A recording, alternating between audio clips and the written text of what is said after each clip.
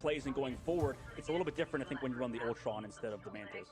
Yeah, I think we're still just waiting to see how much dimension there is, how much depth there is to what Sentinels are playing, because they just made those switches yesterday, right? And even in those switches, they initially came out on that triple strategist again, this time having Rymazing on that Ultron. And in the next map, when Ultron was banned, Rymazing did share that with us in the post Magenta. He said, like, what are we going to do when they ban out the Ultron? And that's where Rymazing came in and was like, I can play Iron Man, you know, like if you let me, if Ultron is out of the mix. So that was kind of their go-to in case Ultron is taken out of the mix. But will that work every time, or is it too one-dimensional? It might be. I mean, it's like, it's tough because in the past when we did see Iron Man, completely different meta though, obviously, but like it did feel like it was good against these dives. Like you can play counter dive with Ultron, or with Iron Man rather, and it can work. So he's right. But as Vicky said, this guy's like a freaking ravenous dog trying to play Ultron, or sorry, Iron Man at all instances. So you never know, I guess. Well, we're about to find out what they have in store for us as we're heading into map 2. It's match point for Sentinels. All right, Vicky, what do you think of the change about this ban phase? I saw right now the Gambit getting banned out, so it's looking very similar, Dogman, because we did see like the Elsa ban out too from Sentinels first, as well from the other side rather, with Cafe Rose making sure that you sure cannot get popped off on that role, considering that he was just going crazy off of a Phoenix alone. So maybe seeing a similar source to that. You have more open sight lines here too, but it's about getting through that initial choke for Sentinels when they come out of the attack. Do they get away with their Daredevil? I'm wondering here, because we know that this team, they may like the triple strat, but it's also very flexible if they do need to make some of these shifts. Are we going to see the Ultron again, because you still have that verticality? Is something else that I could expect here too? Yeah, I think there's a lot that you could think. I think maybe we're overthinking even, maybe like the fact that we've protected Vanpool, and I like Vanpool, don't get me wrong, I think he's really strong. But I think going over from domination onto convergence, this Elsa should be even stronger. It should be even easier to get large Hoxes, I believe, in these like super, you know, linear pathways. So that's a kind of out of Warlock, which is interesting. So we might have ourselves a potential triple composition, but it's matched by that Mantis ban. So Sentinel's kind of reacting slowly to what Cafe Rose are doing, and they're able to still get this full Gambit team-up stuff that they've been playing. Wait, strap in, Dogman, because this is what I want to look forward to. If we get the Rymaze, or rather the what we saw from Kurova versus No Binds, or rather Pro Builder Adam, it could be a ditto matchup. We got to see it. It may happen. It may roll out with it, but is Kurova stuck and not being able to play Adam Warlock jail? We're going to have to find out here, because Flamme at least has that Gambit. Dongban will be able to follow up with the Rage and Royal Flush together with Yusher, and Kurova is indeed not going over to the Adam Warlock. I got excited sometimes, but with no Loki, that means you won't have those infinite res comps. Whereas Cafe Rose, though, do have Loki available for them, which is where respect is going to be, so you're going to be hearing the Born Agains ring through your ears over and over. Oh, yeah. Yeah, for sure. And you have with the Loki, to your right. This has always been a phenomenal Loki point in map, so it's good to have it back. Like, it's good to be back on Shibuya after a year of not seeing it, basically, in the hero pool. Like, it feels like even before Ignite started, we just haven't had it in the hero pool, which is a little crazy. You know, maybe pray that we see World Palace again, maybe. Who knows? But, you know, I like it for Cafe Rose. It's still odd. I don't even know if, like, these are the most proactive triple strategist teams we've seen so far. Like, I know they both play it, Vicky, but I mean, surely we've seen a little bit more like proactivity out of like these Mantis stuff. Like Sentinels, it seems like they've given up on Mantis, by the way, considering it's not banned for them. But they don't even want to play it most of the time. No, if anything, it's just because Rymazing is letting himself unleash up in the skies. This guy is always up in the air in some way, and if he's going to be able to pop off with the Ultron, it's about getting that extermination to have much more of that impact, and together with the Rage and Royal Flush, you'll be able to actually melt them down from the air, maybe bring a tear to their eyes. We're going to see, because already Sentinels seems like they're not having an issue going in through this show. Cafe Rose playing very spread out. This is also another map where we have to make a point where this is a fantastic map for Loki. Yeah, you talk about being in the sky. Everybody's trying to play in height, but oh my goodness, No Binds just gets stuffed by Dungman. Nice shots from him, able to walk towards that point, and this is kind of a linchpin, I think, for Sentinels of succeeding, is Dongman taking advantage of the space he's provided, and that's 2 in the fight for him. Just walks up, hits the shots on Magneto. Pro Builder back in the fight, but I mean, Vicky, they haven't even gotten res. This is the first time they've used this soul bond, and they're not even together right now. They lose Zanji away from their Adam Warlock. Yeah, and now look how much damage they're taking too. You currently have Amazing coming right back over to here. We're back uncontested in that side room where the health pack is. But with the recontention from No Binds, I like this portal play. Still trying to build in space, but also the stall potential for Cafe Rose. While Crimzo comes in on the Venom. Great timing and communication to find that dive and pick up onto Lyric. That's both the Vanguards out of the table for Cafe Rose, which means Sentinels have the number advantage and they clear out Cafe Rose and an ace. Yeah, I just kind of wish in hindsight that we didn't protect the, I hate it to say this, but like the protect the Vanpool instead of the Elsa. Because Zanji's going to be over to that Phoenix. You already banned like Rocket Raccoon, so you're not really getting like a soft counter there a little bit with the Phoenix. Pro Builders over the side lock, so they're playing that 2-2-2 style, and that's nice. But I don't know, like Lyric on that first point, I guess it was tough for him to get much going, and maybe for them, they need to play this 2-2-2 style, just kind of get more aggression on the back line, because Sentinels, you mentioned it, Amazing in the sky has been free. And I also think that's the pressure from Crimzo, right? Being on the Venom, waiting to get the diving opportunity and hearing the comms, okay, they're one, dive in, get that pick off, and you also stall out more of that ult potential. The Extermination is coming out for Sentinels as Amazing's gonna be able to pressure out Cafe Rose from this side building. Look at this, taking free real estate. And this will have to take those as Sanji learns to clap back and shuts down Amazing. Sentinels still have 5 of these ultimates as a Raging Royal Flush tries to match, and it's gonna be the win condition for Usher to have the Galactic Legend. They tried to match with the Luna dance floor, and it's enough to keep everybody alive besides the Loki who can come back, so that's actually not too bad. And you have Kurova hit by that band hammer. Meanwhile, Pro Builder still goes down though, a little bit too far forward. You know, maybe they can sort of slowly work themselves into it, that Phoenix ult afterwards, but they do find one at least. Usher going down to Pixel and trade.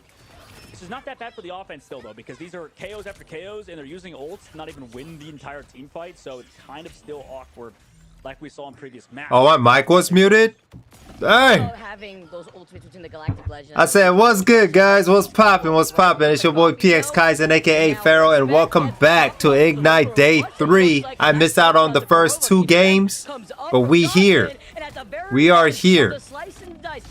And I was talking about how I had a dream about playing Luna, so I'm gonna be running some Luna today. And I just remembered Deadpool has jersey skin for each team, but I've noticed none of the teams who play Deadpool have their own jersey on. If I was in a team, I'd definitely rock a jersey. And I didn't know Phoenix, the new skin, when she gets into that flight mode, her hair turns into Super Saiyan. That's new. That's news to me. Is the way forward.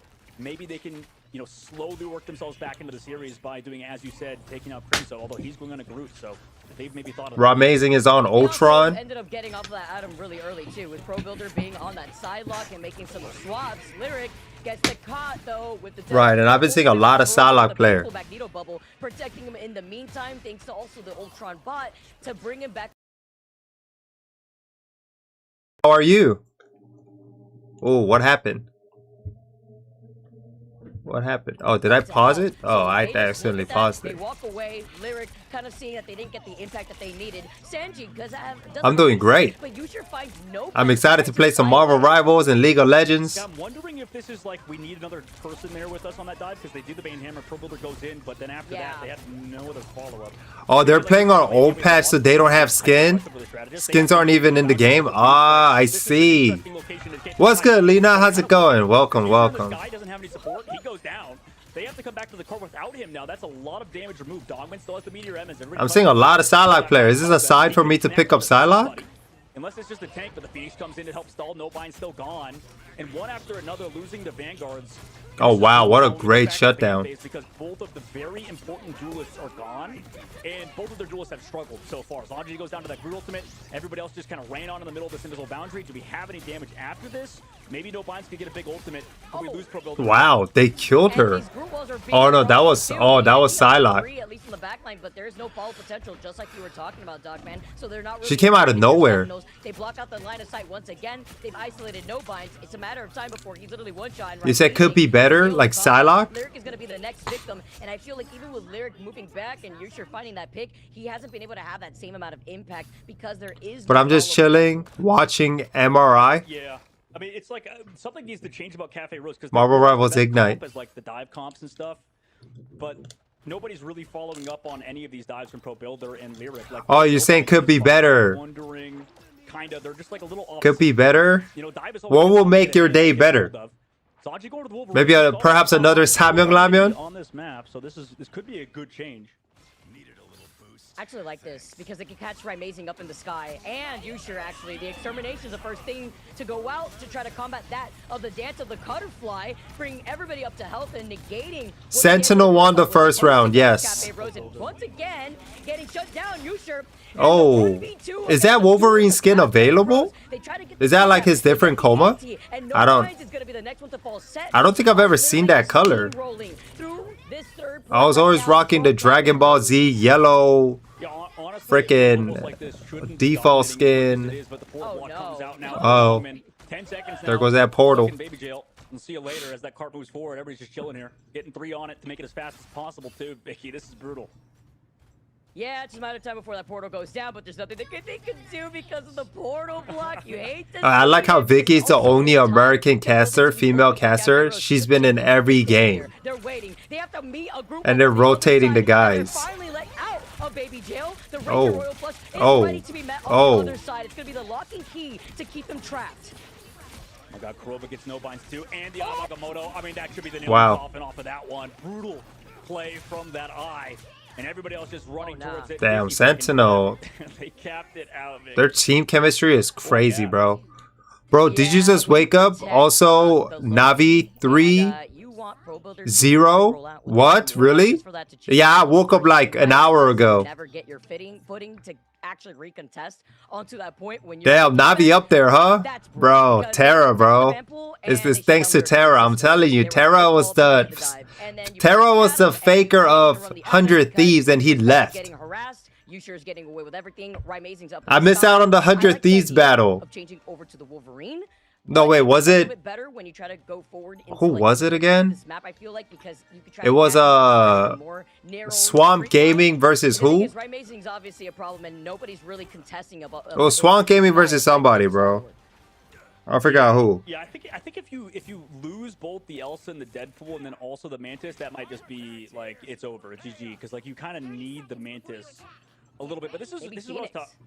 Yeah, maybe Phoenix. I mean, that's definitely something I think they tried it with Zanji, but like this is what I was talking about, where like it's just such a team game. You know, people call it individual players. Delena trying to beat Terra, but he ain't. Is he he's the one that replaced Terra? Like no bind's not going for dives. Like, Tira's position? Death count, KO count, final hit count, whatever. But if you're 100 D's played tonight at 10. Okay. Absolutely dookie down no matter what. Like Vicky, it's brutal for Cafe Rose considering they just look out of sync at so many different points that it feels like they're not a very good Crimzo right now. And maybe that's why they go back over to freaking Moon Knight and Namor alongside the Cloak and Dagger. Just trying to play a little bit more front to back style with this portal. Look at the way that Amazing just slow looks at the Ankh, deletes it in one burst, and now coming out of the portal, I like the creative ability to try to split the focus because the rest of the team is trying to go down the middle, but this also means that has no sustainability, and now Pixel is just left alone. You're about to clip his jetpack, and Yusher is now following up from Shanji. I mean, Cafe Rose looks like they're lost here, Dogman. It feels like instead of them serving them up a storm as baristas, it's Sentinels that are cooking up in the kitchen. Why would, yeah, like what exactly? This is brutal. I mean, foaming at the mouth right now is my barista, apparently. I don't know if that's a good thing because there's a Wolverine in the lobby, but like I think Vicky said not common these days unless they're gonna need to kidnap, because like no binds had nowhere to go after that. He was trying to go back through it. Everybody's pulled in, antied by the way. It's just absolutely free roaming high ground right now for the side of Sentinels. They get to do whatever they want because Cafe Rose are getting dove upon. Maybe we can get some cheese shotgun plays out of Zanji. Maybe he can counter Crimzo. That kind of annoying player that you talked about has been. He got a lot better than last time. While they're fixated on Crimzo, guess who's harassing them? He's a hella player. Amazing and Yusher, who's spinning to win, and then Dogman's out here bubbling him too at the same time. Lyric is trying to give him the backup. That was the opportunity. DPS for 100 Thieves. And now the Galactic Legend comes in. The Sia is going to be the next thing to keep Cafe Rose up together and healthy, because they're still going to be able to navigate through the back entrance, and Nobind gets that snipe onto Flamme. Big pickoff, but at least Kurova and Amazing will have those sustainability with the strat ult. Yeah, nice shot, no binds, and nice grab though onto Crimzo, brings him back. Pro Builder switching over to that Wolverine and getting immediate value. Nice job from him. Amazing trying to turn it. Feel like that Ultron had no value there. Still Vanpool on the point. Damn. Kurova gets removed. It gets the selfie as well, so we're getting more team up, or rather more upgrades built up. Amazing's gonna have to slowly walk away after using cooldowns, but can't escape Vanpool. This guy. Oh man. Over Amazing. Shout out to Really Sticky, by the way. Unfortunately, not in the tournament, but Invis boundary committed by Cafe Rose. They think they can still close out, considering Sentinels are down 1. Oh, Sanji 2 activates the final judgment. Well, currently see the Vanpool just seeing that it's double XP weekend. The Raging Royal Flush from Flamme tries to sneak in through the cracks, seeing if it landed here from the other side. A Meteor goes up. He only got 2 people with that. He won't be able to find me. Unfortunately for Yusha, though, he's not as lucky. He gets domed in the head by the Meteor. Oh, we got the White Fox. Oh, dead. Amazing, who made the swap over to the White Fox. Unfortunately, it falls short after Crypto had tried to portal in to allow everybody from Sentinel to recontest. And Cafe Rose, with some time to spare and making these swaps to the Wolverine, allowing himself to get the benefit. Yep, full swap, full delay. And nice. You know, yeah, huge pull there at the very end. But I mean, it is smart. I think that the Wolverine we've seen so far be incredibly useful. And then it also helps shut down Crimson, like you mentioned. And then Dogman maybe has to use more bubbles in like a safer position. No binds. By the way, TTK and Vinny tank. Delina and Tira was a DPS, and I forgot the healers. So this is one of the healers is Jeff player, right? Like hyperactive, but with what Cafe Rose are doing and what we've seen. Every time they say strategist, it triggers you. Why? Yeah, Milena and Wayne, right? They're the healers. I think Milena is Melina. Melina is the Jeff player. And Wenny is the Sue player, right? Waste more time just so that way Cafe Rose could get more clearance before Sentinels try to re-engage. Oh, Crimson going to the cart, and that's what he said about this Phoenix as well being in the lobby. It's kind of been great. Oh, nice shots from Zanji. We've seen it out of him in the previous days as well. I mean, Zanji is definitely somebody who can aim at a very high level. Also, Crimson goes down to Lyrics. So 1 by 1, they're falling. This is actually looking like Cafe Rose did on defense. And, you know, I had a lot of people like ask me, they're like, why are so many teams so much better in attack than defense? Just kind of how the meta works, I guess, right now. You just kind of keep pushing forward. Every pick you find is so bad for these defensive spawns. And until third phase, it just feels like Cafe Rose are able to take every aggressive angle. Right, he's the Jeff player. Right. Try to play front to back here. The Gambit never folds with the Oh. Royal Flush. Try to get the next the invisible boundary, and it's going to be Sanji with the End Song Inferno. Meteor M to try to allow Dogman to reset because Crimson had gone down, and he had that charge coming up. So he what a great aiming. Sustainability as well as the stall. That aim tracking is nasty. It blocks the sight. Nobody slams it down, and this time misses out on trying to find the Invisible Woman. I feel like I need to play like the MLG, like sound horns whenever I see Rocket Raccoon gameplay. This guy just hold right click and back to back, just doing nothing. That's so funny. But like, regardless, Cafe Rose gets walked on because of Amazing Soul. They used one. Nice. No binds trace it though. Yeah, nice job from him. BRB was used earlier, I believe, on Zanji though, so they're not going to have that. But no binds. Let's go. Wow. Fight. Also has the help from Zanji too, who has been resurrected from earlier. And yeah, we're getting control of the start of game. What, minute 12 seconds? Cafe Rose playing this way better than they did earlier. You know, it's crazy to see that Cafe Rose. Hey, they're actually walking. They're actually walking a little. He's got the Gambit power up because he has been sniping out Sentinels consistently. Bro. Lyric here just trying to build up together. That's Pixel puts down the Sia after the Freedom Charge is activated from Crimson, just so that way they can prevent the second. Oh, nasty. With the headshot onto Yusher. Janji popping up. This is what we wanted to see in terms of the swaps from Cafe Rose. Yeah, listen, if they're going to play it like this, I mean, I'm fine with that band. Wow. If you're just going to pop off like crazy headshots. Just getting so much more work done on offense rather than defense. But that's what we talked about. It just felt like how Cafe Rose was playing, they didn't really have like their fallback angles, but on offense. Respect brought out Sue. They're going somewhere where the Wolverine can take advantage of inside, right? Like, it just feels like Cafe Rose on offense looked like a well-oiled machine. But, Vicky, they still only have a minute and 50 seconds left to go. They have ultimates, but we need to not use too many in this upcoming fight because you think the casters with all the games they've watched can get at least plat or diamond with the knowledge they've gained? I'm going to be a little worried. Coming in I'm not sure, honestly. If they're solo queuing, bro, you got to be a brave warrior to be a solo queuer. It's definitely not gonna. I mean, you definitely learn things from here and there, watching tournaments, but it does not play like this in rank. That's the thing. Tournament and rank, they play so differently. But I think if the casters were to really learn the basics of the characters that they announce and they talk about, I believe they could make it, definitely. Cause aren't some of them already like in GM, Celestio? Aren't they already up there? Maybe too high, maybe high gold or low plat. Cozy Celestial, I'm not joking. Yeah, see, that's what I'm saying. I feel like some of them already play. I have never seen Vicky play before, but I think Cozy and Shib, they definitely play the game. That end song Inferno, looking at Pro Builder and Lyric specifically. Look how Lyric is going to try to play this as Usher's taking up to the skies here. Korova does have an invisible boundary as well as the freedom charge, so Sentinel has all the Sentinel lock in? Yeah, they do. Bro, I'm low-key rooting for Cafe Rose, bro. They're the underdog. I want to see the underdog win. We got to give the underdog a chance, man. Oh, snap. Nice job with the ban hammer to get rid of him. And that meteor M, yeah, where was it? Where did it go? Tangpo is really strong. From Lyric in that fight. You're able to track down Dogman too. Remove that bubble. He does have some support because of those healers in the sky also. You have Crimson America. Bro, if we had a Magic right here, clean up. Clean up. I'm telling you. I'm telling you, man. All we need is Magic. Cloak and Dagger and Magic. That's all we need. Everybody else don't matter. Oh.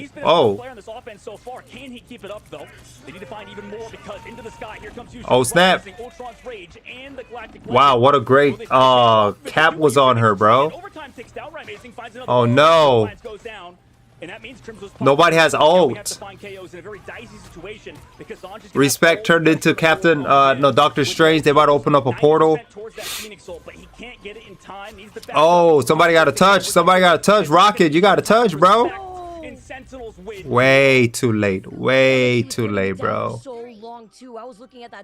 Way too late, bro. That Rocket was sitting up there for way too long.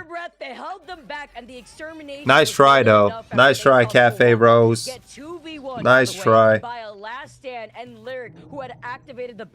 Sentinel won. Magic is getting gunned down by Ultron Twin. We saw this in the practice range. Hey, couldn't be me.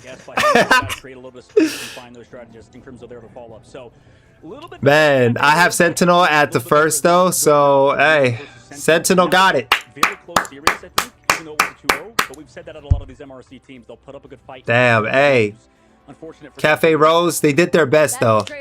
They did their best. Right? And unfortunately, time is of the essence. That's why that first map on Dom, which could be so volatile, is so important. Imagine the retouches that we could have possibly seen from Cafe Rose. Even at the very end there, unfortunately, Respect not putting down the portal in time. But Lyric did wake up at the very end there. On the attack, Lyric was popping up. Maybe Respect played a bit little too safe as Sue. Maybe he should have played a little aggressive. They couldn't roll out with it, but it did some damage maybe. On the Rocket, no binds, just trying to get the copy onto or get some kills. Whenever we saw no bind trying to get the Rager Royal Flush for themselves, and then it was quite literally you though. Hey, this guy's wings together. Nobody gotta know. I agree though, Dogman. It wasn't me, bro. Both of these teams were it was crazy, and it was Dogman. It was the old me. That's not the new me, okay? That's the old me. That ain't the new me. So we still stuck in the past? Come on, it's time to move on. It's time to move on. Come on. See, I'm in the present. You in the past. You know, it can't be like that, okay? We gotta be in the present together. Present, okay? Yeah, I feel like both teams weren't necessarily. Yo, their Star-Lord's aim tracking is nasty. From them. I do definitely think that their first showings, or rather Sentinel's second showing, and who is this guy? I've never seen him before. What's his name? That looked a lot more well-oiled, a lot more coordinated. Vicky has done commentary for 9 years because I play competitive Smash Ultimate and she did commentary there too. What? So Vicky's just a professional commentator.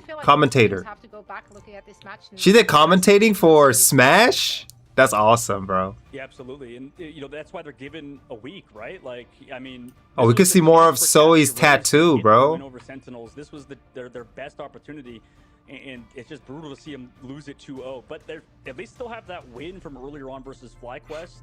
It you know, hopefully for FlyQuest, we'll see if they can bounce back today, because otherwise it just seems like every other team in this group is just taking their turn beating them up. Like, this is brutal for FlyQuest. Not that they're even involved yet today. We'll see if they can come back. Kind of random stray out of nowhere. No yeah, reason. sorry. Absolutely Sorry. They're not even here yet. So wait your turn. Yeah, no, but like, yeah, this is definitely the opportunity for, I think, Cafe Rose to like get another dub on the board for this group that is very stacked. So, yeah, I might be kicking themselves a little bit. That said, though, I do think Sentinel. So are they done now? Is Cafe Rose like out the game? Like the constant pressure and harassment onto that backline from Captain America. She stopped doing commentary for Smash ever since Rival came out, and she said it's time to move on. Right, so it was kind of like Cafe Rose. They just couldn't quite figure out where to shift their focus to in order to stay. They probably offered her more I money. agree, because now what their next opponents are going to be. And it's something new too. Day 2 and 3 for next week specifically. So for Saturday and Sunday, and I believe it's against 100 Thieves and NRG. So it's what Dogman said. That's so funny. They actually have exactly the same. I low-key do wish they have they bring the Evo commentary energy into this. Swamp Gaming and next That'd be so funny. Energy Shock and 100 Thieves. Evo's commentary.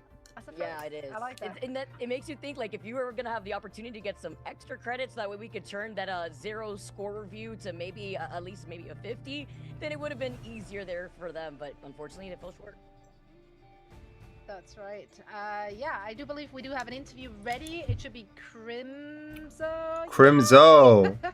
Long time no see. Hello. Different universe, different times, but Crimzo is back. You're also back on Captain America, and man, what a look that's been. You guys like completely like overhauled your approach after that first match this week. Can you Crimzo. walk through, what kind of game plan you had going up against Cafe Rose, which did surprise everyone in their opening matches?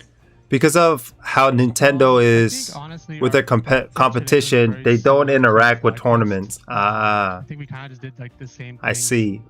Going back to like Swamp, I think we maybe They should let me commentate. Read on the meta and what was. You said they should let you commentate? You don't even like talking on voice chat. Process of figuring things out, but I feel. How are you gonna commentate? Confident now that we're in a very good place to continue moving forward and hopefully qualify for the playoffs. Yeah, fair enough. And, you know, I think for you guys, Crimzo, and too, like, I feel like I've rambled it a little bit about it before. I know Rye was talking about it, but, I mean, how challenging is it for, I think, for you guys and for pro players to have to adapt to, like, a brand new patch, right? Like, because we were talking about power rankings weeks ago and, you know, all of that stuff. And then a new patch comes in and you're like, you have to rework everything. So, I mean, what's that like for you as a player? I know that's taken a lot of responsibility in the ban phase to have to adapt to a new patch after it comes out only a couple weeks ago. Yeah, it's really hard. It's very. I feel like, honestly, a lot of teams are kind of scrambling, in my opinion. I feel like some teams definitely have kind of like their style that they've kind of decided is like what they're going to do. But I think some teams as well are still kind of scrambling to find that kind of like identity. And I think that, you know, we're adjusting well to the transition. You know, White Fox all of a sudden is like really powerful. And then there's other things like, you know, more triple support stuff I think is also strong as well. So, but commentating is fun. To adjust, Talking on voice chat is boring and stressful. I mean, that's just wait, it's been part of 2 weeks. It's time. It's time for what? You have to kind of be ready. Why the to, Christmas tree? Adapt on the fly, basically. It's time for what? Okay. Christmas Well, already? City on top. I need to ask you, Crimzo, with all the haters and Level all the 15 guys Hulk, who let's just go. one trick, you know, I want you. You to practicing explain a little Hulk, bit Dark when you look Phoenix? At the ultimate nerfs and how that's affected you guys. Are you practicing other compositions and maybe making sure that you guys could be flexible when other teams may not expect it because they keep thinking that you guys are this one title?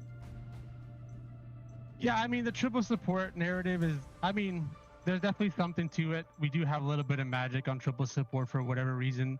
I do think that our team does very well in triple I heard support magic. generally. Somebody mentioned magic. But obviously, yes, we are trying to work on. He just mentioned magic. They might play magic next game, guys. They might play magic. On the triple support. However, sometimes you just have to do what your team is good at. A bit, yeah, on and off for a while. Hey, Hulk is so good. So yeah, Yo, Hulk players are freaking crazy. The ones that know how to live, play for life, crazy. We think that's the best situation for us. And I have a follow-up Yeah, I too mean- from that actually. Sorry. Yo, guys. Hey, first of all, I don't even say yo. I think that's interesting that you say that. You guys Pharaoh also in the have house. players who How the hell do you have this account live, bro? How do you have this running? Does a good job of kind of You're an figuring imposter. out what we need to do in the moments, and we're Don't still believe in figuring this. out, you know, some That's a people are gonna put it in lowercase here, L. some That people is are not gonna put it in, a and, like, you know, big each player case. has their own I'd even strengths, and we say have the flexibility large to case. decide what to do Bro. and move forward from there. But I'm very confident in all the Bro, players drink on my your team water, to guys. be Hey, able that to part. perform when the time is needed. For So real, it's very nice though. to have Drink an your water, active y'all. team That's the really only. Hey, you know what? You know what you are? Have you guys seen that the movie Substance? Bro. They're like the substance version of me. No, more like it's a Keanu Reeves movie where he makes an AI. You transfer part of your consciousness into the AI robot, and then you could like have that AI do what they gotta do. Bro, you tripping though. You tripping. And giving people a reason to buy the Send bundle and not the 100 Thieves bundle. So I'm excited for that. Energy is also a very, very good team. I love White Fox, Angela, Emma, Rogue players. Hey, I ain't never. That's how you know this is an imposter. Yo, everybody, press the red button. Vote this one out. They're so awesome and cool and are great people. Hey, that part. That part. Thank you.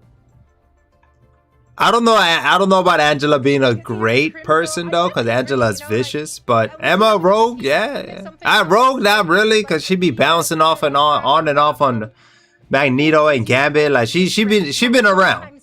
She been around. But Rogue been around, bro. I don't know if I. Yeah, Rogue. I don't know about Rogue, bro.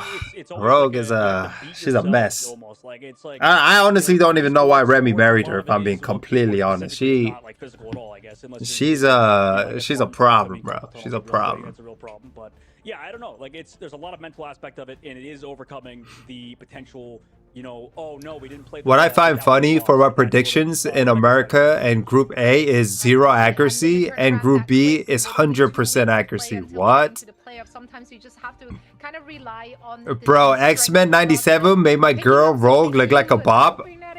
Sorry to break it to you, Rogue been a bop. It's not even X-Men 97. If anything, X-Men 97 made it clear for the viewers to see that she's a bop. But in every other cartoon and comic book, she been around. She been around. She's for the streets, is what they would say. She belonged to the streets. That's Rogue, if I'm being completely honest. Remy was just one of those unfortunate head over heels type of dude that just fell in love with a bop, bro. You know, like when when like those corn stars talking about I want to retire. I did everything I want. I've experienced everything. Now it's time to settle. Low-key Rogue.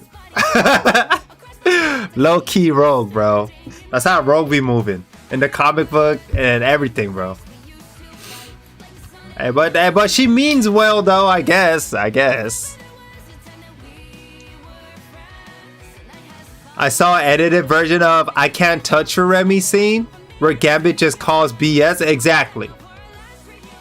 She had many opportunity to touch him, but she was too busy touching other guys. So I honestly didn't like that scene. I didn't even feel bad for Rogue. I felt bad for Remy, bro. When Remy said, "Remember the name," and I was like, "Damn, bro! Like, you're a good man. Like, Remy is such a good man. He deserved better." And Rogue wasn't one of them. Rogue is just one of those women or person where somebody's like, I love you so much, and Rogue's like, okay, whatever. I guess I like you too. It felt like a one-sided relationship, low-key. Yo, it's my boys. The two casters that actually plays Marvel Rival. Yeah, we lost. And this was a close one. I mean, the word to describe the first match was probably the closest match right there with it that we've seen in Ignite yet. I feel like when you're in Celestial, Eternity, and One Above All, maybe then people low-key play like it's tournament style. But when you're in anywhere GM and below, bro, it's free for all. It's battle royale. It's battle royale, bro. I'm ranking up right now too in League of Legends. I'm telling you, it's hell. It's hell. I'm ranking up in Overwatch, League of Legends, Marvel Rivals. I don't know why I do this to myself. Solo queuing is so hard. I don't know why I do it to myself. It's crazy. They just came back into form, and I have to give them credit because they didn't struggle in the MRC, and sometimes when that's your practice... I think I'm on my KAIZEN arc now, but to be honest, bro. Bro, you cannot. You cannot. Bro, you think you can survive in my shoes, bro? I think that they are confident right now too. We had the interview with Cart Lover, and like I said in the interview, what is going on? We have an imposter in chat. That's what's going on. We have an imposter in chat. So they are feeling good, which is a good sign. Bro, you think you could survive the lifestyle I live? Man, you're gonna have to do a lot of things that you don't want to do. A lot of things, man. You gotta work out when you don't want to work out. There's so much, bro. Hey. Alright, now don't do it to yourself is what I'm trying to say. Don't do it to yourself. It ain't easy being KAIZEN, man. It ain't easy being KAIZEN. Get the right mazing on the Iron Man. Let's see Cap on Crimzo. It felt like we returned to old form. Yeah, Crimzo stepped up, Rai stepped up, but also Mirror came in instead of Kurova, which is a huge change, right? In running that backline, more of a consistent backbone backline, right? Running that invis and looking really solid doing it. But yeah, the entire team just kind of woke up. We talked to Rai in the interview, and he essentially said, we just needed to change our ban phase. Our ban phase was not good day one, and we really paid the price for it. We figured out what we wanted to do, and now we're going to be clean. And I'm going to be KAIZEN for a day. What? A talented player, but one thing with Mirror is it kind of makes the bans more confusing. KAIZEN, you merely adapted to the darkness.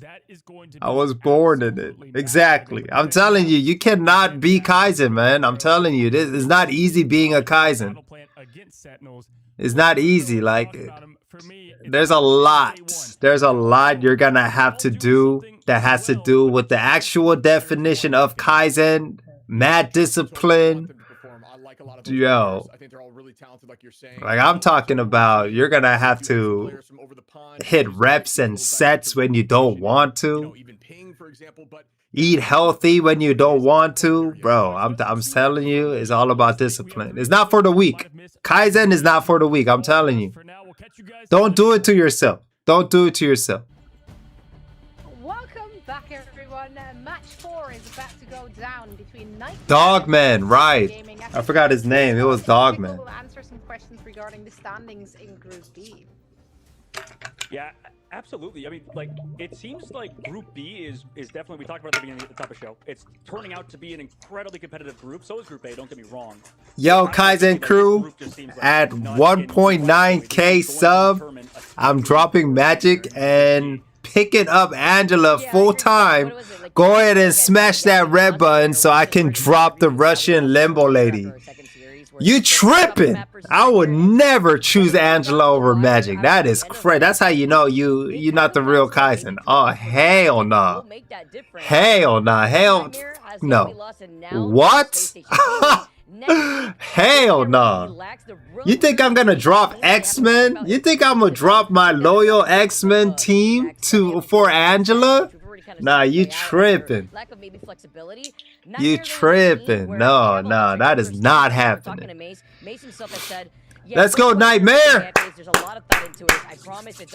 I haven't seen Nightmare at all this Ignite. This is gonna be my first Nightmare game I get to watch today. Definitely had some more conservative picks in the mix as well, right? His name is Smash and he's playing Bucky. I like that. Against or for, because they just do weird stuff. But Heaven Falls? Nah. Heaven Falls straight into Limbo. That's the only concept I like. Okay. Angela. I mean, Angela did survive hell too.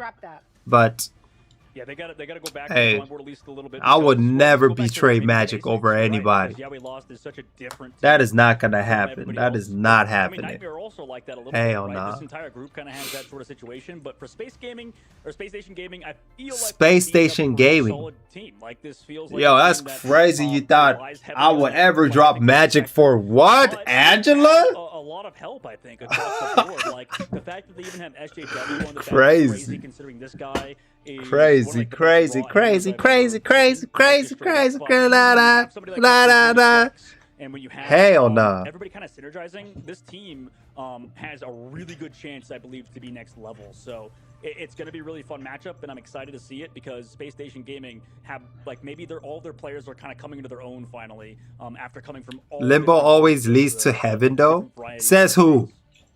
Who said that? Yeah, I would love to hear your thoughts and a little bit of a follow-up there on Nectar, because initially they were playing the Noticing? first match, Hashtag noticing. extremely competent, extremely oppressive, like it was just lights out performance from Nectar. Then yesterday we saw them initially in like a triple strategist composition when they went. Yo, Vicky's eyes are huge. Like SSG didn't really want to match what we saw from Liquid Citadel, right? So She got like a cat's eye. That makes sense. Vicky which one Kitty. did you prefer? Did you like Nectar on that Ultron more, or just like give them? Let's go, Elsa Krakoa! and all as well? Let Nectar unleash on Elsa because we want to see more. Let of that. Nectar Elsa's unleash. on the Pause. phase, right? Pause. What map we go to, of course. Because if you let Nectar get away with Elsa, which we see some teams try to prio ban the Gambit instead, it also trickles down to pick your poison. Do you want to deal with Gambit, where you're going to be forced to also waste a ban on a Loki, so that way they don't get double Rage and Royal Flush, or do you allow Nectar to get away with Elsa, and maybe you could try to prio the Elsa? With Krakoa being in the fray, you have a lot of different sight lines, so the Elsa could be a definite problem if you get that Glartrox off to the side of one of those health packs over to the side of Krakoa, and you could get to an environmental KO there too. Hmm. Yeah, I think also Nightmare, there were just so many individuals. I think for both rosters, it's like, what do you really want to prioritize in this ban phase, right? Because you can only take out so much. So are you like targeting the front line, the back line? Like, where are we headed here? If you're looking at Nightmare, because again, like a lot of This looks like a much more balanced matchup. Meaning a good game, possibly. I think so. Nightmare versus I mean, I haven't seen Nightmare play at all, but it looks like Nightmare's not really doing well right now. That's what I'm saying. Yeah, Let's see. I mean, man. Nobody says it, but it's true. Okay, listen, they say Guang Guang. I'm very excited to see Nightmare play. I haven't seen Nightmare play at all. Because the only time I've seen a Vanguard play bad is when he doesn't do anything. Like that's the worst. Thank you. Thing on Vanguard is nothing, right? Yup. And none of these. I swear, we've not seen a single bad Vanguard play. Have you been watching my games? I have not seen your. Oh, she plays Vanguard? Yo, she plays? Of course she does. Look at her tattoo, bro. She's a cool ass lady. We could do a coaching session. It won't go well, but you might cry a little bit. It'll be okay though. We'll make it. We'll make I it think you'll be the one crying when you see my gameplay. Sure, no, I've seen bad. I've seen bad things. See it, SSG and Nightmare will definitely perform for us. That. Do you expect a close match here, or do you think this is just going to snowball out of control? Because that's kind of what happened to Space Station Gaming yesterday, right? Like, while it did push back, it kind of slipped through their fingers. They lost momentum, and they really struggled to regain it. This is what we talk about when we talk about these like sort of teams that are just coming together now. Like I feel like with so many players like across the board. I love you guys, but let's get to the game. As you said, Vicky, we're getting rid of. Let's go. We're trying to keep the Elsa. Never mind, no respect. Rather, we're trying to keep it on our side instead. All right, just we up to date. We up to date. The Iron Man. That's definitely not. We're right on it now. We're right on it. We synced with the TV. We synced with the TV, guys. Just in case y'all don't see what's going on here, just look behind me. Quality might be better. I'm just saying. Now he going Blade? Okay, we got Nectar going Iron Man, about to give him all the beams. You've had only a limited amount of games here. If you're Nightmare and you played against, yeah, we lost. Like one of the most unorthodox. Oh, he's going Hulk. In that group. We got a rogue player. Now it's like, okay, well, we have the opportunity. Yeah, Emma for the win, bro. I'm telling you. Emma for the win. Huh, yeah, that is interesting. We're getting rid of Invisible Woman on the opposite side because we know that's going to be a big target. You know, to maybe mess up these dives, but that might actually change a ton, right? In that individual matchup. They talked about, Crimson talked about like the White Fox and stuff getting stronger and stronger through the patches, and you know, maybe like these teams are trying to scrape by in the last day before next week, before we change and see even more strength. Heals now off of the board. Angela. Why would they buff it even more? But Venom Angela so as the Vanguard. Balanced character. No, that crap, it's broken. Broken, Vicky, I'm telling you. But anyway, Nightmare had to put the Kaizen away. Very unorthodox stuff as well sometimes. Away for another 2 weeks. Damn. What happened? I thought you on your Kaizen arc. Can we get screen shake? Like the ability to turn it off. He'll be back though. Don't even worry about it. Okay. Can't wait to see him again. I mean, personally, I love PxKAIZEN. You feel what I'm saying? Like, I love PxKAIZEN. It's just he just be saying some random things like choosing Angela over the Russian limbo lady. That's crazy. I mean, that's crazy. That's when I'd be like, are you the real Kaizen? I don't know. The real Kaizen don't be saying crazy stuff like that. Yeah, I had a dream about Luna. I'm gonna play Luna. It was so fun freezing people and then just their faces. So I mean, it makes sense to give the Snowflake, but it is interesting. They would go for that ban instead of the Luna, knowing that this is the matchup that you're trying to get regardless. You don't really get like an edge directly in that ban phase. All right, nice Nightmare, let's go. Match 4. Damn, Nectar. Actually jumped on his head. Like he was coming out of a book. Nectar does get trapped real quick, but with Mace no longer in the fray, maybe a we're gonna have to see, because now Monster gets de-hulked. Damn. Space Station, that's so slow and so disruptive. So Angela just kidnapping people, and Nectar and Venom is doing the damage on him. Yeah, it's so smart. I mean, with the healers, super slow style that Nightmare's playing. You have the one hero that can, you know, have a ton of HP, get support from Ultra on this guy, and disrupt. So really, that's on Mace in terms of positioning, but also they have a very proactive Vanguard on their squad compared to, I think, the other squad that has to slowly walk in to Nectar's shots. I mean, oh my God, Hulk. Dude, oh my, if he got that last shot. Oh, and then that's crazy. And everybody's stuck inside. He brings it that's back. Crazy. Nobody is safe in the line of sight of Nectar. Now, bro. Here, Dogman, when we were talking about, okay, you really want to try to prioritize the Gambit, or do you want to prioritize the Elsa? Even with both Elsas. Elsa diff, bro. Elsa diff. Hasn't even been able to survive, not even breathe the same air. Oh my gosh. Yeah, he's banned from it. It's just brutal.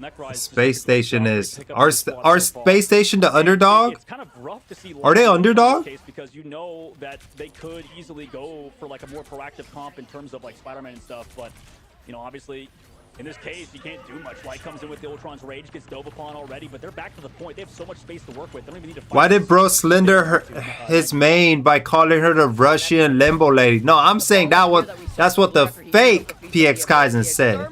Ileana Rasputin Magic.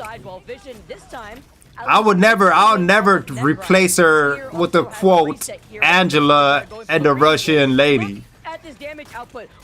Never. That would never happen on my days. Not even in my deathbed that would happen. Somebody could put me on a gunpoint and be like, choose Angela. I'd be like, hell no, you're gonna have to pull the fucking trigger, bro. Pull the fucking trigger. I'll be back from the limbo. I'll be back. Nice job by Monster to at least create some space, but no KOs. I mean, the disengage was perfect. Will they find a KO? Nectar finally gets onto one. It's the hook, but it gets deleted on the outside, so I mean, honestly, he's not gonna let the caster hit? What does that mean? What? That's brutal. Ileana Rasputina? When Nightmare finally had managed to like flip the point, and now they're gonna be trickled down. Look at Vision though, the Glar drops in their pocket, while Doom yeets out here from the other side. Here with the extermination, you saw the Meteor M from Mace hanging out and landing onto some ghosts, unfortunately missing their mark. And then you look over to the other side, they still haven't given up the point, which I love this Stalker from Nightmare, but it's just a matter of time. Nice, nice. Again, just waiting for the opportunity to group up space. So when Magneto's shield breaks, you automatically get right click, right? Full charge? Vision looking for Month, able to do so. Oh, okay. Great work from them. Nightmare to reclaim the point, not panic, even though they lost. Okay, Elsa, back up. Needs a lot of support, does get it. But still, I mean, Nightmare hold control of the point. Even almost though they got picked early, they've been kind of slowly actually taking care of Necroize this time. So whereas Necroize was ultra free earlier, it feels like there's a lot more priority looking at this Angela, and it's enabling Nightmare to finally surpass them in terms of ult percentage. But now it's something fun. I really like Ultron's primary though, and I think that's why I like the new tank, the tank lady from Overwatch, because her primary is just like Ultron's. Because Blur is out, and so is Necrise. The Vanguards are in shambles, and Space Station are in trouble, and so is the Strat. Here with the monster that it forces out the Glartrox, it pushes him back. Okay. But it's fine. He lands on the ground, and the Glartrox hits their head. Wow, Nightmare got that. Nightmare with the retake. And Nightmare got that, bro. From claiming the ground for this first round. They glazing Nectar crazy.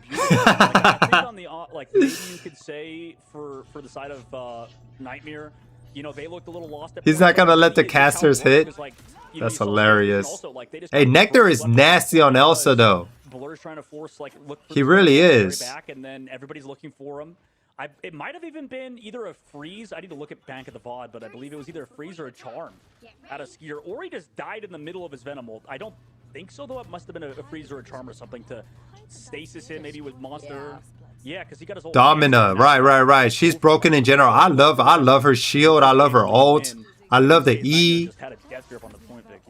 Her abilities are just freaking nice. Explosions and Zapparoonies with the explosions, all that good stuff. You just keep giving it to them. That's what it is.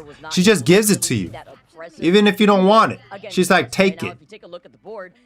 Ultimate-wise, Nightmare have the How are they bunny hopping, bro? It's about Fidel, though. How the f do you bunny hop? Go in for a portal play and jump right in. Damn! They got no healers. They're gonna have to reset. Vision's old teammates both in Doomed and Fidel back when they played on Shroud X. Rest in peace. No way. That's his old teammate. He did that too. Disgusting. But regardless, huge plays. Nice job. And yeah, that's insane plays out of him. I mean, Vision's absolutely one of the best duelists in the game. Vision is crazy. Going back here and having that Glartrox ready. Nightmare once again take control of the point. This time around, it's the first time. And this round number 2, before diving right back in, Dinks has the fate of both worlds to have this dance off versus Fidel. And take a look at Vision, who moves up, has the Glartrox. Wow. Shut down. Shut down. Exterminates himself back to the spawn room gate. Here comes a exterminates himself back to the spawn. Oh, that's huge. It is huge. Ooh. Oh. In this buffet. Let's go. Let's go. Another wipeout from Nightmare. Hell yeah. If Nectar got that many shots off, Jesus Christ, he's just flying over the board, man. He's playing freaking... Yo, Vision, hey, Vision is starts seeing. He starts seeing the vision, bro. He moving different. On this character, onto... He warmed up. He warmed up. All that instinct, you lose all those resets on your, or rather, lower cooldowns on your dashes and stuff. So you kind of just... Bro, it's making me want to warm up. What? Hold on. Let me get my hands warmed up. Because he has to work back into it. Yeah, it's all the way at no instinct, man. Like, so they need KOs, and... because it's way faster, you get one entire bar of instinct every time you get a KO. So the damage doesn't actually build up that quickly. So this entire fight, unless they get a KO out of somewhere, like he's just not a real character basically. But on the opposite side, Vision is just an absolute god. It doesn't have enough cooldowns to get the KO. But still, that's a tough situation for him. Damn, up there? Yeah. Oh, Doom. That's nasty. See, that's what I mean. As soon as Ultron pops his ult, everybody look at him and just shoot him. It's that simple. Wow. We are once again nothing, except they didn't get canceled. Instead, he gets shut down. That was no way Nightmare just fucking took that. That was smooth sailing for them. Yeah, he's gross, but man. Okay. They took the point. Oh, never mind. Doctor Strange just said hell no. Doctor Strange said hell no. Oh, he gonna die right here. Yep. Oh. Oh. Clean up, crew. Back to 3 instincts. So this could be the turnaround, but it has to be full 99, or rather to 100%, which has happened before. Bro, look at the way he jumping, bro. Yeah, and I did see Light on Spider-Man, just real quick before. That's crazy. Literally, that's how you gotta play a Hulk, huh? Ultron. Always have to like hint it, right? Yeah, this is like when you see a movie and you're like a star actor is in it, and you're like, oh my god, he's in the movie, and he's like for like. You gotta bond the jump squirrel wheel for like bunny hop. Like how? We're Like excited to scroll see it up maybe or we would scroll have, it like, the down? only two teams that were gonna go with Spider-Man just yesterday, but you know what? We didn't see it, and Light hinted at it. Goes back over to the Ultron. He about to go into rank a new main after this. Hey, hey. If it gets us the win, we gotta do it. Oh, stat! Stops the Venom in the middle of the air, keeps him trapped, and Nectar moves up and finds Skier, which is big here because Skier got unfortunately selected. Oh, Elsa versus Elsa? I didn't expect that. Like, that's like crazy because that ultimate was going to be in this fight. White Fox removed, and now, I mean, if there's any stagger KOs, you can't go down here. Luckily for them, they have absolute gods on the Oh, Vision. regardless of the disadvantage. Vision got the Sharingans, bro. Oh my gosh. That's disgusting. Okay, Monster then finds Month, so it's a trade-off here. You better run, Luna. Do still have control over this better point, skedaddle. Nightmare now, just trying to flip it back in their favor. Meteor M, except Mace can't land it on Doom. Good coverage here. Oh. Blur gets Oh. stunned. The Glartrops is hungry, and Skier gets booted out of the nine. Damn. Oh my goodness, it's just back and forth because of it. I mean, these Ultrons in the sky is trying to find something. Doom missing the team now. You know, Nightmare lost control of the point, but did shut down in the sky. Wow. Again, I mean, he's done that about 3 Yeah, times get so the far. healers, bro. Get the healers, bro. Oh, yo, what? Why did they change? Oh, he got stunned. They Okay. have the point back. Nightmare lost it for a split second, and they might have done it, Vicky. Potentially 0 to 99. Grab somebody, bro. I want to see you grab somebody, And bro. you've got nothing for Space Station side. They're going full stall now with Nectar. Blur's coming back too, and with Nectar coming in, Oh. with Light also on the Doctor Strange, it's gonna be portal with Doom getting taken out from the opening of the window. Vision, he's got the vision. The third eye is Oh. open. Skier comes in, and nobody left on the point. They were on the Crazy. edge, and now Nightmare, let's go. disadvantage. Nightmare. Wow. Take over for map number 1. Oh, yeah, it's really Crazy. for Space Station 2, considering they had a huge lead both times. The Elsa skin with the green sleeves is kind of fire. I mean, they're the odds-on favorite to Her win both recolors are times, nice. right? Like, it's insane how often that happens. But Vision gonna be your MVP with only. She has a one green KO, by the skin? way. And we talked about how good. We talked about how good Nectar was playing that hero as well, playing Elsa to such a high level. But Huge air stun. Dang. Like, Yup. it's just 20 Hey, KO, Nightmare, bro. 12 I'm KO. telling you, they just have to wake up a little bit. It's always a team situation. Don't get me wrong. Like, there's more to it than just the Elsa. But yeah, Vision's always one of the best hit scan players in the game, and I would be maybe wetting myself a little bit if I had to play against him because he's just gross. Get the Elsa out of here. Yup, he's nasty. He was nasty with it. He was nasty with it. But it's Vision specifically, like the survivability, like you already mentioned, Dogman, and the 12 final hits. It's looking brutal and even better as Nightmare. They take match points in their best of 3. We'll find out what map number 2 is going to look like on the other side of this break. Somebody said SSG, please pick a map, Midtown A or some.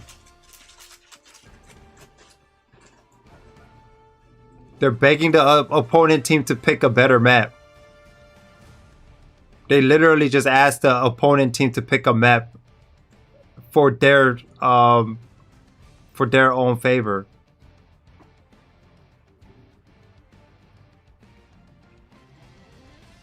Nectar was using it. This one? That's blue. That's not green. That's a white and blue colorway. That is not green.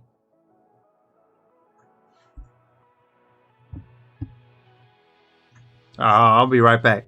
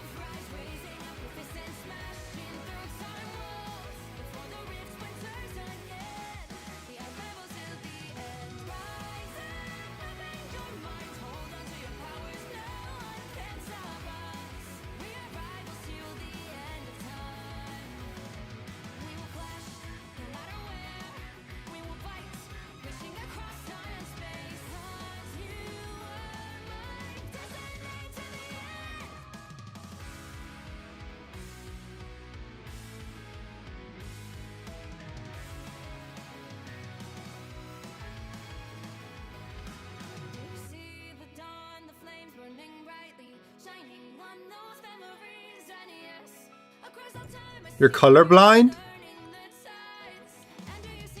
Do you have the colorblind settings on when you play Marvel Rivals? Welcome back, everyone. SSG and Nightmare are up right now, and it was Nightmare running away with this first map.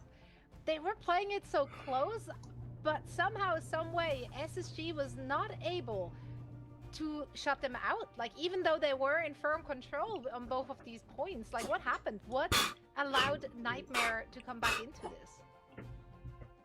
They locked in. Yep.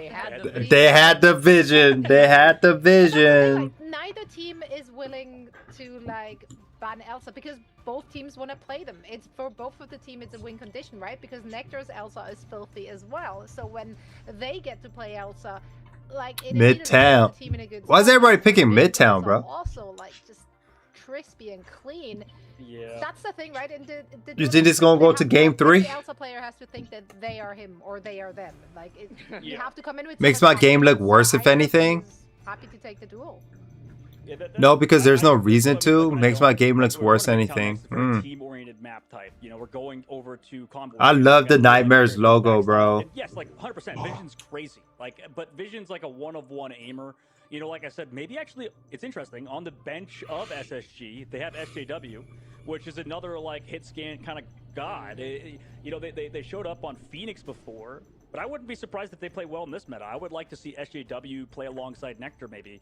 You know, not that I have anything wrong with Doom. They probably practice a lot on Midtown. Maybe that's always something to tease because Nectar always plays a little bit Daredevil and stuff. Regardless, Nectar's a top 5, I believe, Elsa player right now in North America.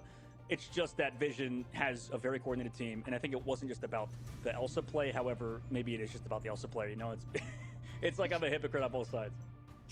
Yeah, I feel like the teams just kind of got into their heads at some point, like looking at SSG there. So maybe they were starting to overthink it a little bit and somehow allowing Nightmare to get back into this. It was also like initially Monster wasn't really able to get value out of that Hulk, right? But then suddenly, somehow, once they were in control, Hulk seemed untouchable. Like, what an issue Monster caused.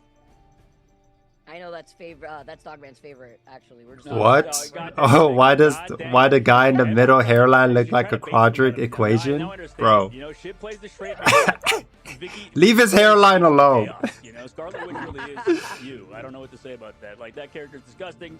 And what? Yo, come on, chill on his hairline. Chill on his hairline. You know, I actually really like this picture. Chill on his hairline, bro.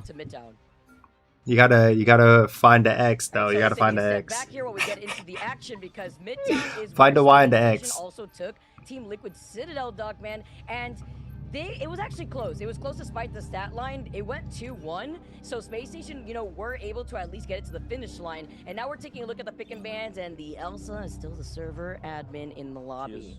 And you're the Are you only watching American? I don't know if I think the European one happened already, but I might go back to it and watch it.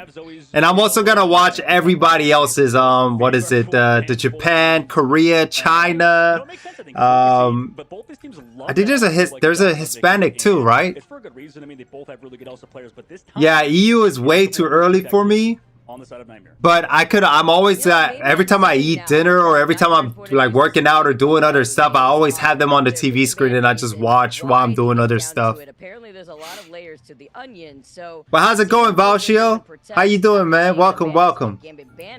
Means that they also won't be able to have the and my time schedule is so different from like their schedule.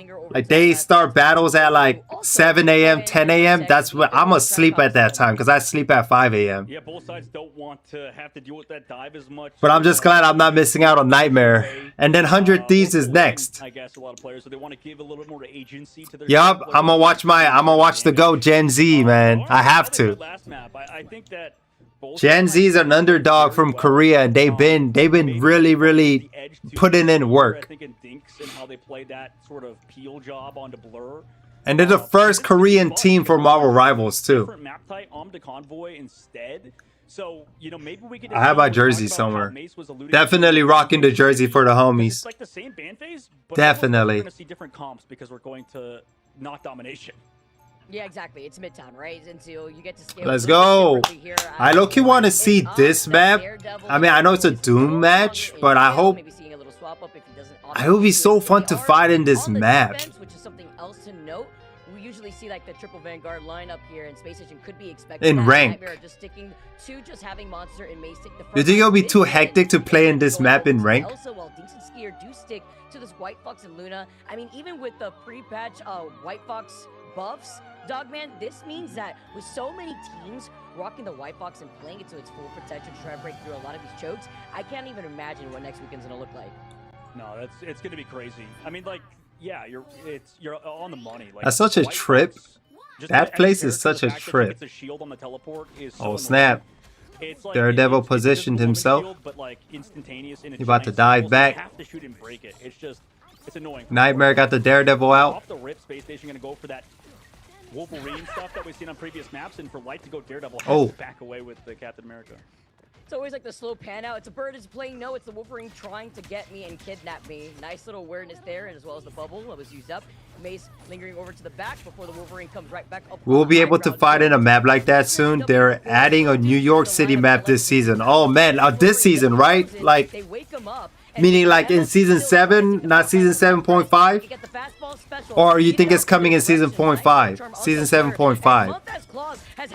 Oh. As a cap falls low, and he manages to stay alive for Monster. This is why, I mean, you've seen tweets from people like Aramori talking about how White Fox is more of like a counter dive type hero. You can see it, like Monster has to deal with this White Fox coming back to Peel and Light too. Monster's stuck by that trap, but the fact that Monster hasn't gone down yet is very impressive. Regardless, there's so much space being created. Oh, Luna, nice try. She just got gunned down, bro. She got gunned down.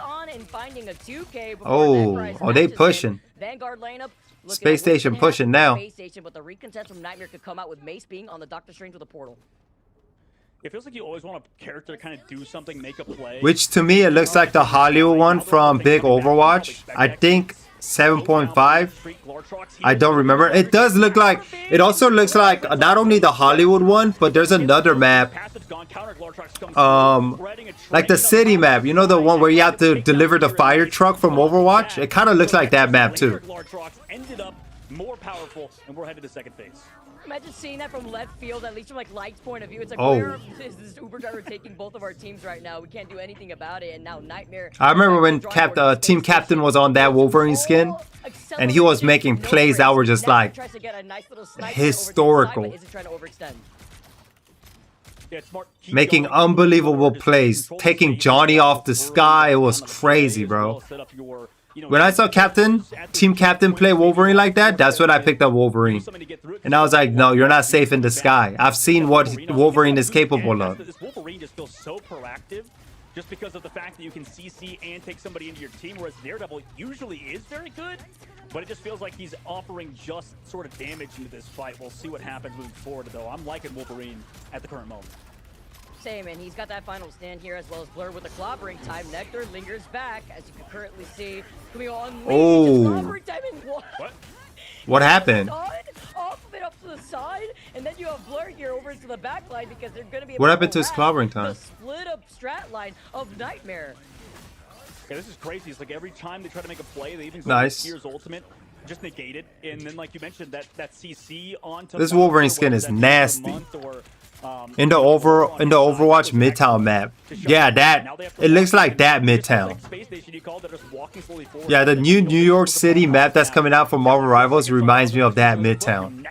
Like the subway station and then all that. And you yeet out the Wolverine again, and with the double invisible boundary, it's a Venn diagram, and you call in the Glartrots. It's time for the buffet. They're hungry. You get another kidnap. You get a. Oh yeah, I was also playing Wolverine in my dream too. That's gonna be the thing out. It was Luna and Wolverine. I dreamt about those two.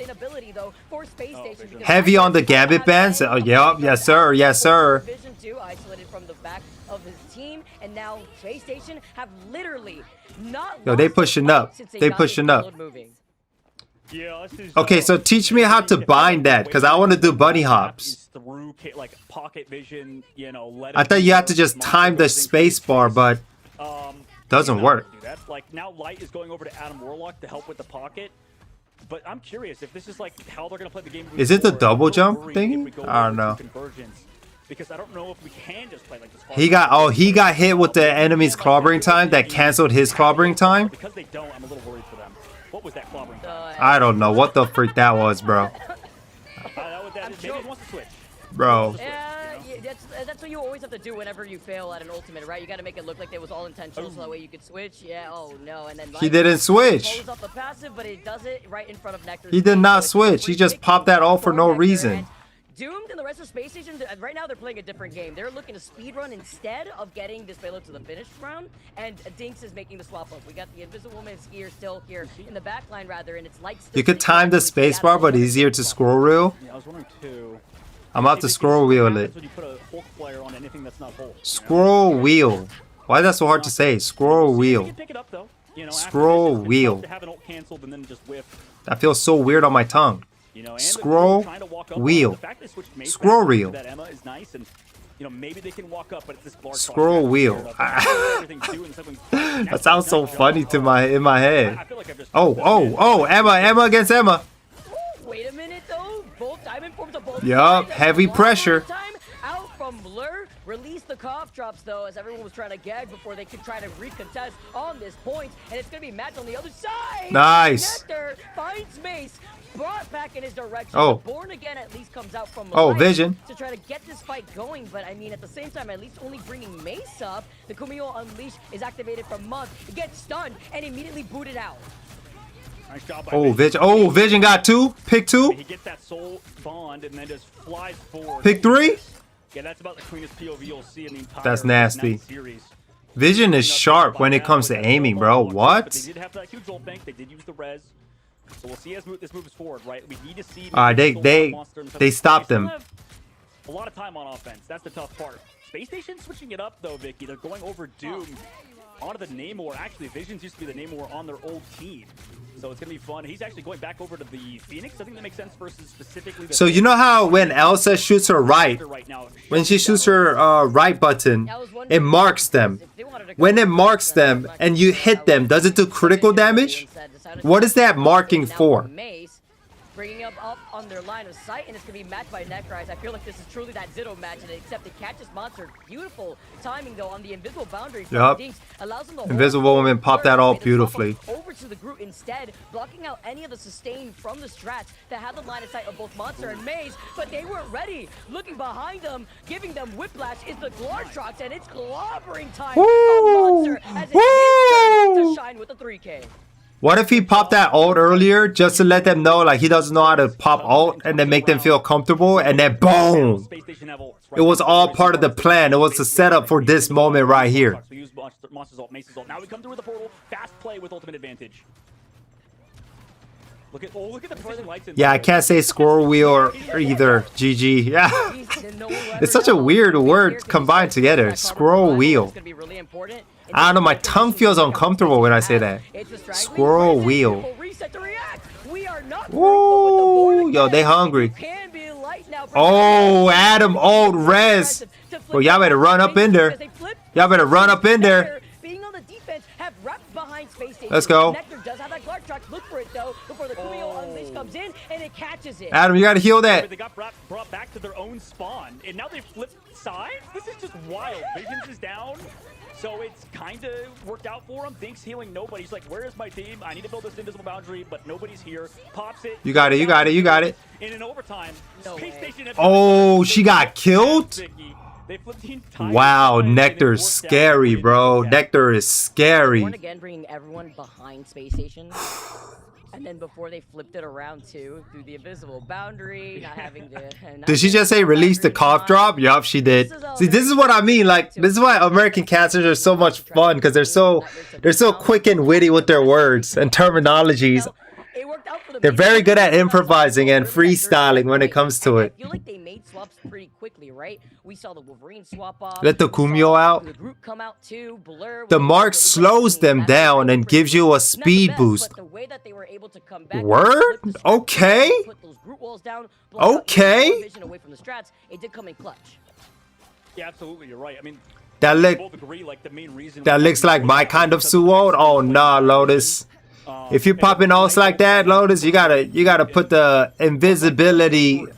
You gotta hang it up. Hang up the invisibility. Like, it just felt like their game plan sort of dwindled away, right? It's like they were a bit one-dimensional, right? Like, we know what's gonna happen. We're gonna die. We're gonna res with that huge Adam Warlock res. Bro, this reminds me of Dragon Ball Z so much. This outfit right here.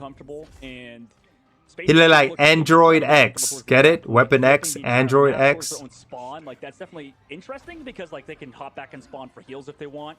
But it didn't end up mattering because Space Station got the job done. Now for the attack of Nightmare, Light's going over the Wolverine because they like that idea that Space Station had earlier, and it makes sense based on what we've seen. Today my White Fox got target banned, so I had to play Invisible Women for the first time in 2 seasons, and Magic was touching me and I popped out and died. Oof. Magic for the win. Magic for the win. I did hang up the Invis, bro. I had no other choice because Gambit was banned too. Dang. Hey, learn Cloak and Dagger, I'm telling you. Learn Cloak and Dagger. Vanguard without the triple strategist, so it's kind of interesting. Yeah. My friend made a good point. He said, if you're ranking, of course, video game is for the fun, but if you're ranking, you got to play to win. He said, get to a higher rank and then start playing for fun.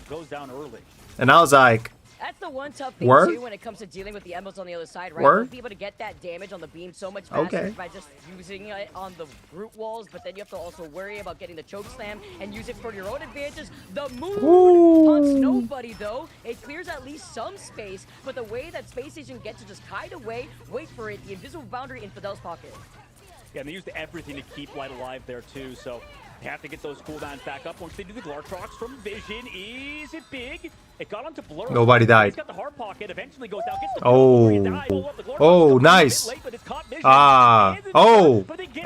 Too late. Nice job with the counter CC with a diamond form from Nace to make sure that the Glartrox does not eat him. However, the defensive ults are late.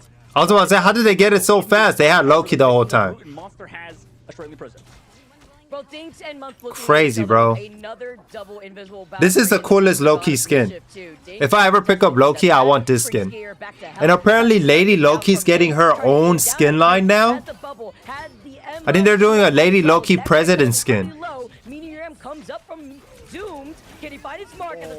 Oh. Down the group from Nightmare. Hand of Khonshu comes in right afterwards, and at least Light is right there to try to cover the basics. But is it going to be enough with Doom finding another victim? Oh no, the pushing. Yeah, no, the tough part is that they're like Vanguard's going so deep to get these plays off, and well, everybody is. There's just like a crazy amount of damage that the side of Nightmare are taking to get these ultimates off. They lose Necrorise at the very least to come through with the portal play. Nice job, but the invisible boundary is here. Counter portal play happens, and this fight should extend for another few minutes, but it's still not capped out for the side of Nightmare, so a minute left on the clock. Holds happening so far. A portal sandwich here too, as Light's just trying to break through this choke, try to utilize the damage output from the Loki clones too, and Nectar recognizes this is a problem. They're trying to take care of Light here from the left side before another Hand of Khonshu comes in, and we get another rotation of invisible boundaries between the God of Mischief, but except it's Skier. Dinks then gets the copy slightly earlier, just so that way they can be ready, and through this invisible boundary, that was a good call out because they knew the invisible boundary was about to come down, but with the cop drops coming in, can they take care of they don't have another counter to that, but Elsa's ult countered it. Yeah. Oh, they have 3 Vanguards. I kind of just feel bad for Nightmare strats because, like, I just feel like I'm seeing Nightmare just like overextend to make the play they want to work, and it's just causing them costing their lives. The only reason they're in a lot of these fights is because they're hard pocketed by their strats. Like, their strats are doing so much, but it's not enough. 20 seconds left to go, Vicky. Last fight territory. They're against the Doctor Strange ult too. Damn, how they gonna push this, bro? 3 tanks is so annoying. Hanging up behind them, if you can pull off this Eye of Agamotto, but it's the moon that comes in, and it's not with a wombo combo of a strangling prison. Oh, okay. Vision got one tank out. It does find Necrise. Doom has a meteor and goes up. Blur gets stunned. Just the Eye of Agamotto. Necrise swaps over to the Angela, and with Doom and the follow-up. Damn. Eye of Agamotto, it's found too. I was about to say, somebody gotta flank them. Nothing Nightmare can do when they have somebody gotta get rid of their healers, bro, because the tanks are staying alive for too long. Oh Oh my God, we're tied up 1-1. That's crazy. We got I don't know. We're getting a third battle, guys. We're getting a third battle. I had a feeling this was gonna be a third battle. You're right. This is a good fight. This is a good fight. The Moon Knight and the greens are right there. The crystals are right next to Yeah, why didn't they play Wolverine? What happened? Been dehydrated in this barren desert. Yeah, look, Lady Loki is getting a skin, I believe. Maybe Hellfire Gala skin. Hey, when are they dropping the Hellfire Gala Battle Pass again? That was my favorite Battle Pass lineup, bro. Everybody looks swagged out in that Battle Pass. Everybody. Like Mason Monster are just taking absurd amounts of damage, you know. Like, oh, you guys still want the game? I guess you could hey, maybe also good job. A little bit there too, but like damage block stats a good way to. Like, I feel like Wolverine would have taken care of 3 tanks, bro. I love what Monster and Mace were doing, especially Doctor Strange and Magneto. A little bit too much to make a play work. Yeah, hey, you did. You predicted right. This is gonna be this good. And that's 3 battles. To go down a lot more often they both fighting. That's what I like. I like to see, and I like to play battles where it's like neck to neck. Like the enemy team whipping my ass, we whipping their ass, and then it's literally just like it's a battle until somebody wins. That's what I consider a good game. Like even if I win, I congratulate the enemy. Even if I lose, I congratulate the enemy. Like the mutual respect just exists. Everybody talking about GG, well played. Because everybody's so locked in. Damn. Crazy, bro. Oh, that was a nasty thing all right there. That was nasty.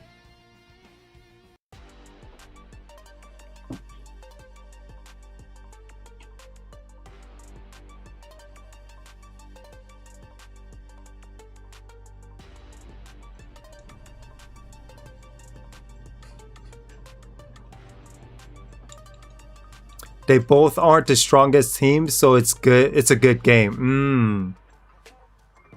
They matched them good. So I missed out on Swamp Gaming and NRG. Swamp Gaming won, huh? Okay. Damn, NRG couldn't bring the shock to the game, huh? Okay. See what I did there? Okay. Bro, next game gonna be Fly versus 100 Thieves, bro. Who do you think's gonna win? I think 100 Thieves gonna win. From the way Fly was performing, I think 100 Thieves got it on the bag. But we'll see. Hey, y'all be hitting the whoa? Damn, y'all don't be hitting the whoa no more? Y'all changed. Y'all be hitting this?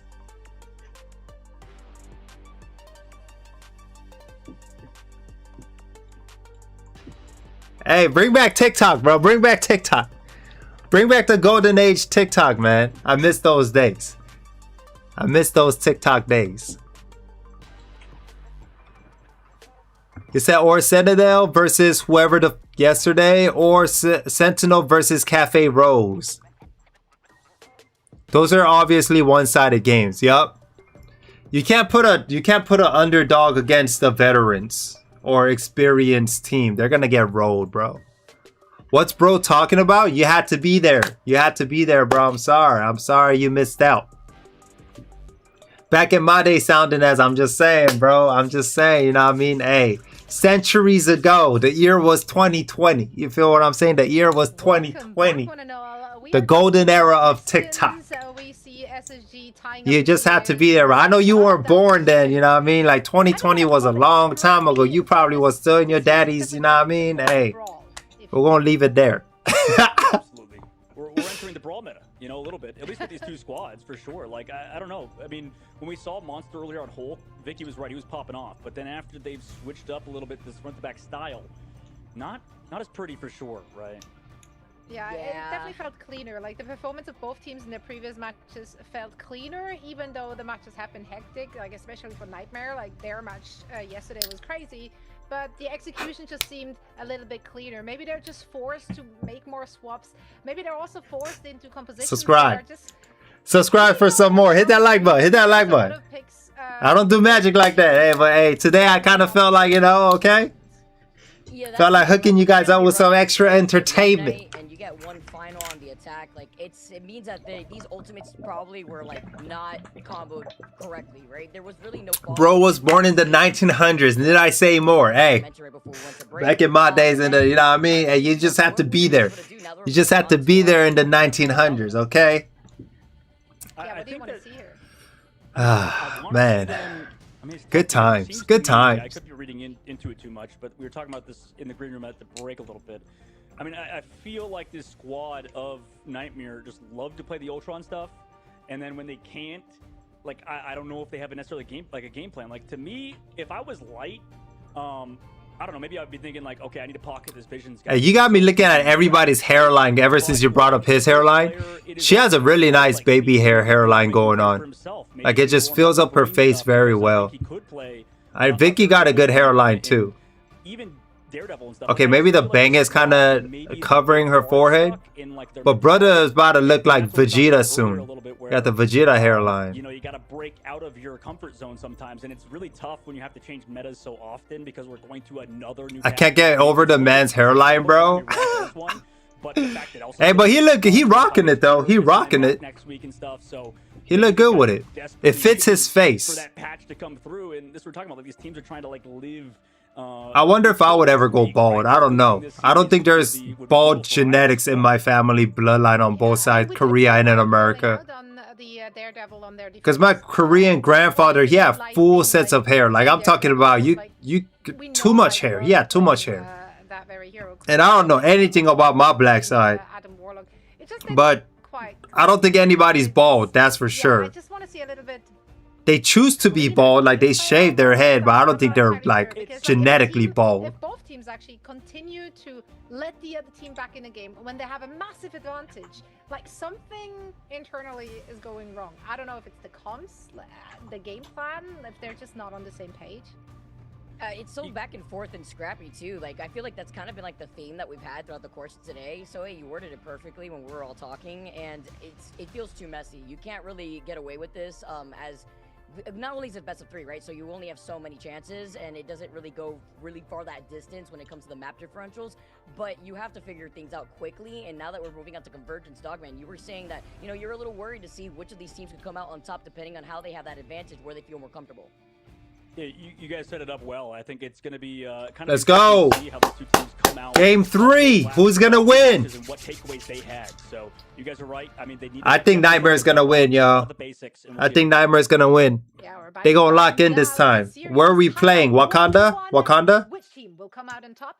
Let's dig in. I think we will, because Nightmare versus SSG has probably been the closest matchup of the day. I mean, like, the last map maybe didn't prove that, but it does seem, or maybe did prove yes, with how it went. What do you think, Vicky? Like, I think on this upcoming map, for Nightmare, I mean, you're right. They have to figure out a couple things, right? It does seem like they're a dive squad. Come on, cockroach at hairline.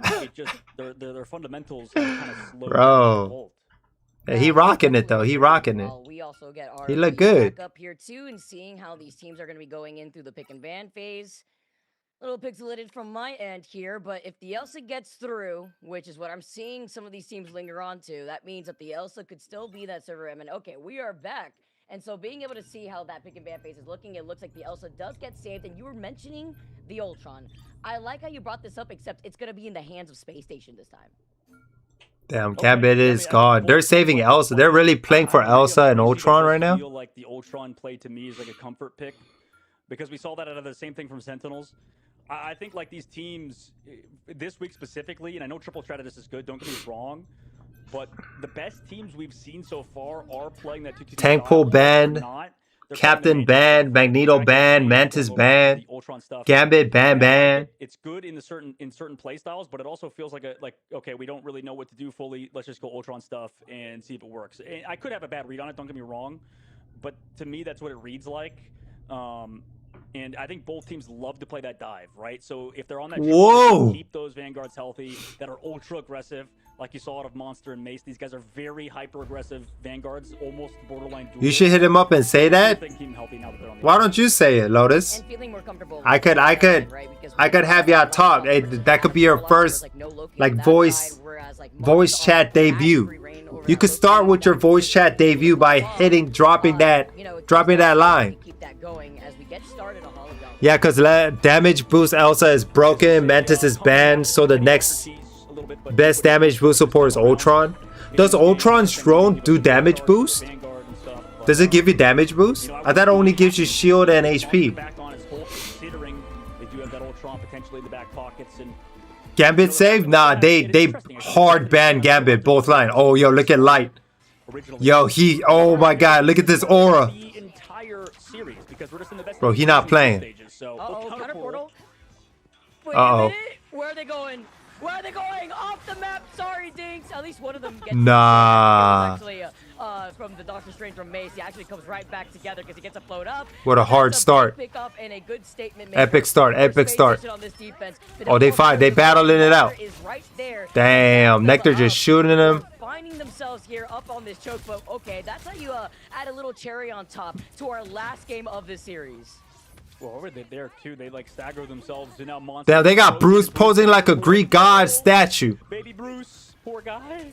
Oh, he dead. Goodbye, Monster. He shot his J's off of his feet. They try to do like a Mr. Fantastic play, I guess, outside of it. Latch onto somebody, maybe get a KO quickly. Did not work out. Unfortunately, Light is not Kendrick in this case, and now we're already 50% towards that Ultron's rate. Light is not Kendrick in this case? Did that joke just go over my head? What am I missing? Have free reign on the high ground, uncontested, and it's going to continuously harass Light, by the way, before Monster starts swinging around. Fidel helping and keeping everybody else stabilized, with Doom also kind of lingering back, expecting to die from Monster, and Mace Let's go. gets shut down. Nectar is on a terror. I mean, they traded at least. Blur goes down. I mean, I know I said I'm going for Team Nightmare, but I can't deny the fact that people, when they get a good kill. Doom's like, where did my team go? They just got eviscerated. And they're back to the spawn. So 2 minutes left to go. Like it's staggered too. And Damn, they're holding this line down. Crazy.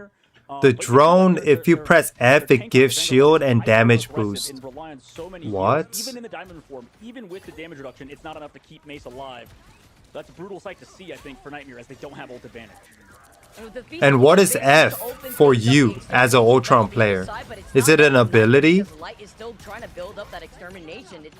that gives yourself shield and stuff? At least I think it's F. Oh, relax. Oh, they said, hell no, you're not going to shine like that.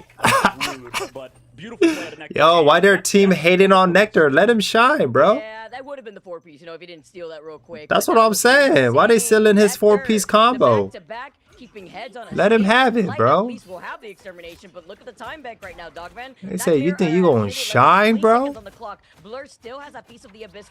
If it's an ability that gives you shield. Right, okay. It's the one that goes like this, right? It scans you.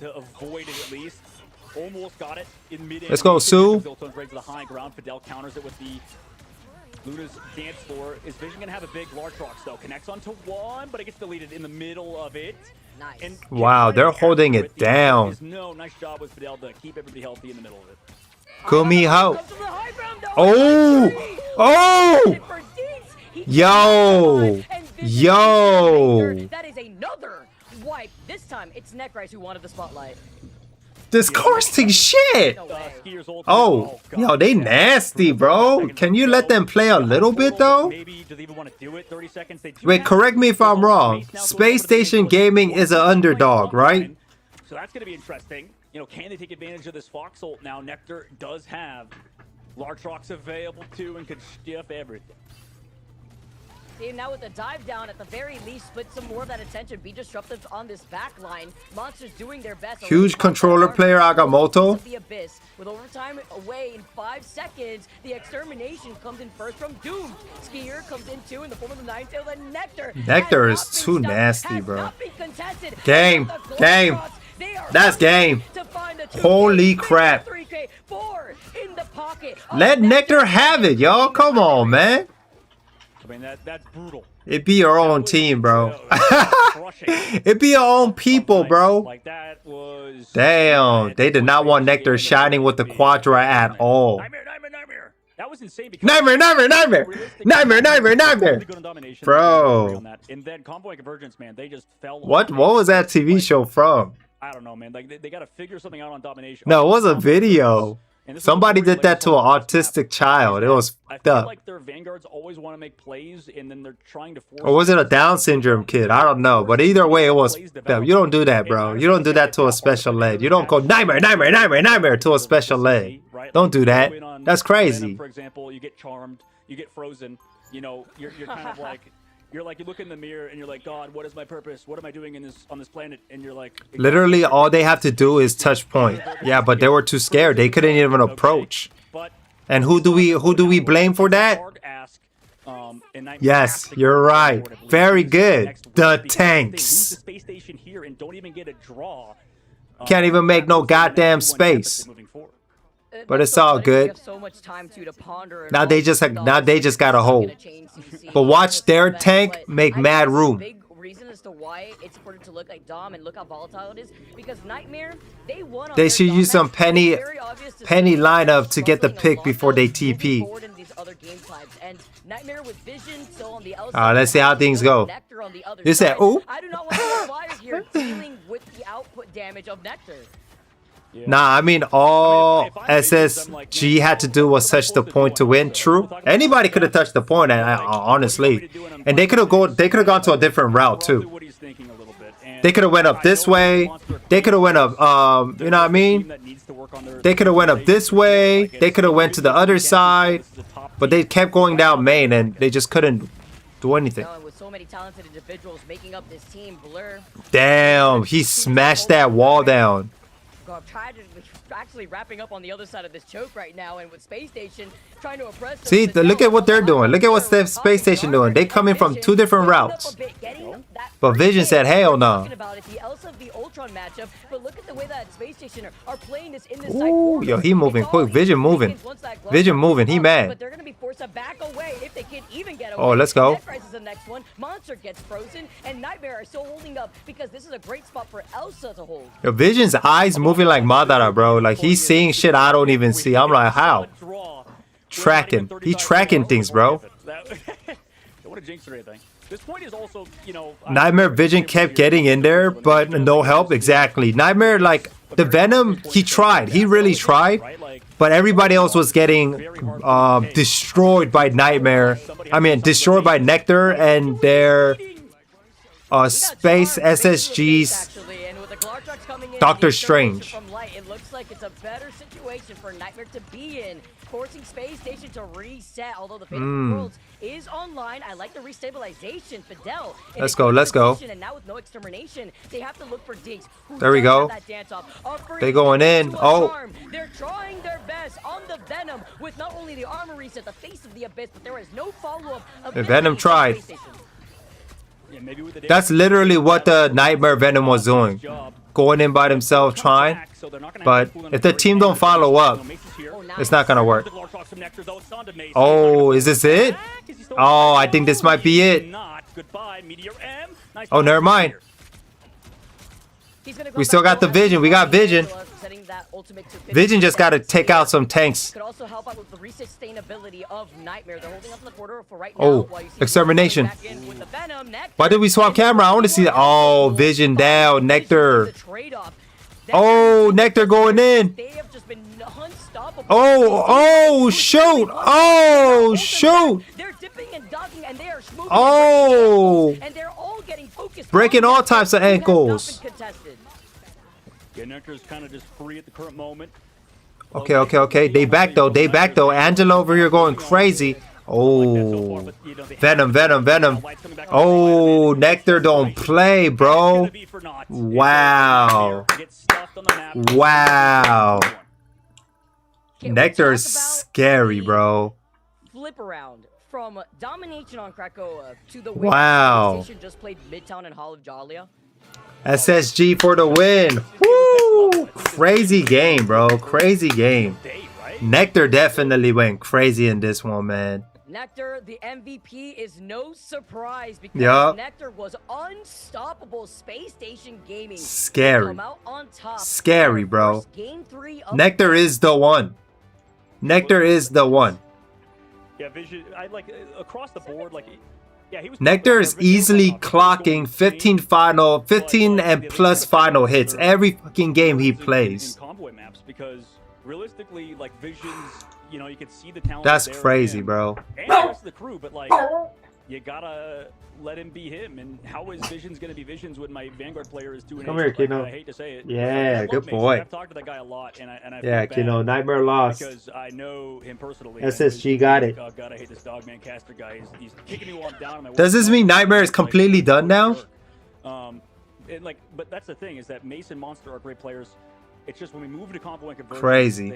there's something not right, either about them or their game plans. You know, whatever it may be. in the pick and ban, maybe. Yeah, pick and ban maybe. It's not. Bro had 3 times more finals than the entire team combined. Let that sink in. Oh, yeah. This was a crazy play too right here. Definitely a top team in this group, but we were talking about them. I think that they were one of those top teams. Good picks. Good as of the picks. last patch before this like White Fox and stuff came in and the Elsa. So, you know, I'm interested to see how they do moving forward, considering, I mean, they're starting off in a deficit now. I believe they've lost both their starting games to Yaoi Lost and SSG. My biggest question mark too is like, where does Light slot into this, right? Because if this is like them at their prime in domination with the Ultron matchup, Light, you know, kind of shifting around, what happens when the Ultron's off the table? What is the game plan here? What is the different layers to the onion? Zoe, in a game 3 scenario, Space Station though clutch it out in a huge dominating fashion. You would not even believe like how close that first domination map was, really. Yeah, I don't know if that's just like first map jitters, or maybe it is the game mode that just Nightmare excels. Maybe it's that kind of domination chaos. Some teams are just good on those kind of modes. Like, it's just what it is. Because when it comes down to those kind of modes, it's a lot just mechanical skill that is just. And if the mechanical skill is there, right, then you have a chance of edging at victory, even though the game plan or the coordination isn't so on point. That's when on Convergence and on Convoy, like, that's where you guys need to be on the same page. And that's kind of what was lacking today for Nightmare.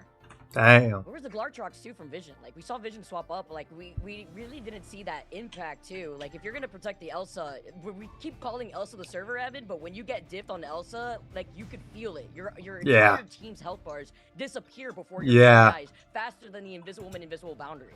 Yeah. That's what I'm gonna push back a little bit against you, Vicky, here, just because I don't know. Like, I feel like he wasn't getting diffed. Like, I feel like, not gonna lie, this is a hot take, but Visions is a better Elsa player than Nectar. It's just Nectar has a better team. Like, maybe that's a bad take from my part. Maybe I'm just being a glazer of Mr. Vision over here. You know, Kind of low key, high key. We also didn't see any final hits, I believe, from Light when he was on the Ultron. So there was like really no setup. I agree. Yeah, it's. But it was definitely team diff. I don't know. The tanks, it was a tank diff, bro. The Elsa stuff. It was a tank diff. Right, Vicky? But Elsa, bro, like, Vision is good at Elsa too, but Nectar was really, really good. And Nectar was very precise when it came to objective. Like, Nectar knew exactly when to get rid of somebody, making mad space and room for their team to take advantage of. We talked about how close these groups are, really, how close the midfield is, how it's really not certain who's gonna get those top 4 spots, or at least like the middle part, like the 3 and 4, like that's hotly contested. Because even when every time Nectar killed a tank, it's because tanks, like the very first game when Hulk got murdered, Hulk got destroyed by Nectar, Elsa, multiple occasions. That was just a regular thing. Versus their tank weren't getting destroyed by Vision's Elsa regularly. Thus far, because we do see a lot of White Fox. Obviously, that rate is just going to increase once we're playing on the most recent patch. Elsa diff is huge because she loses 2 bars every death as well. So one is always going to have faster cooldown on their dash. Easiest way to avoid that issue is to ban the British Hunter Lady. That part. Yeah, right. So, because every time they die, the bars go away too. Nectar died once. Vision died multiple times. Gambit, the So Elsa, Vision had to it keep all charging depends it on, like, what while the Nectar game is just like. dashing The around, Elsa shooting kind of everything. determines everything else. You see the protect on the Elsa, you then have to forcibly That was a ban great Nexus. point. That was a Then you see the very protect great on the point. Gambit, you have to forcibly ban out Loki. So I think those are going to be the priorities depending on which of these teams have that to their best strengths. Because we've also had teams protect the Gambit and get immediately demolished. Like, it doesn't work out for them too. Yeah, I'm kind of with you on that. I think it's you have to kind of take into account a lot of these teams that are sort of unbannable, right? Like, I think in that series we saw it towards the end. There were no swaps. Like, we were just playing the same thing the entire map and didn't go to anything else. Whereas if we were watching, like, yeah, we lost, we would have seen them switch to like 3 or 4 different comps by now, right? Like, this is like just unacceptable to not be able to flex this a super high level. Now, it's easy to say, obviously, from the outside looking in, like, this game is not easy. And the fact that there's a ban phase and the fact that there's so many different heroes that play so differently from each other, it's not easy to do that at all. But there's like teams with just hit scan players on the roster. Like, you gotta flex the melee characters, and then you gotta flex to the gun character, like Heartlover said earlier, for a player like Zatex who can play that. So you have to. Teams are in North America, I think, across the board, not realizing that you could be more flexible than you are, because we have a lot of these squads that do flex at when it's needed. Yeah, I mean, that's the thing with these kind of games where, I mean, strategy is just a massive part, right? You can't really afford to be a one-trick pony. You can't be a one composition team. Like, that will be taken out so very quickly. So there needs to be so much hero pool depth for each individual player. And then you also need to have enough time, scrim time on those, with the new patch coming in so shortly, or so short before the season started. I think a lot of teams were just kind of scrambling to That was figure out, crazy. like, That was a crazy what the battle. best look is for them. And then also you kind of get into your head, right? With the first 2 days of play, you're looking at what other teams are doing, so then maybe you start questioning your own picks, right? Even though you came in with a plan, now suddenly you're like, oh, the other people are doing a different thing, maybe we need to do that too. So it's really easy to get into your head with those kind of things. I do believe we have our interview ready. Exclamation mark or question mark? Nope, it's the exclamation. Let's go for it. Necry joining us for a I thought he was Mike from Stranger Things for a second. I was like, Mike? Congratulations to this victory to close out your first. That's a really good point. He's so right about. You guys, He's so right about that, but we still gonna play Widow. Hey, chill. What do you think went wrong on your first map here, and what exactly did you switch up for map 2 and 3? I mean, to be honest, the first map just on me. Like, we haven't really been playing too much with the triple, with like Ultron, but recently we started playing the last few days, and we've been like doing pretty decent on it. Because like one of the characters I play is like Angela, and just having like a drone is like really nice. But like after the first fight, we had like 80%, and we were like 90 to both our support ults. I like overreached and died to the hole, and like every fight after that, I kind of like kept, I guess I got like antsy or whatever, and like just kept overreaching and dying too early. So that first map was just on me, because as soon as I like went mag after the game, it's easier. But the second round was like we were already at like an ult deficit, so it was like harder to come back from. So I just had to like make it up. I put the comma in the wrong spot. W. All good. All good. All We good. love accountability here, by the way, Necrise. I really appreciate that. He was a hope, right? But, you know, you guys got the dub, right? It may have gone to a game number 3, but let me tell you, the confluent convergence, chef's kiss. You guys obviously had it in the bag and felt a lot more comfortable, especially starting off on the defense in that last map. And I mean, your Elsa going crazy. I just need to ask you though, your next opponents right now are gonna be We Lost. You've already had a few days to look. Oh, that's their name? YWL? Yeah, we lost. Very interesting, to say the least, and the way that they've rolled out with certain compositions. It's all out there for you guys to vol review. How do you feel about preparing for We Lost, a team that really is playing kind of their own meta? I mean, they're like a really good team because they play to their comfort, which is like really good to do.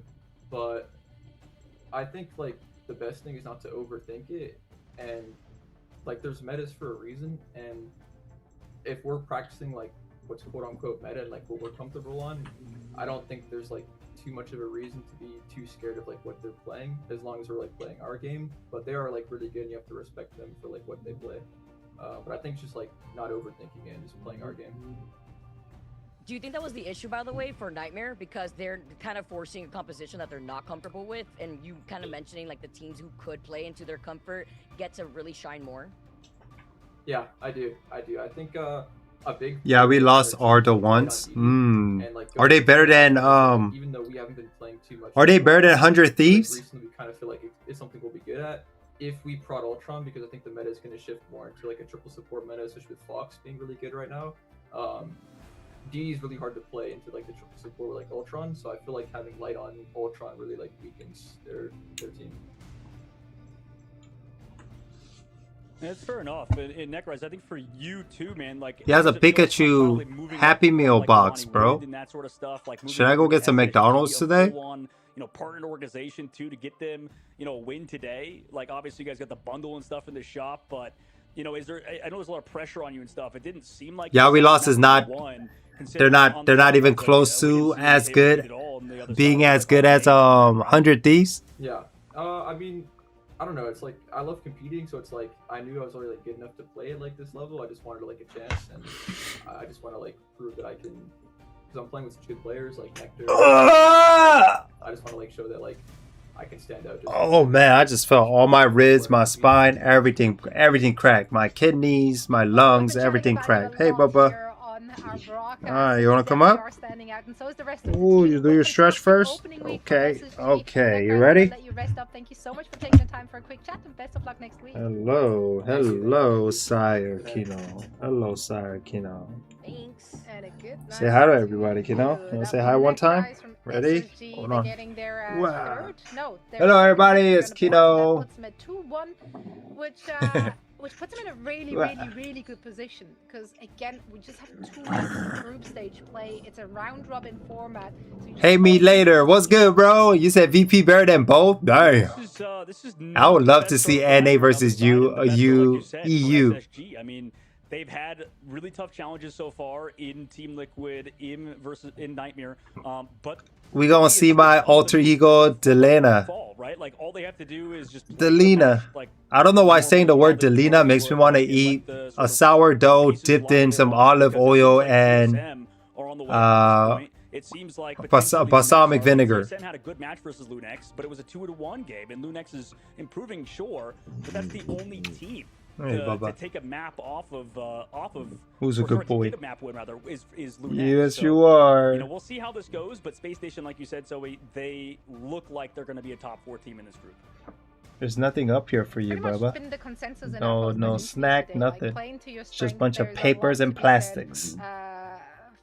You don't want papers and plastics. Especially with the format being what it is. Now we have one more match to close out an exciting first week of play here in the Americas preseason. It's going to be FlyQuest going up against... How does that even correlate? No. When I set the name Delena, for some reason I just wanted some sourdough dipped in olive oil and balsamic vinegar, right? Hey, okay, so there's a Spanish watch party too? I've noticed a lot of Spanish players love playing Star-Lord.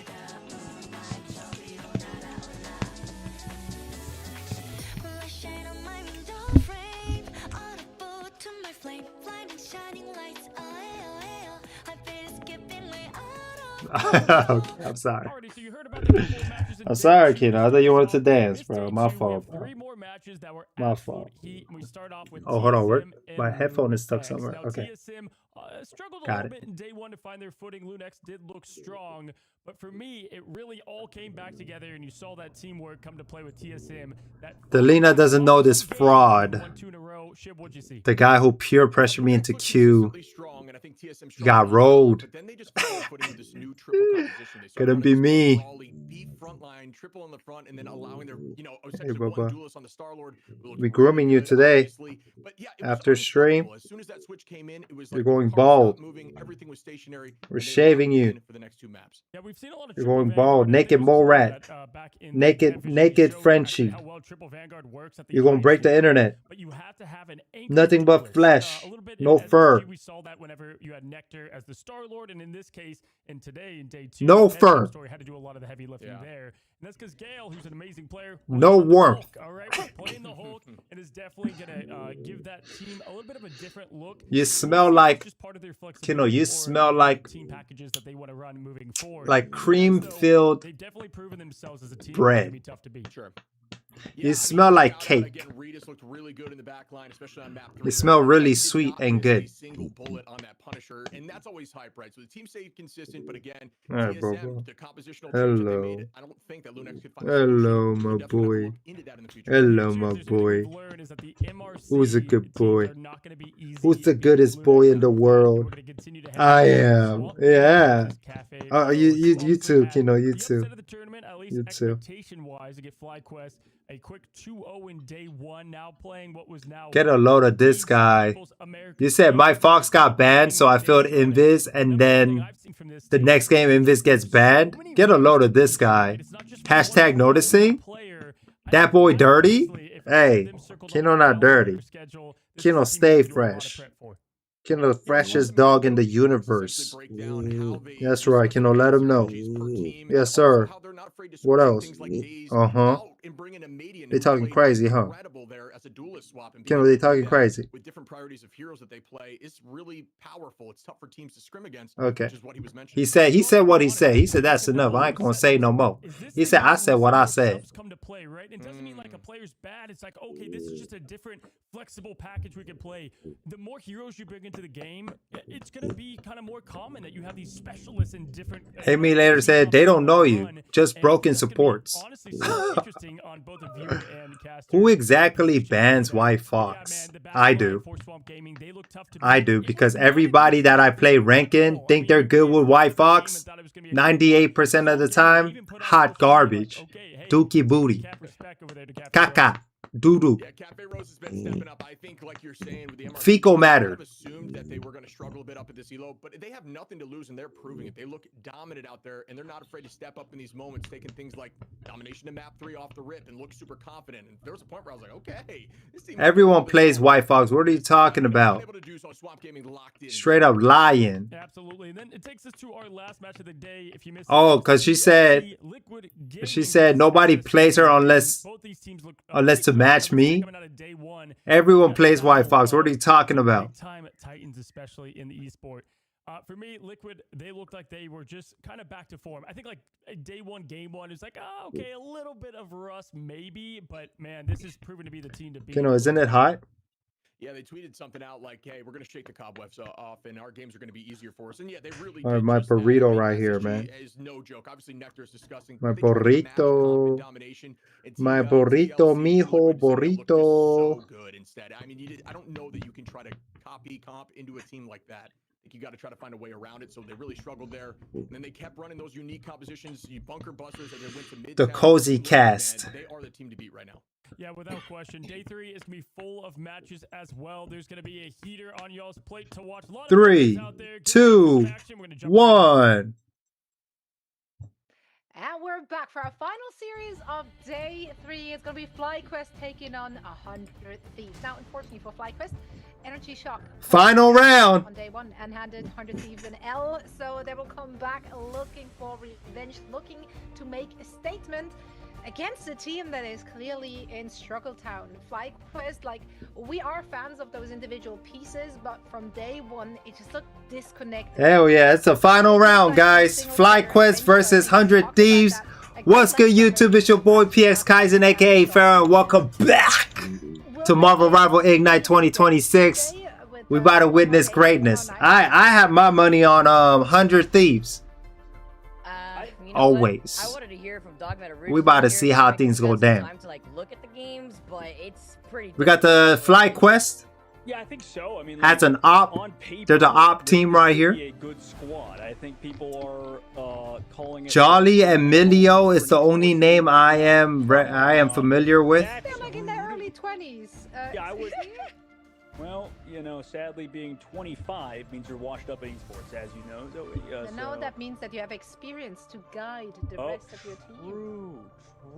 So this is. You got it all wrong. See, it's a perspective. Hey, she's a wise one. Zoe's so wise. And I think That's why she's aging good. You feel me? It's the perspective. This is a very good team, and I think that they just need to figure out the meta a little bit. Like she's aging like fine wine. Incredibly flexible players like Melio. Squirrel Girl winning it all. Nah, I don't. Wait, Squirrel Girl. Duelist players that were kind of one-tricking. SG? One is like, no, I want to be that flexible player who can play basically everything. I'm rooting for FlyQuest. Ooh, good luck. FlyQuest about to get rolled. For Rad Esports, but then after that has kind of moved around. You said because Visa is the one? Viswa? FlyQuest here today. Who's Viswa? Still have it. I think Ken is also one of the best backlines in the game too, alongside Zelos, who never gets a ton of praise on old FlyQuest. Swapping game. That was getting that praise. Swapping game. Does have what it takes, and then that jolly guy coming. Ooh, I'm gonna move you a little bit like this, Kino. Thank you. Like, jobless bums. Yeah. I mean, I think they do have what it takes. You're making me flex my inner thigh a lot. It's uncomfortable. And experienced players. It's just a matter of starting out an 0-2 deficit after a patch is a brutal look. So I think as long as they can put up a competitive match versus who you said 100 Thieves trying to come back and show up, have a good show. There it is. That's gonna be rough. So goated team right here. Goated. I feel too bad about them as a FlyQuest fan. Yeah, but they do have to go up against quite a giant, honestly. I mean, 100 Thieves. Hey, Blue Jay hasn't been substituted once. Season coming out in the upper echelon of pretty much every stage. So. Yeah, He's a number one. He's a number one rank. Wait, he's the rank 1 rogue. Hey, look, we made adjustments. We're back. And you say it's a rank 1 thrower? Damn, the beef is real right now. I like that. I like that.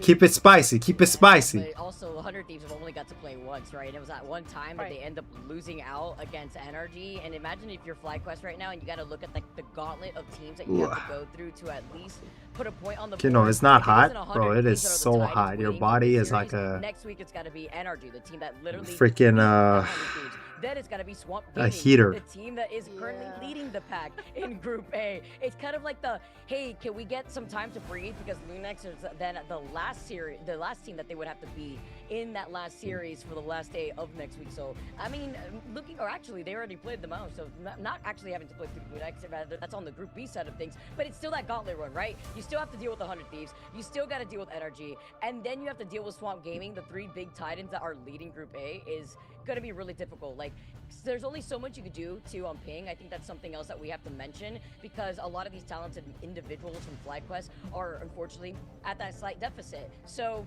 Bez doing their best, somebody say Bez, like, you know, try to be the foundation for FlyQuest, because if you're Bez right now, you're looking on at the rest of the team and you're trying to keep the morale right for FlyQuest, you have to also remind them, okay, well, now you think this is gonna be 1-1 and then going into the third, or just 2-0, 100 Thieves being 2, FlyQuest being 0? Coming into this season with very little changes, right? The only replacement is Terra. Now you could argue Terra was their star player, so that's obviously a massive change for them. But Self, I think, held their own, right? Like, Jeff can be goated.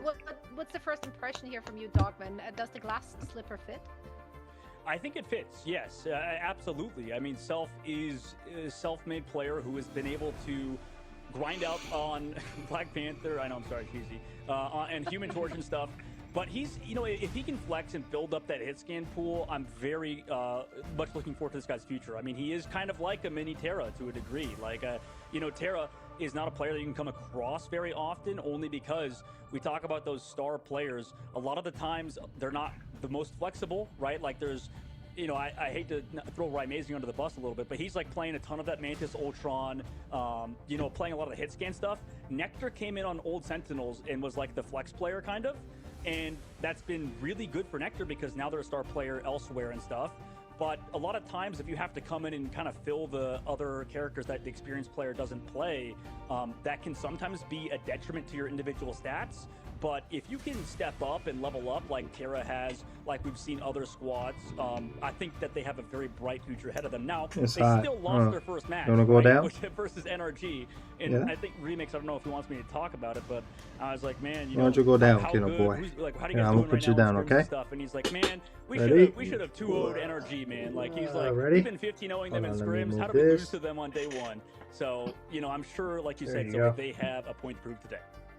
We'll drink some water, Anyone Bubba. cares, It's though. hot. That's a real thing. Even though you're an accomplished player, even though you know have all those accolades from last year, it's still a thing because in the end you don't know what to expect from the opposition, and those are high stakes games.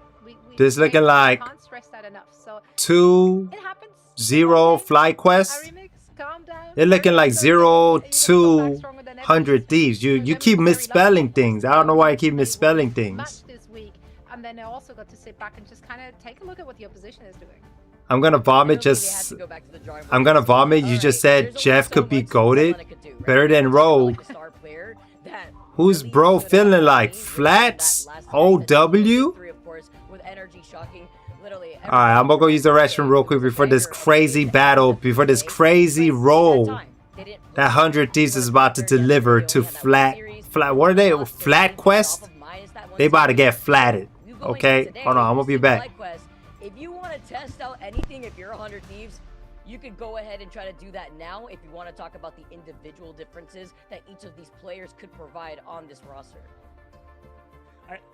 I feel like, you know what, like you mentioned, like with Delena being an absolute god so far in Elsa and stuff, I think it's him and Visions that are like the two best Elsas right now. But like everybody else is still pretty close. Like I feel like Nectar still had a really good performance. Like it's still like a top 5 Elsa. You know, it's kind of like the famous Brian Scalabrine quote from the NBA. You know, he's closer to LeBron than you are to him. Okay, it's a basketball reference. So it's basically the average plat player. James. Thank you. He exists in the world. Well, I think I know him. But the point is, your average player is super far away from any of these pros. You know, for example, I saw on Twitter, I was like perusing things, I was like browsing, and I think I saw people were critiquing Flats' tier list, right, on Heroes. And people were like, man, Flats, you're stupid.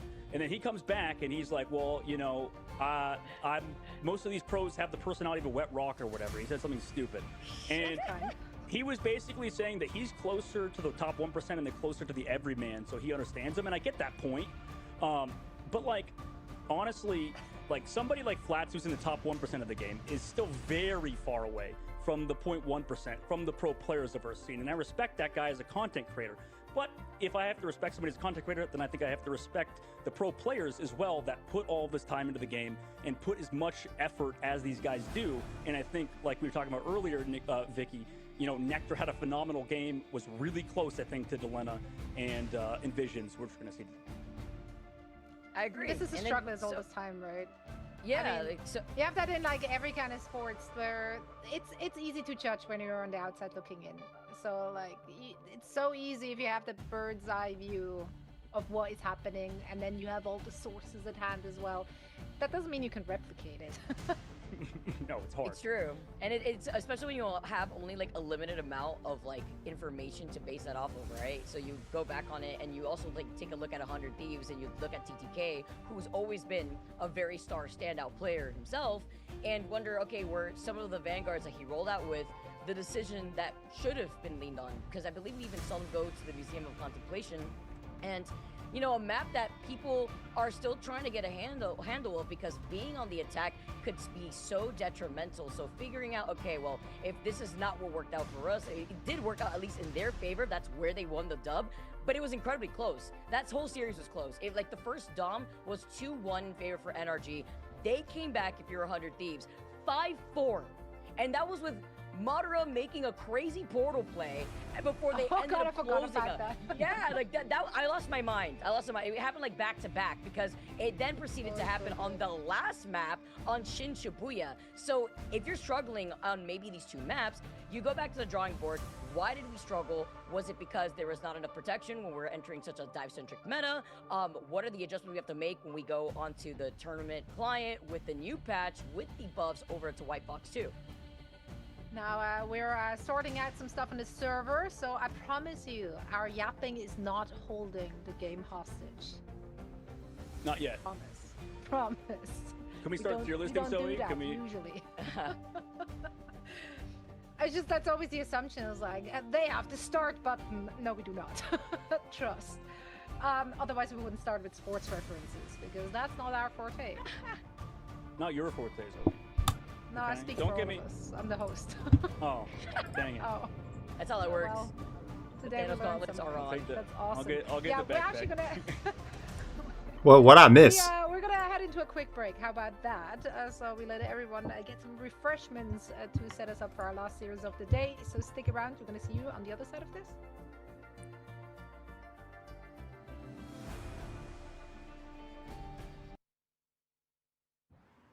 They started hitting the wiggles. Let's go. Last game. Do I want some snacks too? I'm gonna be right back.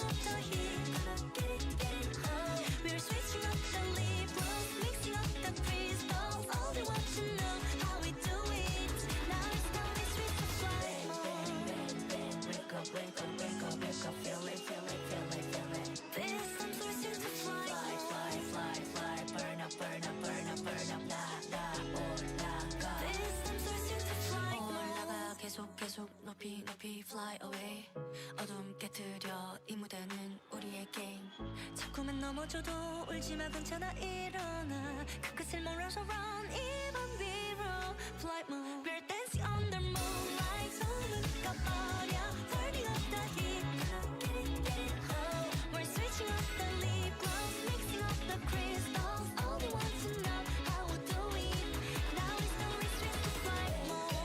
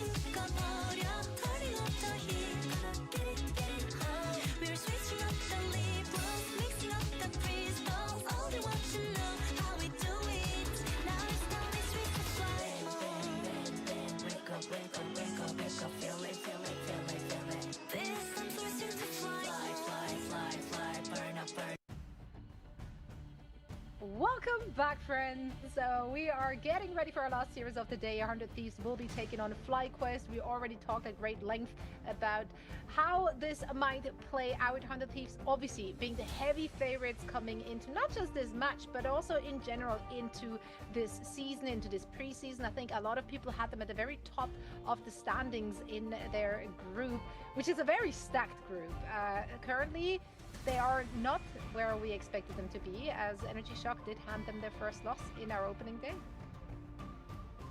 Yeah, I think week one has been very surprising. And that's why, like, if we're comparing the series, like the last one we saw with Nightmare and SSG, FlyQuest doesn't have a lot of expectations, right? Like, based on the first couple days, I think people maybe, well, I put them pretty high because I was, you know, not thinking about the long term of it before we were talking about, like, the predictions in games to get units.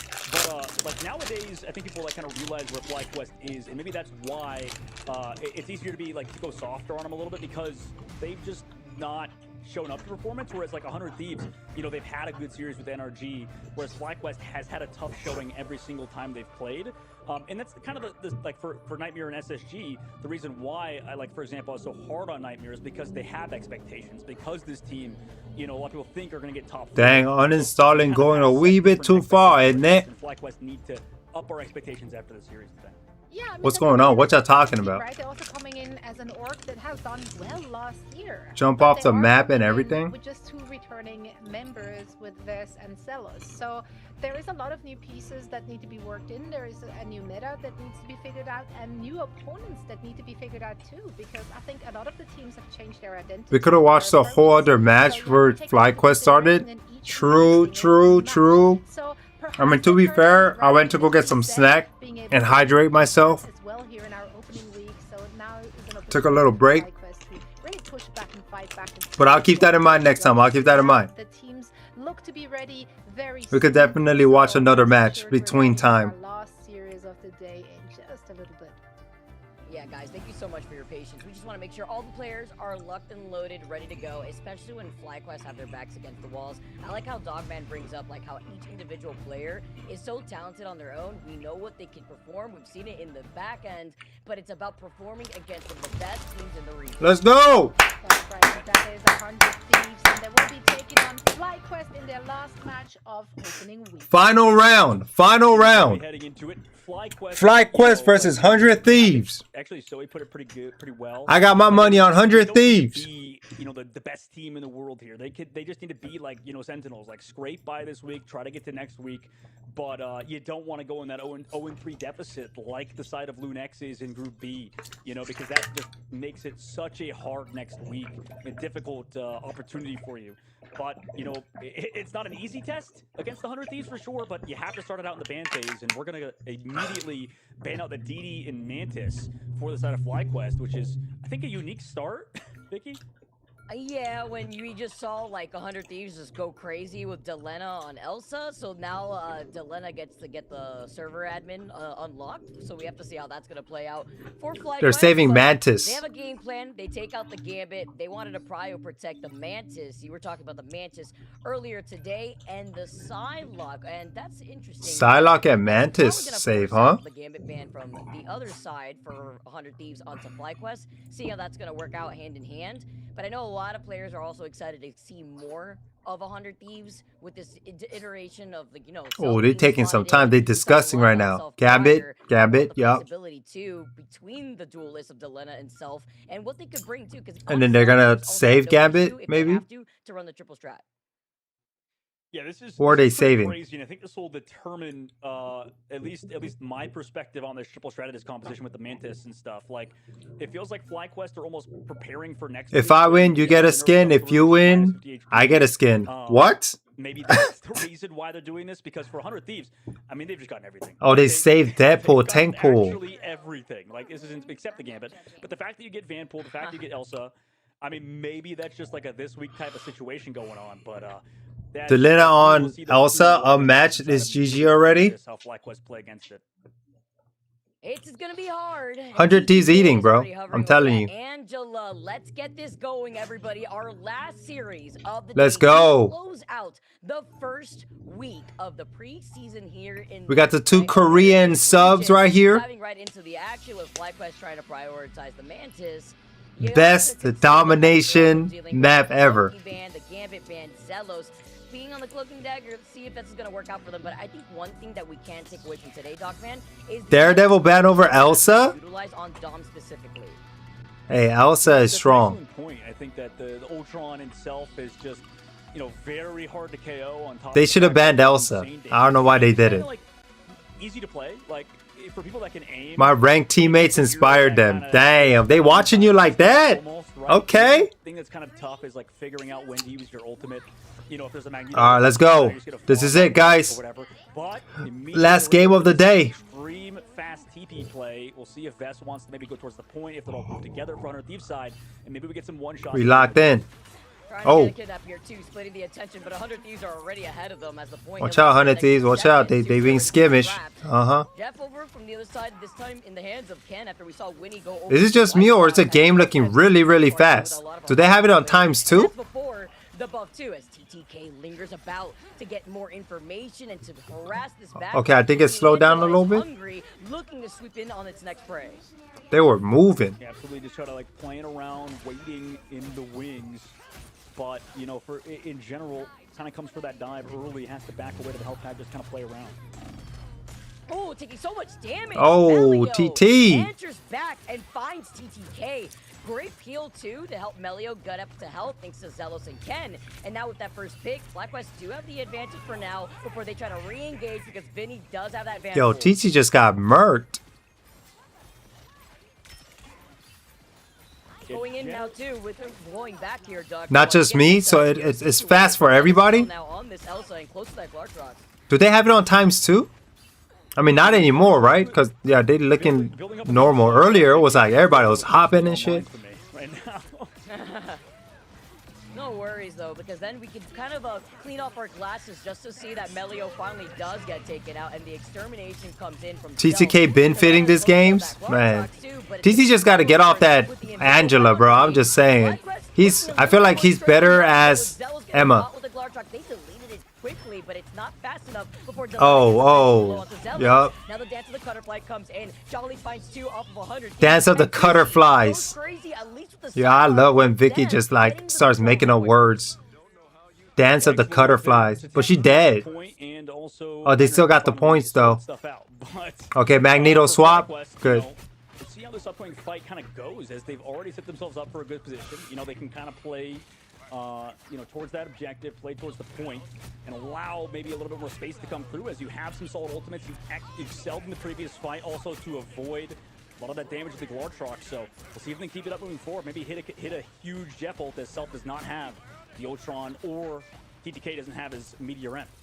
I think when you have that environmental KO potential, if he gets protected, looking onto 100 Thieves now with Winnie and Millennia getting to cycle through these drought ults and look for Self and that extermination that rings through your ears. They're trying to boot FlyQuest off this point, and Jolly has a lot of sustainability too with the Freedom Charge. Melio wraps everybody up together though, and it's going to be the Mantis ult to bring them into this point because they have not. Come on, 100 Thieves. 100 Thieves trying to force them off, and with the It's Jeff from Ken, Meteor M just slam down. But oh, come on. To help enable Ken.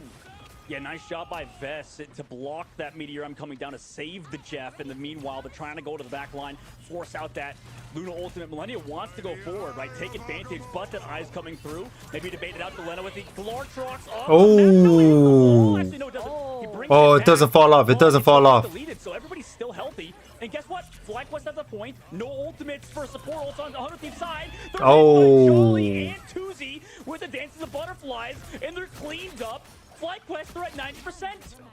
This is a different FlyQuest and a damn on this sidelock. Yo, Tuzi going in. They wanted to prio this. FlyQuest showcasing that they have more secrets up their sleeve, and 100 Thieves are gonna have to recontest. Ooh, yo, is that it? Oh, never mind. Port. Yes, at the very least, they get that overtime tick down, but you know they have no ultimates. They have to play slow, and Ken is coming up on another Jeff ult. You maybe can get a pick off on Delena or something. Maybe somebody has to go off, but you have to play on the inside angle. Everybody's disengaging that dive coming through. Jolly understands that, needs to live. Good job playing his life for now. Vinny comes out, has that Bane Hammer. Jeff as well comes through. Maybe they can live, and Vinny Jeff can ult. get some more damage off down range, but into the sky that Jeff goes. What doesn't want to get Let's go, let's go, let's go. Job from Delena to the Let's go. Was the player that needed to step up in that previous fight without the ultimate advantage, but they still need to find more. Glawtrax coming up soon. And with overtime ticking down and Vez having the Eye of Agamotto, look at TTK, who's falling incredibly low. Winnie also close for a reset. Eye of Agamotto comes in, but it only... shoot her, sure. Nice, nice. Finding Melio right as Zelos calls in the... Let's go, let's go. With TTK getting the shish kebab, making sure that the Glawtrax truly eats tonight. And Yes, sir, yes, sir, yes, sir. Points, but talk about a dominating first few fights from Flight. Bro, they gotta play smart. They gotta hold this down. I wonder if, like, so Ken, I think didn't want to get Meteor Em'd or maybe even one-shot / charmed. So that is interesting. That didn't go for that Jeff ultimate in the previous fight. That maybe could have turned things. But the decision-making, regardless, has them at 99%, right? So they're going to this next fight. If they can force out Winnie's ultimate now, Self is on Doctor Strange of all things, right? No longer on the Ultron, so they don't have that crazy healing output. But you can't allow Delena, this guy right here, to get pickoffs like he did in the previous fight. Yeah, Delena was getting away with it, even punishing the It's Jeff. When you saw Ken trying to go for that up on the high ground after he didn't really hit anybody. Uncontested in the back is Millennia, and Winnie's got the resustainability because with assembling the troops, Jolly and the Freedom Charge is leading the way. Meteor M from TPK trying to find it smart. 2C gets to the back and harasses the only Luna. Damn, Luna. You were too far behind by yourself. Okay. Delena took care of that. Yeah, did it buy enough time, right? The Psylocke destined to die in that situation, and hyper-aggressive Delena goes. He fell. No way, Self-ultimate's 11 to 8. Nice. They still get 2 KOs. Block. By the Vanguard. They're still alive. Let's go. Luna's back. Whip him. Yup. Gotten 2 in the fight. Still controlling the point 2 is 100 Thieves. Let's go, 100 Thieves. Lock it in, bro. Zelos and Melio, they cannot catch a break, it seems, and Ken is coming in with the It's Jeff because 100 Thieves have flipped this from 0 to 99 and are nearing 90%. Oh, snap. Close, Vicky. Snap. We have to see now, like, what does Ken do with this ultimate? They might also pour too. A lot of times he's been dodging. They need to play slow, maybe for that Meteor M. Gets poked a little bit early, but every time, they're playing slow, allowing the team to build up towards those ultimates, and the Glawtrax is still available, and we saw what Delena did before. Delena's looking for those cough drops, though, shortly before wrapping over to the left side, and they immediately use it. The Glawtrax catching one. The follow-up onto Vez. Big pick. Let's see if FlyQuest can come into the recontest. He's gone. Boundary, 2C, waking up, finds 2. Can they find a quick 3K? Jumps up, gets stunned. Beautiful safety as the Invisible Boundary comes in and a dance up from 100 Thieves for the sustain. Wait, he's going to have the dance floor after this. They have to KO the Psylocke. Everybody has to look at it, make sure he can't get it off, otherwise we're all dead. Into the sky. Nice.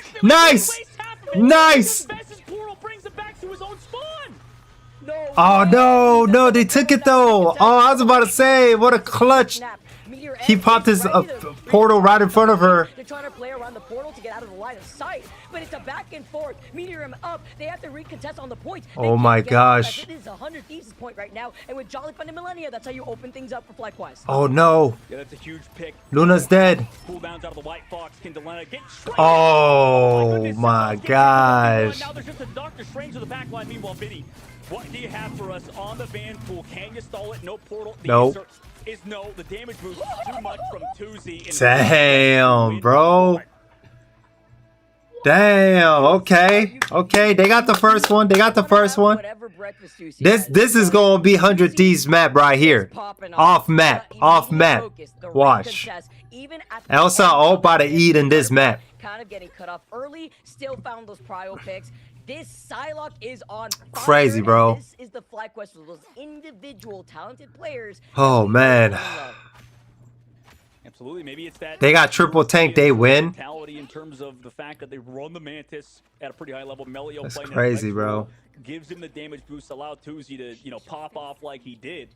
And it's funny because Fly are gonna have more ults. Well. So, big. It's a very got close. That was very close. Unfortunate for 100 Thieves, but hey, that's just the first map. This map is gonna be 100 Thieves for sure. Maybe Vicky, we need to increase them again, because if they were to beat 100 Thieves today, I mean, 100 Thieves could start off the season 0-2 after all of the expectations that they had. Can you imagine being like from the EMEA region and like watching this right now? America's FlyQuest 2, 100 Thieves 0. I guess Jeff is S tier. Outcomes, it seems like. Bro, we'll see, we'll see. At least with the eye of Agamotto, but keep your eyes on Vinny, who's waiting to take into an up angle. Because 2Z is really good with Psylocke. To take everybody off the map. I heard Psylocke got mad nerves and that's why people don't play him, but I don't see it. I don't see it. No, really nobody knows the best. I'm telling you, Jeff OP. Hey, Jeff played right, very OP. Give up the point. 100 Thieves already in control. Jolly frozen after being charmed. All that CC used on him, but they still have to deal with the goal. Yeah, CC used on him, but had no benefits. No value out of it. Woo! My God. Oh, great save. Nah, but it came out. But it came out. Okay, so Sue don't have ult no more. That's good. Yeah, excellent job from Vinny, who is kind of free on the Van pool because he gets that mismatch. Bro. And, you know, drops Banhammer, gets a lot more damage down range than maybe Zealous. She got a power crip a little bit. People, I think, hit by the Did they do like a secret buff on her? Well timed by Delena in 100 Thieves. Why play Psylocke when you can play Elsa? They still have the damage boost in these like neutral fights where the Psylocke does a lot more damage than you would think. But 100 Thieves finally have the point first, unlike the previous round. Even playing off of that slight lag here, having that difference can make a huge difference for FlyQuest to make the comeback. Winnie taking the fight over to Ken, who unfortunately gets dove off. Nice. That's one strat out from FlyQuest, really leaving Zelos and TTK, let's go. I'm telling you, stay on Emma, bro. You're really good with Emma this right now. Emma's been working for TTK very well all tournament. Kind of falter. Like they're just losing in these weird neutrals where they probably shouldn't. Ken in that case on the off angle got chased down by Delena. I mean, if he doesn't like the skin and that's why he don't want to play Emma, I completely get it. Completely get it. I don't like that skin too. The bop ain't it. The bop ain't it. If you had the dance of butterflies in the last fight, that could have been big. Look at 2C, damage boosted 2C, and he does have that dancing butterflies, as you mentioned, Dogman. Self playing around the pillar, getting out of the line of sight, does have the extermination to keep everybody up, as Vinny jumps up. Elsa just needs 1-0. Oh, nice! Let's go! Let's go! Let's go! This is the 100 Thieves we know, right? I mean, yup. I told you this map 100 Thieves, man. I told you 100 Thieves got this one. Hell yeah. That's 1-1. Now we're going back to indoor. This is going to be a tricky map for Elsa, but hey. Wouldn't necessarily favor the Ultron there necessarily. We'll see. At a big deal, like sorry, at a large effect. But I would favor Delena on this Elsa, who will just kind of be able to run free. And I mean, like FlyQuest didn't put up a fight in the last round, Vicky. Yeah, they lost every fight. W Jeff Fijay? What is that? 100 rank 1 Emma. 100-0 is crazy. Bro, TTK just gotta stay Emma, bro. Every time he played Angela or Magneto, things just weren't working. But as soon as he hopped on Emma, bro, very strong. Just stay Emma, bro. Just stay Emma. Trust. They kind of went down one after another, but we'll see if that changes around, right? The first round went their way. They had somewhere, I think, for the strategists to really bunker up and play off of. Oh, this is gonna be an all battle. It's gonna be a lot harder in this round, as it does get a little bit more open in terms of space. So, you know, how does 100 Thieves play this? And more importantly, where is FlyQuest going to put their invisible boundary coming up? And does Ken also try to play for his own life? As TPK's off that mag that he was playing earlier, and on the Emma has looked flawless. And as we go the distance too, you have to imagine what this does for the Vanpool, right? He's got those upgrades already ready to go, as he's one of those characters that like to build up, as Delena has nice. Great start. Of that weapon, TTK, Psionic Seduction, bringing them all into their line of sight, and FlyQuest are still holding on to these ultimates. Melio looked like had called in that Soul Resurgence, and Zelios comes in with that invisible boundary. A little bit better this time around, but Vinny tries to isolate them with the bubble. I mean, they're trying to sustain, they're trying to live, but they're still down a member of their team. So the Capel, don't touch the point again. This happened before in the previous round. And now Tuzi's going to get picked up. Nice. Charcoal, Yes, sir. From Ken. Is anything there to counter it? The Ultron's rage is there. So they get nothing. Yes, sir. Point, they gotta change. Get him, get him, get him. It's not looking good. Pressure, pressure. Delena is having their way right now, literally sending them back to the spawn Yup. gates, and it's still holding Good up push, before good push. backing away because not only do they have the point first, but Delena Pressure is real right now. Pressure is real. momentum and run with it. 100 Thieves, let's go. Doing whatever he wants, you're right. And I think off of that, TTK swap to the Emma Frost is just sort of stuffed FlyQuest's game plan. Like, it's just given so much space to Delena to pop off and do whatever he wants. So they've had to mix things up, maybe change something. But they don't have Shadows, so maybe you can set up Tuzi. However, it's quite the distance. Look how far back they're playing. You have to use every cooldown to even get close. And with Tuzi using the dance Nice, nice, nice. Look at the protection from 100 Thieves. Nice. No value, no value. No value if you're Tuzi. Melio's also getting focused. That was a desperate move. Shouldn't have done that. Block that. Oh, who we get? Oh. Okay. Okay. Yeah, that's you Just reset, bro. Reset. Player that he has to be for this team, or that he always is, but the team still somehow loses. Nice job from Vest, because that was kind of hopeless, right? Like, they were sent all the way far back. That's the problem with, you know, not earning the space that you... Bro, get jolly, bro. Like, he had to use... Beat his ass! And 100 Thieves obviously expected it, patty caked it, lived it. Now there's something fight, though. You're right, you go in the ultimate advantage. Yes, Vest got those KOs, but it cost them the Meteor and it cost them the Dance of the Butterflies. Let's see if they can live with the Shadows now. That's the crucial factor, as Delena's been brutal every single time with the Glortrox. And the disruption, too, onto the backline from Jolly, who's trying their best to try to split that up from 100 Thieves. Delena has that Glortrox, and they see that Zealous has already called in that invisible boundary. It's up to Melio to see how they're going to be able to try to utilize the Soul Resurgence on the other receiving end as Vest falls so incredibly low. Get him, get him, get him. Back up to health, finds another oh, this time out to Vinny dead. Had the extermination, but held on to it, so 100 Thieves yo, that Magneto combo is disgusting, bro. TTK. Yeah, and they're going to stagger. Oh, they staggering. Oh, no. They absolutely need to stagger. And 100 Thieves, their game plan was... Oh, he said psych. Oh! Okay, we have the ultimate advantage. Right. Bro. Out of teams, Vicky, earlier, that was brutal. Throw that advantage away. Slowly but surely, like Nightmare earlier. You know, for FlyQuest's side. Sure, they don't have a lot of ultimates, but they're going to build the Dance of the Butterflies. If 100 Thieves... Bro, we got to battle this out. Ultimate advantage, ultimate advantage. If I'm a 100 Thieves fan. It's looking grim, but at 95%, they're looking. Salak about to get her ult. Really only have Ken to make a big It's Jeff move, as 2C also looking to try to utilize the Dance of the Butterfly. Melio trying to go for a flank. Nice. Nice. She looked away once. Nice, nice, nice, nice. But is answered by the fate of both from Millennia, who was holding on to it. Yeah, they get the dance floor out. Self's not going to be here, and with that Ultron's rage, so that's big. Ken's ultimate. He's just going to use it to live. Yo, 100 Thieves still got 4 ults. That damage. Delena's still here on the objective, though, but they are missing Self. Oh my god. Nice. He gets deleted by that right click from Delena, who hunts him down with the Deadpool. Get Jolly, get Jolly. Yes, sir. Was that Jolly? Yes, sir. Yeah, back up, Magneto. Back all the way up. Everybody seeing this understands what we mean when it comes to making sure that the server admin Elsa currently doesn't have free reign, because Delena's having so much impact and getting these raw picks. It's even scarier in comparison to some teams that want to force out the Gambit, which was the first that we saw. About to get her ult. Yo. From the other side, actually, that was a prio pick, as 100 Thieves are working with what they have. Winnie does have that ultimate ready to go on the White Fox. Nice little bubble as Vet tries to push up and has that Meteor M. Slowly walk out. He's a lot of pressure on him. Has to anchor the point. Has to find a big ultimate. He has to also counter the Ultron's rage coming up in a second. Jolly's trying to force it out. He does, but does he live? No. Oh, nice.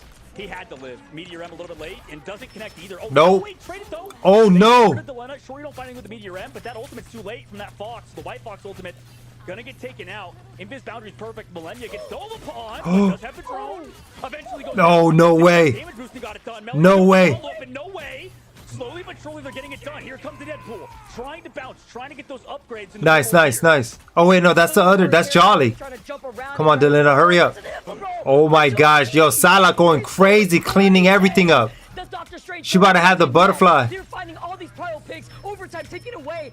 Oh my gosh. About to take a map off of 100 Thieves. TTK, silent seduction. They flip the point back in their favor, and 2C still has a dance of the butterfly.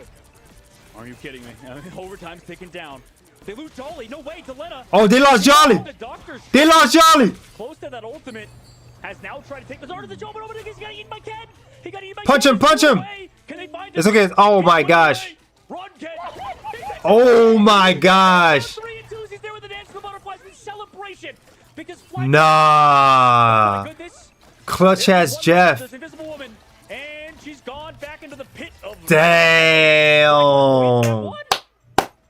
Black Quest, more like main quest. They heard Oh us. my They gosh, let everybody bro. at home and said 100 Thieves, they're the ones stealing the win here. FlyQuest take map number 1. Wow, what a battle. No freaking way, bro. You know, who needs Yo, Psylocke for the win. On top of that, let's give you some 5-hour energy. Let's give you all of the caffeine in the world. Psylocke for the win. Because that's what we just got in essence. 2Z's your MVP. Wow. And wow, FlyQuest. Okay. What a performance there. Okay. Strong mentals, iron mentals. Now, Vicky, does that shatter the mentals of 100 Thieves? Yo, Vinny got to lock in, bro. Vinny got to lock in. What Vinny doing? My brain is shattered right now. What did we just witness? 2C. Oh, they going 3 tank, 3 sub? But it was the impact of the rest of FlyQuest to come back in. Ken with an MVP. Oh, and Delena swap for the port. It was Elsa player, I right? cannot believe it. Honestly, I was thinking to myself, all right, do I get some coffee? You know, we're going the distance maybe. You know, it's this last series. Well, guess what? I'm going to get that coffee when we come out of this break coming up shortly because 2C right now, 34 and 7. Look at this. Following up with that. Crazy, bro. Got the 9 final hits, dog, man. Yeah, what a Chad, man. Oh my goodness, what a play. And overall, like I straight up, I'm starting to be a believer. Jeff is S plus tier, I guess. Already kind of been anti-triple. I know they said that's the meta. Psylocke, my new main. But FlyQuest, let's go. She said 100 Thieves. Like it feels like the Ultron you have to play back. And FlyQuest stealing the win here. Likes to set up plays like we saw 2Z do. There are 3 tanks because, yup, the TP, right? Yeah, no, Delena, bro, really tried. Because it's, as you mentioned, I mean, 2Z was just 2Z and Delena going toe-to-toe right now. I am, like, appalled right now. I was there! We were there! FlyQuest! Damn, crazy, bro. 100 Thieves. This is insane. Crazy. As we get set up here, wait to see what the second map is going to be looking like. But before we throw it over to Brick to make sure everybody is ready, we have to see what 100 Thieves is thinking. Because also, like, Dogman, as a former player yourself, like, what does this do to your mental? We're going to have to find out. You know, you can answer us when we come out of this break. We got to get calm and collected. We'll come back for game number 2 on the other side. Bro, that was a disgusting battle right there, bro. That was nasty.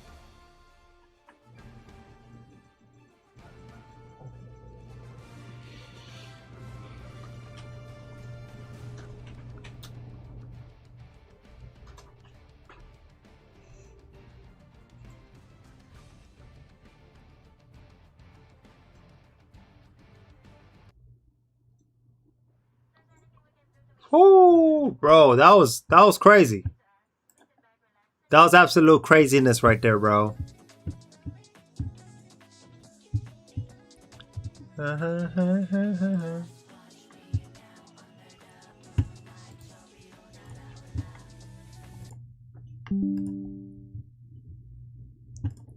Let's look at what's their name?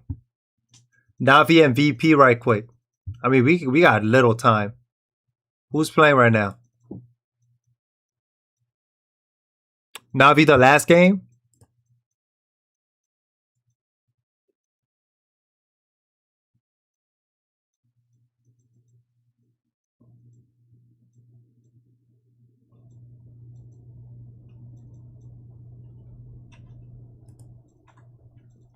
You're going back, you're watching that series with a magnifying glass and then trying to replicate the result. When they were playing up against, Establish yourself on point and then literally just refuse to. That Navi did run into difficulty with, but I mean, Jerky on the Adam is going to be able to apply a lot of pressure onto the flyer alongside. We got like 40 seconds of this. We got 40 seconds. Very vulnerable.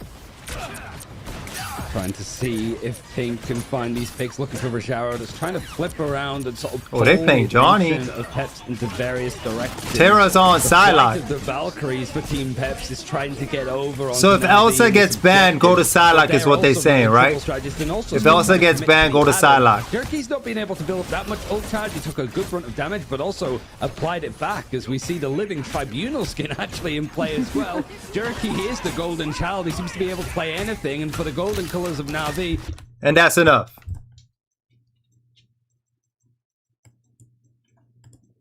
Oh, I was wrong. No, we back. Yeah, no, that's enough. Welcome back, Woo! everyone. I really Bro. hope Tuzi has a good physical therapist on speed dial because he is going to need it after that carry. Man, that damage boost to Psylocke was clinical. FlyQuest taking this first map. Yes, you heard me. I'm not mixing up the team names. It is in fact FlyQuest taking that first map off of 100 Thieves. And I think a lot of that just came down to like insane individual performances. Like those were... Delena looking like Kingsman on the Team CC. Except he's playing meta. It's not gonna be that long till the game starts. Right. Dance, you know, like we were like bringing it out for FlyQuest already. We were like, okay, we'll do the coffin dance ready for FlyQuest's demise. But it was the Uno Reverso other meme, you know, call an ambulance, but not for me, because 100 Thieves look like they're the washed up team right now. Dude, 2C and Delena 1v1 was crazy. You know what it gives me, like, flashbacks of? I don't think we're gonna see it. It depends on, like, what the pick and ban phase is. Mantis is not making through these ban phases. Ooh. Like, you know the ego check real quick? Like, 2C going crazy. Delena can't do more. What is going on here? FlyQuest actually managing to take a map off of 100 Thieves. We've only seen 100 Thieves, like, once, right? And then you take a look at, like, FlyQuest. I don't think they've won a map, like, a single time. Like, a single time in the last 2 seasons. Them meta slaves. Team Cafe Rose. They didn't take a map against Sentinels yesterday. And now we see them take the first map, their first map win against 100 Thieves. What is going on? Oh. And it's crazy because round 2 was so one-sided in 100 Thieves' favor. So after round 2, I was like, oh, okay, never mind. Like, round 1 was a fluke. It's okay. Like, 100 Thieves are in control. But even in round 3, for a lot of it, 100 Thieves look really, really strong there, obviously, with like Delena doing like the Lord's work on that Elsa, getting away with like literally everything, getting so many great pickups in the neutral, just like constantly pushing the opposition back there. But man, FlyQuest, they're stringing things together. I also just really feel like this composition worked really well for them. It did. It really did. And I think that's like what Vicky said. I mean, it's because they have Tuzi and you can play around them, right? It's excellent play out of the whole team. And, you know, we'll see how it goes moving forward. Like, I feel like this kind of is like an overarching macro situation. Like, well, she's sipping on lemonade. The meta, right? I want some lemonade. This weekend was crazy, right? Nobody understands it. And then everybody thinks they understand it. So then they're all having like massive egos on Twitter talking about how, oh, I know the meta. You're crazy for not knowing the meta. But nobody knows the meta. Everybody is stupid. Okay, you don't have to be. Everyone's a liar. Everyone's a liar. Okay, we're all dumb. You can join us in the dumb pool of people because, I mean, listen, everything's going to change up next week. Like, we'll probably see a completely different comp next week with the White Fox changes. That's true. I agree. Because then you're like, okay, then. Oh, they recorded this like a week prior and then they dropped it. Is that what's going on? Obviously, we're on the pre-patch of the White Fox changes and the Elsa nerfs, but so this is not a footage that's ongoing right now. It looked like this is a footage that's pre-recorded. Replicate this domination onto a different game mode is the biggest question mark, right? Or will this be another Midtown situation? Okay, they're taking us to Midtown here. Oh, got me yawning. Midtown every game, huh? Okay. I think this is a very good 100 Thieves map. You know, I think in the past we've seen them excel on it. But that's also all the 100 Thieves. The interesting part... Delena ain't letting Soy hit, but W Glaze though. So this isn't live? That's what I'm guessing. We've had a lot of roster shakeups, you know, a lot of storylines. It is live right now? Everything is flipped on their heads when, like they're playing the game as we speak? Or like when the game starts, like the players are literally on their desks playing the game? Midtown was a known map for 100 Thieves. Because why did he say meta's gonna change as soon as White Fox when White Fox changes next week? Like as if they recorded this last week You lost me earlier. or a week before the patch update. Different than what we saw against Energy Shock. So they definitely like tried some different stuff. I don't think they had Ultron in the mix. That seems to be the flavor of the day today. Do you expect them to kind of run it back? Like, what composition do you want to see them on? Bit confused from what he said. Maybe he shouldn't. Maybe he wasn't supposed to say that. FlyQuest, at least in this case, I want to see like 2C continuously being enabled, right? Because it could get a little difficult. Once again, like we saw, I mean, we could see like what ping they're playing on. Maybe being able to find like a better server for them to find that middle ground. But if you could try to enable 2C, because next week they're implementing the new patch. This week they are playing on the old patch. So that's what he means. Okay, so next week, Ignite, they're playing on the new patch. If we're moving on to Midtown, you usually see that triple Vanguard hold up on the defensive side. Okay, so that's what he meant. I thought he was talking about like for us. And I'm like, brother, you are about 3 weeks late. That coming out, depending if it's going to be 100 Thieves versus FlyQuest, where is that flexibility, right? Kind of goes back to the topic that we keep highlighting throughout the course of today, which is playing Hero Mania, being able to pull basically a hero out of these bag of tricks to make sure that you can showcase that flexibility.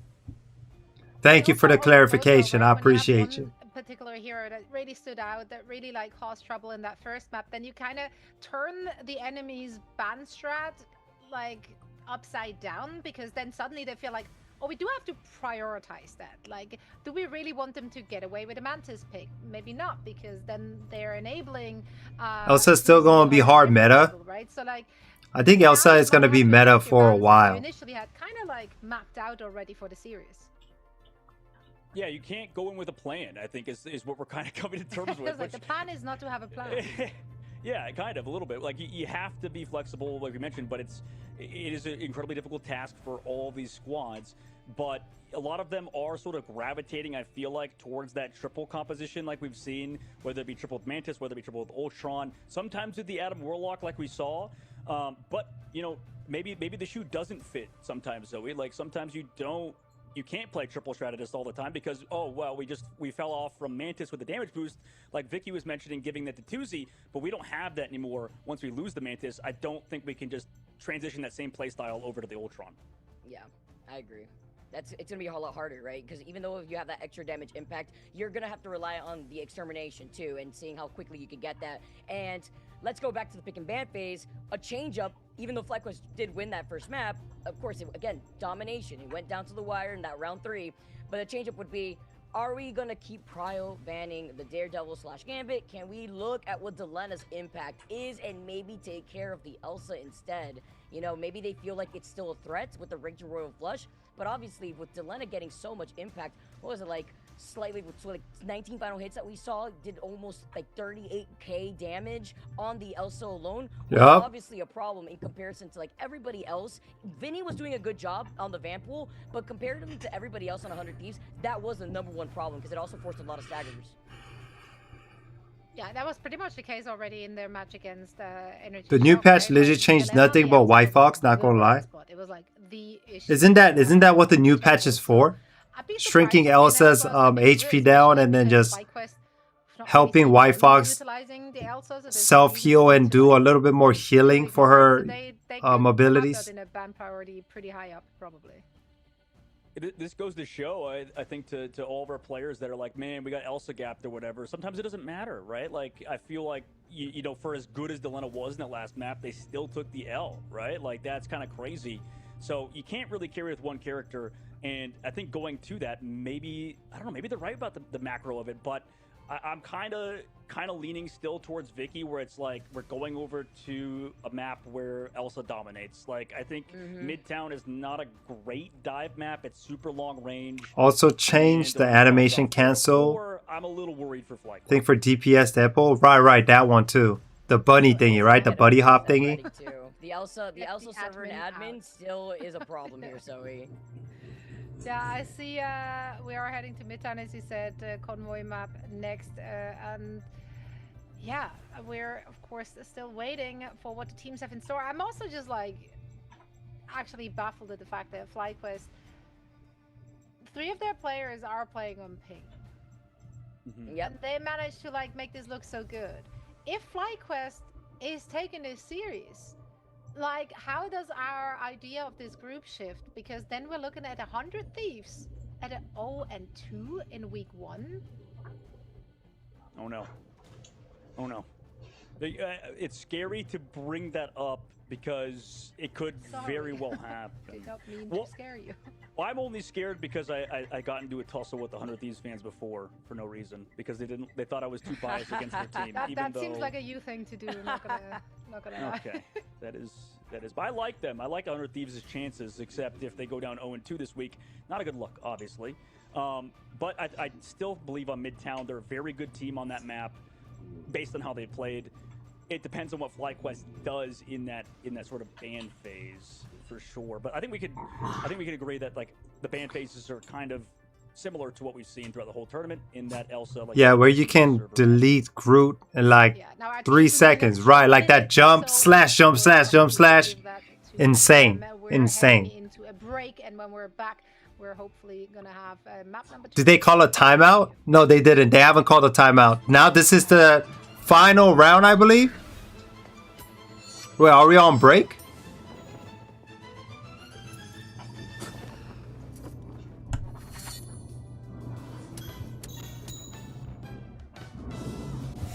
Oh, maybe they called a timeout. I'm not sure. Bro, my boy legs are swaying.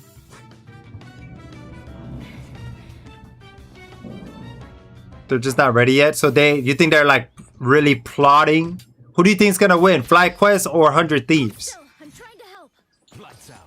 I feel like 100 Thieves is trying to figure out how to deal with Psylocke. Or maybe they're gonna give Elsa, let them play Elsa and diff the Elsa.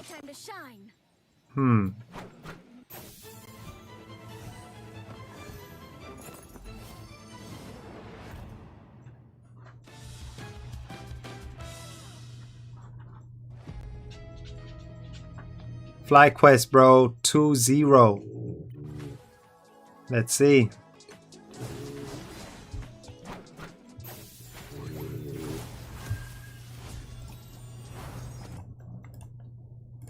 We still haven't really been able to get an elimination, now starting to trade on either side. Oh, they got the mag. IMLK falls, which means that PeP's anchor position on that point has now vanished alongside and it. plus, they got a bad Mantis. Takes out the Gambit. Now looks to turn their attention onto the Mantis as well. And finally, they can overwhelm PeP's while allowing that first cap to go their way. This is really good as well for them because, like, now you actually get to apply that pressure onto both the Ultron and the Torch before they can get into a position of cover around the point itself. So both Jerky with the just spam pressure on the Adam as well as Terra getting to set up in any position for PeP's to have to clear out first before they can commit to this walk is going to be a problem for this team to have to deal with. I've got a Rage of Ultron built up rather slowly, you got to say, for Team PeP's, considering it is 25% on the board already. Level 1 Crook has got the Soul Resurgence if they want to go more offensively. Trust me, using up the Ban Hammer before they're able to actually play it. That's a great dive for FrankieBoxing. He's been able to take out 3 charging through. He's absolutely carved his way through Na'Vi in a split second. Jerky's going to bring everybody back, though, because the Life Cocoon was in hand. He gets taken out. It's only going to be 2, however.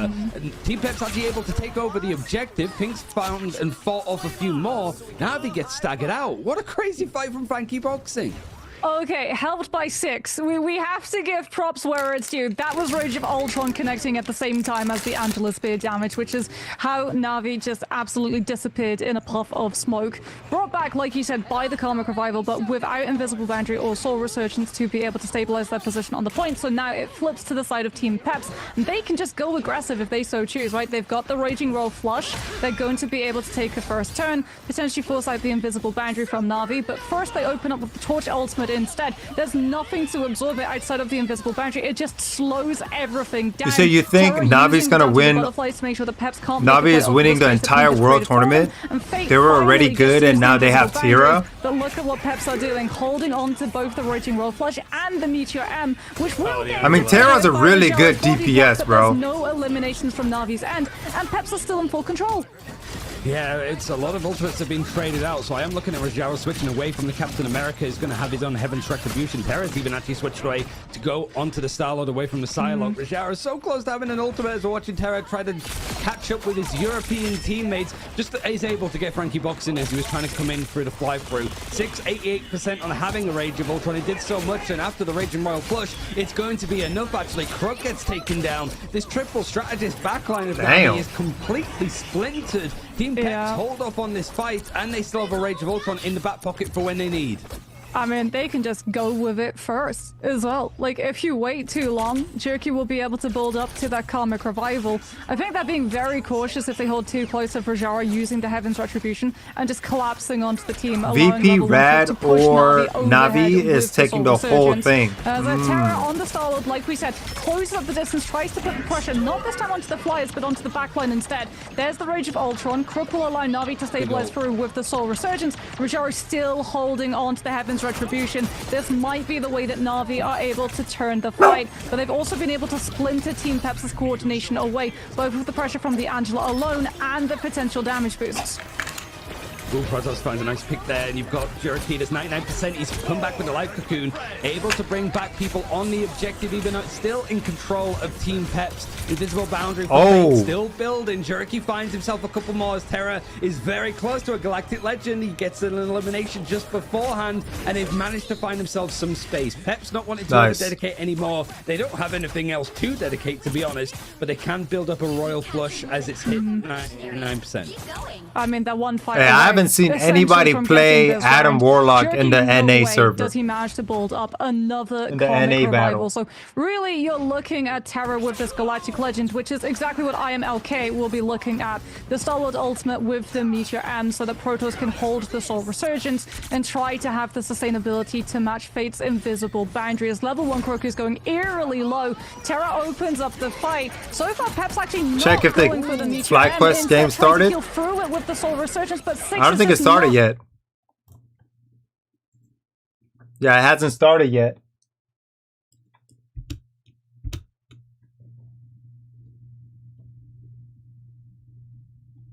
In day 2, we are here to fill you in, starting with day 1, Chip. I mean, we saw kind of the debut for a lot of these teams, some of them knocking off the rust, others coming right into the new form of what roster mania is. Day 1 has come and gone. Are they about to start? Day 2, though, you were the caster of it, man. What did you see? I don't see a countdown. Describe it.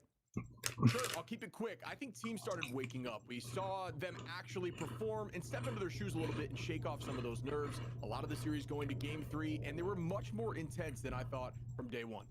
Well, listen, man, let's go and kick it off with Nightmare versus we lost. And this was a close one. I mean, the word to describe the first match was probably the closest match right there with it that we've seen in Ignite yet, or at least this year, too.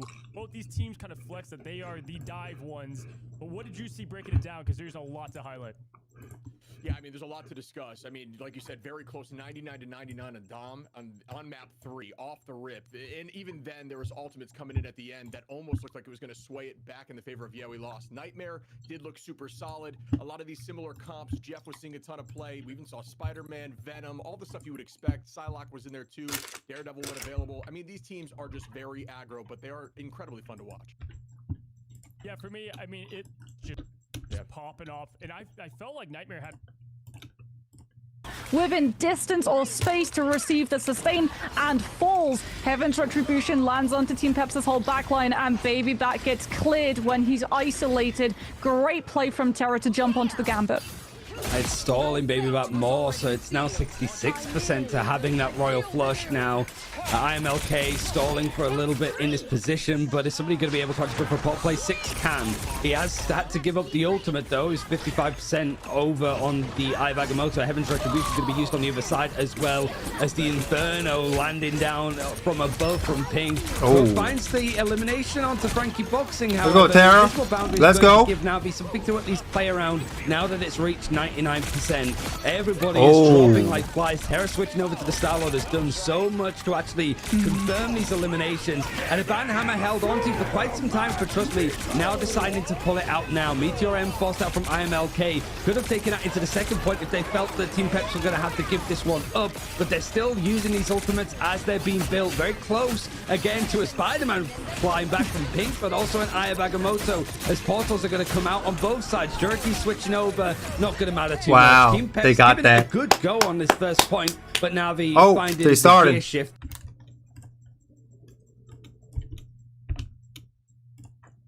Try to prioritize keeping that Mantis again.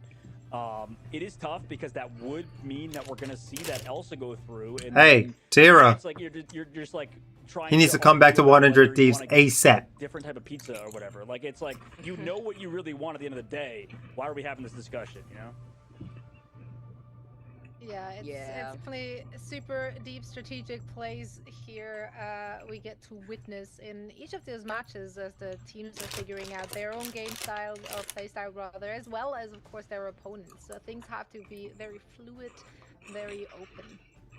Yeah, you think about too, like getting iced out, right? Because momentum is everything. I like to call it out as it is because it's a long delay and you want to be able to get fired up and get right back into the action. But to be completely transparent to everybody wondering what's taking so long, it's just about selecting the server that they're going to be playing on. We keep mentioning it with 3 players on FlyQuest playing on Ping. It's about finding that middle ground between these 2 teams to make that decision to come to an ending point here to figure out what this next map is going to look like, because currently FlyQuest in this best of 3 are sitting at match point, dog man.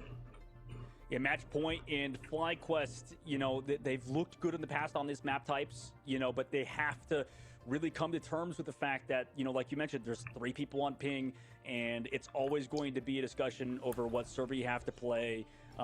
You know, because playing on Ping and Marvel Rivals is not easy. You know, like you'll have, especially for the projectile characters, your aim is going to be even more delayed, and it can really throw off a lot of your synchronization in terms of like your aim and all that sort of stuff. And of course, we do hope that none of these delays are impacting the momentum of the team here. Both teams are still looking to get their first victory. 1-0. Let's go. Midtown. 100 Thieves, lock in. Can 100 Thieves tie it up, or will FlyQuest run away with it? Yeah, lock in, bro. What do you think? I'm thinking this is gonna be an extended series, and we're actually gonna have to stay past 12 o'clock. It's gonna be past midnight, and the series is just finally gonna end 9 to 8. That's what I'm gonna say. Well, it's a good thing that I'm on complete degen schedule, because it goes hand in hand with the way that I be gaming too. Me playing at 40, 70 ping. God damn. And we also obviously come to an agreement in the what server we're going into, because I actually heard through the grapevine that I believe 100 Thieves wanted the Dallas server over the Virginia server that we just played on in that last game, and we're gonna have to see how that is influenced into FlyQuest and the way that they approach this, because it does make it easier for 2T to pop off. And as he's hovering over that Venom, we do get to protect over that Van pool. So no Elsa, no Gambit for 100 Thieves. Whereas 100 Thieves wanted to prio the Loki protect, and because they prio that first, that means that they won't have the Gambit, because it had allowed FlyQuest to get that second ban next. Yeah, I think we've seen a lot of teams take us to like Shin Shibuya and stuff, where you know, you see that type of hero, but the Mantis getting removed based on what we saw in the last series, I think adds up. But for FlyQuest, what do they want to do? Right? Also hit GM today, pretty cool. Hey, congratulations, bro. Hell yeah. Get to Celestial. Grind it out. Nope, gonna be towards that Mantis, so they don't want to necessarily get that one-sided matchup. I haven't played Marvel Rivals in 3 days. Ever since Ignite started, I haven't played Marvel Rivals. I played that Magic game one time, and when the stream was lagging, or the video was lagging because of it, I haven't touched Rivals yet. The Loki Protect, though, when they saw that 100 Thieves had banned out the Gambit, which means you will not get the double Rage and Royal Flush. I'm excited to see how this is going to play out. Of course, since we are moving on to Convoy, the Invisiwoman Hover, it's going to be the next ban, so you will not. So they banned Elsa and Gambit. Coming out online if you get that God of Mischief copy. They banned Elsa. They haven't saved Elsa, but they're saving Wolverine. They're going Wolverine route. So we can play the Wolverine, and we don't want that Invis on the opposite side. Does that mean FlyQuest go for the Invis ban too? Like, maybe just like, based on what we've seen earlier, we could see that. The group ban would kind of make sense. They're going for Invis right now. I mean, not Invis, Wolverine route. But that still leaves Damn, but they got rid of their invis. However, Groot not available for 100 Thieves. Meanwhile, FlyQuest can't play the Invisible Woman, so they would have to rely on, you know, that. FlyQuest didn't save Gambit, but tank pull instead. So this should be unique. I think it's a very interesting end. Seems like it. Like ban phase, but 100 Thieves. The fact they get to play Wolverine is nice based on what we've seen earlier, and a lot of really good Wolverine players take the stage. And Vanpool, right? Because we know how Vanpool likes to scale Vanpool. throughout the course of these games, and since we are on Convoy, you know that we Vanpool. They don't say tank pool, they say Vanpool. Those upgrades over the long term, and seeing how this is gonna work out, right? FlyQuest just getting set up. Hey, Bubba. Gonna be able to load in shortly. Vez, What you doing down there like a little gremlin, huh? Yeah, you caught. The Magneto, you talk about the Magneto What? getting those bubbles. It's gonna be You wanna come up? for Zelos to be able to get away with this, but at least they won't really have to worry too much. Aside from Self, that could get a kidnap out of the Eternal Bond onto that Cloak and Dagger.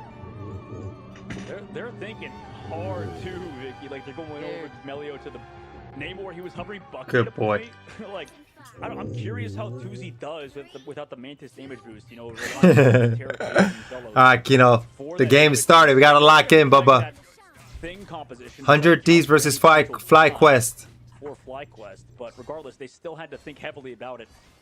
Starting off, though, 100 Thieves is on the attack with that Phoenix alongside their Loki Invis backline. Ooh, Tusi, though, gets called out immediately by Delena and says, it's fine. I don't need the Elsa. I can be just as explosive in dealing with so much of this damage. Oh, Emilio playing Namor. Two out originally from the side of FlyQuest with Tusi coming Let's back. go TTK. Stay on Emma. The Squids are also there, and Melio is the next victim. 100 Thieves, they're upset, and they're clearing the point while painting a path for themselves to that next checkpoint. I'm curious what they run after this, because I don't know. I don't personally. I'm not a big fan of playing Psylocke into 100 Thieves comp. I mean, they have Invis, they have Loki to peel. Tuzi's gonna hard shoot tanks, I suppose, but he needs to not get picked off like that previous fight. It's always tough against a full counter. Okay, Bubba. Okay, go over there. And they're already fronting to back their way towards the very end with 3 minutes left. Go over there. Melio making that swap up to the Punisher with Jolly taking so much damage to kidnap somebody. Save this is the Doom match state, right? Why everybody even choosing this map? Next pick here as the ultimate comes in and Tusi isolates Winnie. Tusi getting a really big pick off here to flip this script, and Tusi unfortunately gets called out by TTK because the TTK Emma is out, and with the Silent Seduction and Millennia with the Invisible Boundary, it's too much sustain. They're looking to try to recontest, but with right now 100 Thieves just being able to get to the point, there was no stall. Smooth sailing. Loki copy too. Oh god. Oh, that's pretty bad. He's going over the Jeff at the very least. They're going to switch to full dive, and I think that makes sense. Like, first point, it's tough. I don't know, man. Like, just playing Psylocke, I don't even know how he got Winnie. Like, Winnie's movement must have been terrible there. Like, he had all cooldowns up, and Winnie just doesn't teleport away or use shift or right-click. Like, he's got everything and just gets two-tapped by Tuzi without damage boost. That's pretty embarrassing. But embarrassing! They at least don't have ultimates used in the previous fight like Ken did, and they're also still pushing forward at such a blistering pace. Yeah, they are. They're moving. Already past halfway. 4 minutes to go. They're gonna be able to just hold forward. Oh, Jolly just dying, bro. Wolverine going in, bro. Zelos taking an off-angle position. Already used up that BRB, it looked like here too. Gonna have to boost up into that Sia shortly to follow up with Tusi and the Dance of the Butterflies. Melio is on that Daredevil though. That's another. Oh wow, Rocket only has 2 ability buttons. In the form of the Invisible. E and dash. Ready to go. Just waiting it out shortly because right now FlyQuest need to contest on this point. They're so close to that second checkpoint, but he brings him back, kind of forces out the recontest, and Winnie finds Jolly. That's 3 out for FlyQuest. 100 Thieves. They're mad. They're looking to speed run, and look at this time bank. You still have 5 minutes. Oh my gosh. Yeah, this is what yo, 100 Thieves pissed. That's what FlyQuest is. A lot of people choke on this portion of the map, so let's see how they go. Let's see if it's gonna be a continuous smooth sailing. Just like we've seen Jolly feed multiple times over. All right, now Milio swapped to Phoenix. Floor convergence is always going to be a struggle unless you're on like that first point where things are very, very centralized. It's not been easy because Self just gets that chuck from Vinny and then can just kind of grab anybody he wants. Also, they just sort of secure the payload the whole time. So look at this. It's just been moving non-stop. Barely anybody's touched. Finally, we use ults. Yeah, this is one of those really tricky chokes too, where once you get held here, it can be difficult to make a comeback. And I like the way that Flag are at least able to recontest the first time right. They hold back 100 Thieves, because with this 4-minute time bank, it is dwindling down. But look at Delena, does have a reset, as well as TTK with a Sonic Seduction. As Self is waiting from the side, looking to see if they can try to get the kidnap. But with the dance of the Cutterflies, Tusi's trying to isolate them, and it still finds Millennia. Yeah, that was well timed. I mean, perfectly timed. Wow. That in terms of the ultimate. The follow-up was there. Used the See You Later earlier. They didn't use anything. Right Self just wanted to get some positioning, maybe try to get the kidnap or something. But you use that ultimate, you set him back to spawn, and you just got to keep setting up these dives without getting picked off, right? Melio, who is now on the Phoenix, can try to match on the opposite side of the map. Delena. What can they do here, huh? Regardless, you're still trying to play dive. Oh my goodness! Oh, wow. Wow. What the hell was that? That was just on site. Well, Delena back to the drawing board. Delena, every time they go around that left side corner, it's just been absolute execution. Putting them in the microwave, quite literally, and with 100 Thieves at least coming right back around to follow up. Jolly has a survivability with the Freedom Charge. It really feels like 100 Thieves are like kind of on autopilot, right? Like we're just going down in weird situations. Invisible Bounty to counter the Phoenix on the opposite side. Did we use anything else? It looks like Vest did use Deadpool ultimate. So it's one, or actually 2 for 2 in that last fight. And they still want to stall. FlyQuest are trying to get more out. Delena's going to commit the Phoenix ultimate to counter the cap in a weird situation. But luckily that burn kind of goes through the walls regardless. I do have to give a shout out MVP to Millennia, who had great reaction time, knowing that they wanted to completely dive on them. The It's Jeff, can they stop them? As the protection comes in, they cannot get the kidnap here, and the It's Jeff is running away. Ken kind of sending them over to the left side, and Delena getting some revenge onto Tusi. The BRB will bring Tusi back at the very least. That Dance of the Cutterfly is very close to being online, but they will have to deal with Winnie getting the copy onto Millennia with an invisible boundary. Yeah, this is getting really messy. 1v1 on the high ground, meanwhile between Melio and Delena. He had to fall back towards the main side. Jolly trying to distract. Here comes that Wolverine ultimate. Did it even connect on anybody? Might have been Vess, but he's got that hard pocket, so that goes to waste, sadly. Tusi does fall to Delena, though. He's been hunted down on the high ground by Delena. Oh, they're calling him out. Melio's trying to get away. They're trying to use the comms to call out where Melio is, but with the Sia, Sellers actually brings it back to health. So is Vinny, though, rallying up the troops of 100 Thieves to try to... Let's go, bro. Let's go. Get up in there. Yup. Though, leading everybody forward. Self fights fast. The BRB is getting so much impact, and the Dance of the Cutterfly. Let's go. No, He's one. Nobody's looking at Delena. Oh, nice. So on, kind of crazy. Delena finally taken out by Tusi, so there was at least one person. Passive used. Self also needs to keep going. Nice. Poor guy. Keeps nice. Having to anchor the cart. Yes, sir. Nobody's gonna anchor versus TTK. Yes, sir. 25 seconds left. 100 Thieves cap out. You know it's serious when the TTK Emma comes out on board. And that's what I'm saying. TTK, stay on Emma, bro. Stay on Emma. Almost consistently through that right side once they broke through. You said, ew, nasty Emilio. That was a nasty kill, but that kill alone couldn't help them secure the defense.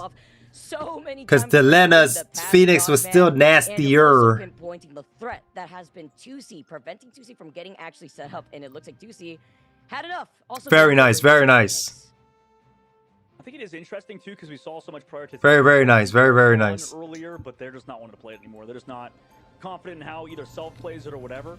But they're playing the triple defense, and considering it's like you mentioned, like TTK on the Emma was sort of that just counter to whatever FlyQuest were doing dive wise, and it's always gonna be tough. Like we said, I mean, dive on convergence and convoy. It's gonna go to.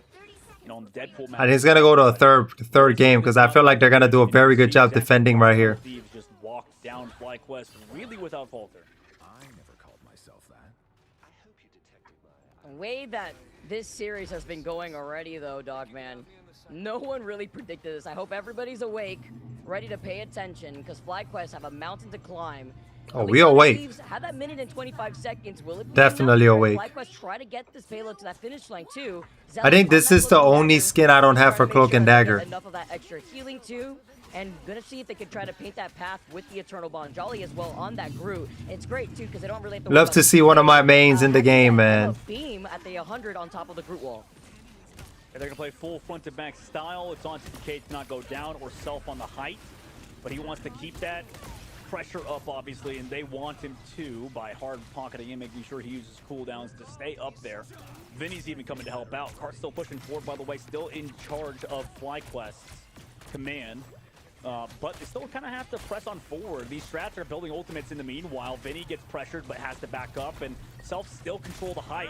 Gonna do a ton of damage here.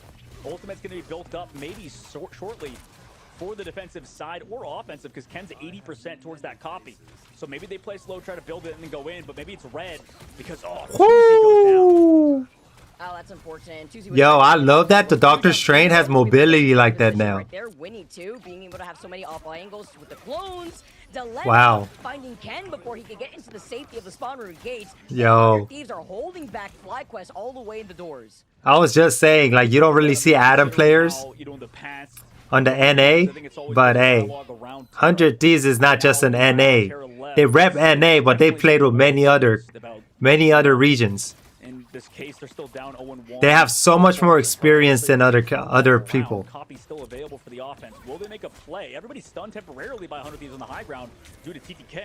Wow, did the Wolverine just snatch somebody? Almost online for Delena. TTK has been a menace, but they swat the Mosquito with Melio and those claws. And Yo, TTK got to get off Angela, bro. They're back on Emma. Different off angle. You see the lamp that were forced out. Melio though gets the kidnap, finds Delena, has to prevent this passive from coming off.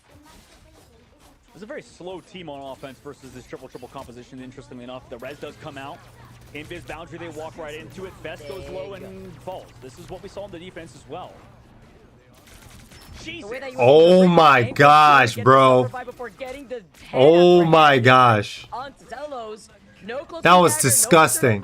And with the copy, Winnie also gets the get ready, set, go button, because rise again, my friends. 100 Thieves get to play extra aggressive. Now you're down to a minute and less than 35 seconds on the clock. Although FlyQuest, they do have some ultimates online, Dogman, but I feel like they just have. Bro, that was disgusting by Delena.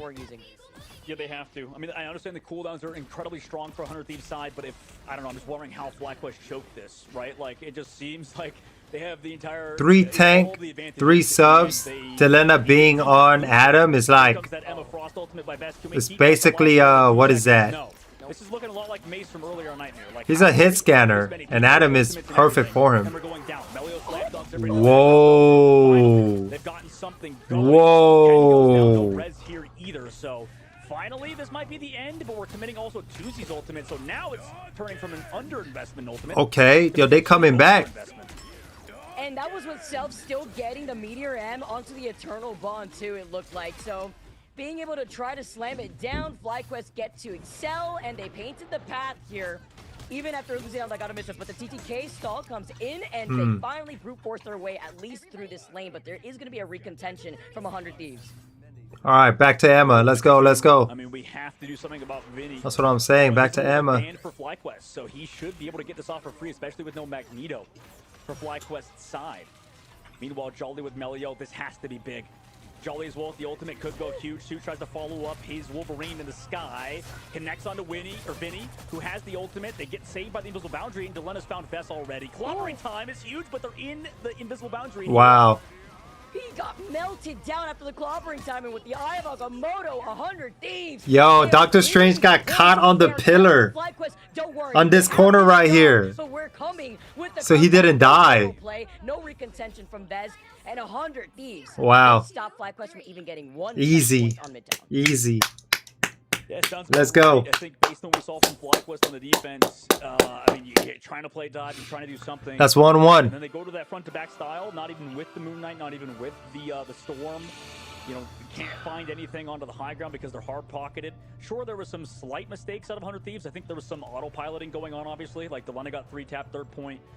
Winnie got combo. That's that 100 Thieves right there. Like, that did happen. That's that 100 Thieves right there. I mean, that's maybe the fault of Look at that. Right? Maybe that's their themselves, right? Like, it feels like hell yeah. Were to lose a team fight, it was primarily because of themselves. They did something stupid. Meanwhile, for FlyQuest, with no Elsa, I don't know. They don't seem so. They don't seem so powerful without Elsa. For Mace, it's kind of the same thing here, right? Like Vess. Game 3, yes sir. Whether that's on Vess or the squad, that's kind of on them to figure out. That's why I dwelled back on like that nightmare topic point, because it's kind of repeating itself just in a different form, where this is the 100 Thieves instead of like the space station games that we saw earlier on today. 2C, unfortunately, you know, cannot do more, even making that swap over to the Bucky, making you also wonder, like, is this going to be the duelist lineup that you want to rely on in comparison to what we saw from TTK and Vinny when they also had self-swap up real quick to Lena? 17 final hits. The consistency is there, even if Delena had lost out with the rest of 100 Thieves in that first map, Dogman. But then you have to consider that the next map will be up to FlyQuest. Where will we be going? What server will we be playing on? We're gonna have to find out on the other side of this break. That was dope. That was dope.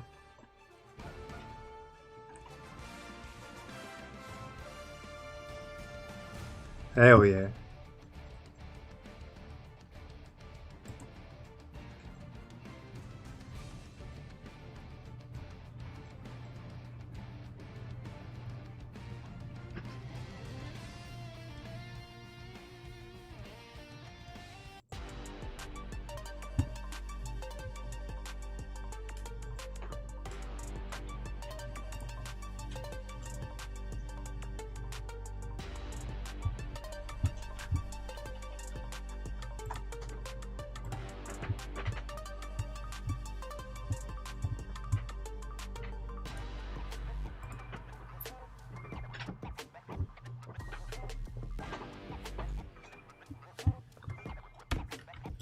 Bum bum bum.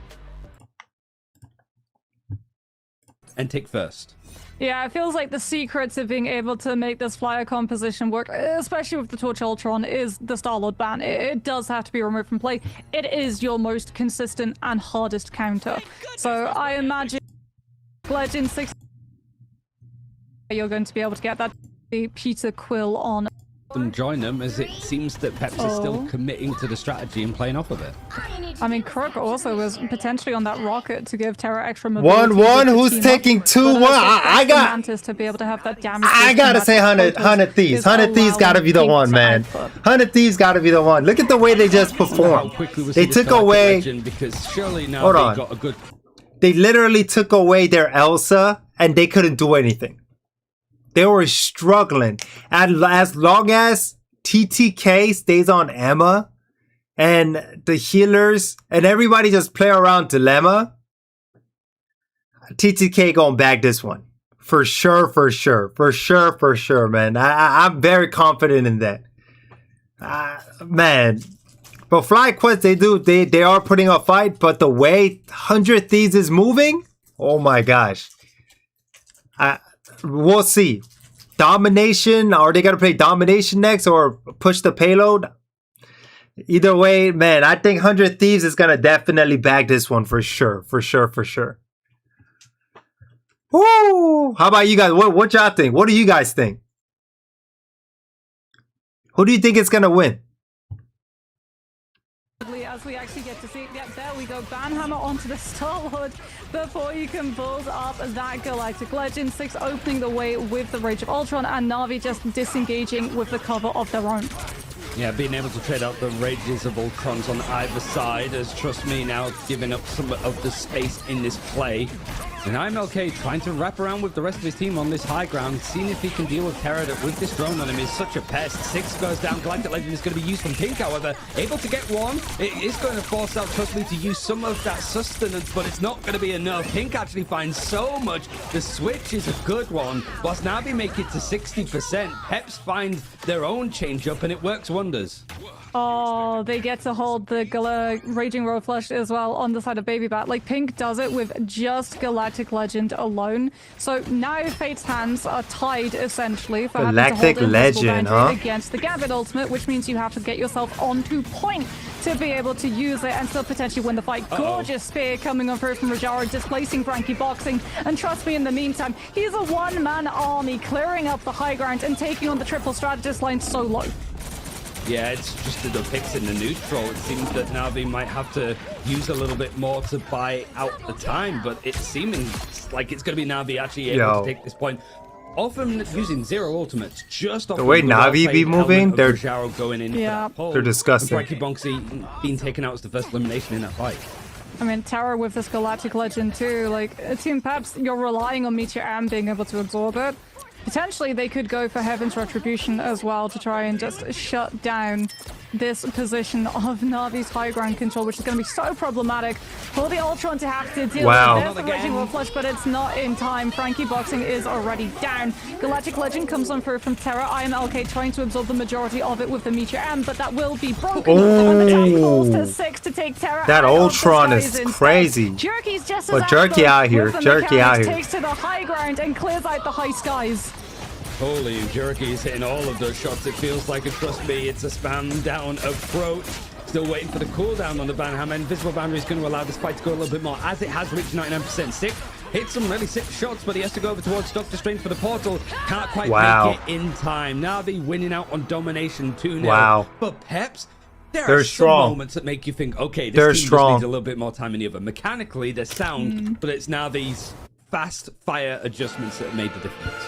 I smell convergence, and I smell a Star-Lord save on the side of Na'Vi if it isn't a ban on the side of Terra. Because, like, honestly, when did he switch to Iron Fist? Been able to slot a did he switch to Iron Fist just to show Iron Fist's highlight? That's funny. Are we back? Oh, we're not back yet. And draft somewhere. Like, really, potentially, Na'Vi would be up. Yeah, but I mean, Loki's way more problematic. Loki, Mantis, Adam, oh, they playing in this map? Let's go. And lasting longer in these fights. But it is a Mantis versus, like, a one-sided... not Loki. It is a one-sided Gambit. So Gambit versus Mantis is interesting. It's whether it's going to be much of the triple strategists in play. I mean, Terra is already on this Namor as well, so we already called that Jerky was going to be on the Atom. If they're playing on Domination, they're absolutely going to play on Navi is good if it's free and available. But who's on BP? Should be able to keep a closer eye on things like the Daredevil. Nobody's on BP. Nobody's on BP. Looks like it's going to actually be two strangers, but keep your eye on. It's probably them. Like, we've got a Hulk on the field. That means fastball incoming from this Wolverine for Navi to have to think fast and deal. Oh, with. why no BP? Think fast is that I'm not sure. Maybe because the thing just won't let him play. Great play up actually was sick. Trust me, goes in for the counter dive and it gets the pick. Yeah, the thing won't. As soon as they pick BP, they're gonna choose the thing, and then BP's just. He can't. He's unplayable. At the very least, nice coordination from Frankie. Super unplayable. Like unfair. Forces the self-res out of Jerky. On some sad which shit. Is actually huge, especially the closer he gets to that Karmic Revivalist. Perhaps are doing a very good job of trying to take a lot of space with just IMLK jumping with those incredible leaps on that Hulk. But Terror on this Namor, 65%. Just getting to look at the Vanguards and just charge up the Trident again and again and again since the ammo is infinite. They finding a couple more picks. And it's pretty much the hold right in front of the spawn doors that Peps has to try to break here. Haven't seen too much of the fastball actually make its way through, but it's more the fact that the strategists are building up these ultimates. Gambit. Protoss? I mean, he was looking like they were going to use it. There we go. Everyone's lined up. Everyone gets it. Terra is actually in Blessing of the Deep at the moment, so not using Horn of Proteus to interrupt the movement shotgun. of Peps forward, rushing like a wave towards Navi's defenses and overwhelming it. Yo, Punisher shotgun is so strong. Where the go button was going to be, but Peps making sure that everybody was. I love using Punisher shotgun a lot more than his primary. Creating space. Navi. No Hela either. Yeah, apparently Hela is very easy to dive this season. So people are playing either Elsa or Phoenix instead. Well, Trustmate's already pulling the attention, allowing Na'Vi to get through the choke without having to worry about Pink in the close quarters with that last stand. The Venom soft dive created the space, and the rest of Na'Vi's team now get to find the eliminations. Venom diving yet again, disrupting the disengagement. Rogero at maximum charge. It's just going to be absolutely melting through those Vanguards. Gets the nice headshot. Crush, holds Frankie Box in the loft. Mantis is so strong. To bring them down, but Na'Vi, they're still giving a lot of respect to what Peps can do. They don't want to overextend. They have to address the fact that yes, Invisible Boundary can slow them down, and yes, Final Judgment can absolutely shred through both the sustainability of the Mantis or the Invisible Woman ults. Oh, posture check, Moxie. There's about to be 12 ultimates in the server. One's being used already, and it's a combination of the Beast of the Abyss and the Horn of Proteus. Turret is going to come out from 6. Does have the final judgment. It's decided that he wants to go for the ability instead to see if Trust Me can be forced out a little bit more. Oh my gosh. Able to get into the backline of Protoss. The only player from Team Peps that didn't have an ultimate was him, and I feel like everybody else was. No, that's crazy nice. Final judgment been used and it's crazy. Oh, why did they corner themselves like that? Very quickly.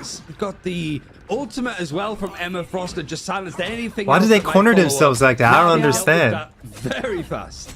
I mean, they had the Karmic Revival too. If their hand was forced, they don't even use it. They still have it available to weather the storm of a one-sided Raging Royal Flush, which Peps were able to utilize so efficiently last time, but not this time. As Pink is clearing up all of the spaces, they want to try and intercept. Oh wow! Run away since what the a great grab! So far away from the Adam's position, it's highly. He got ult. He got ult. Is enough to bring him back. Jerky's just going to try to close up the distance. He actually runs to the other side of the map to pick up both Trust Me and all of the rest of Na'Vi's fallen. Level 1 Crook with the Soul Resurgence, allowing Na'Vi to come back into that fight, but walking directly into the invisible boundary to slow things down.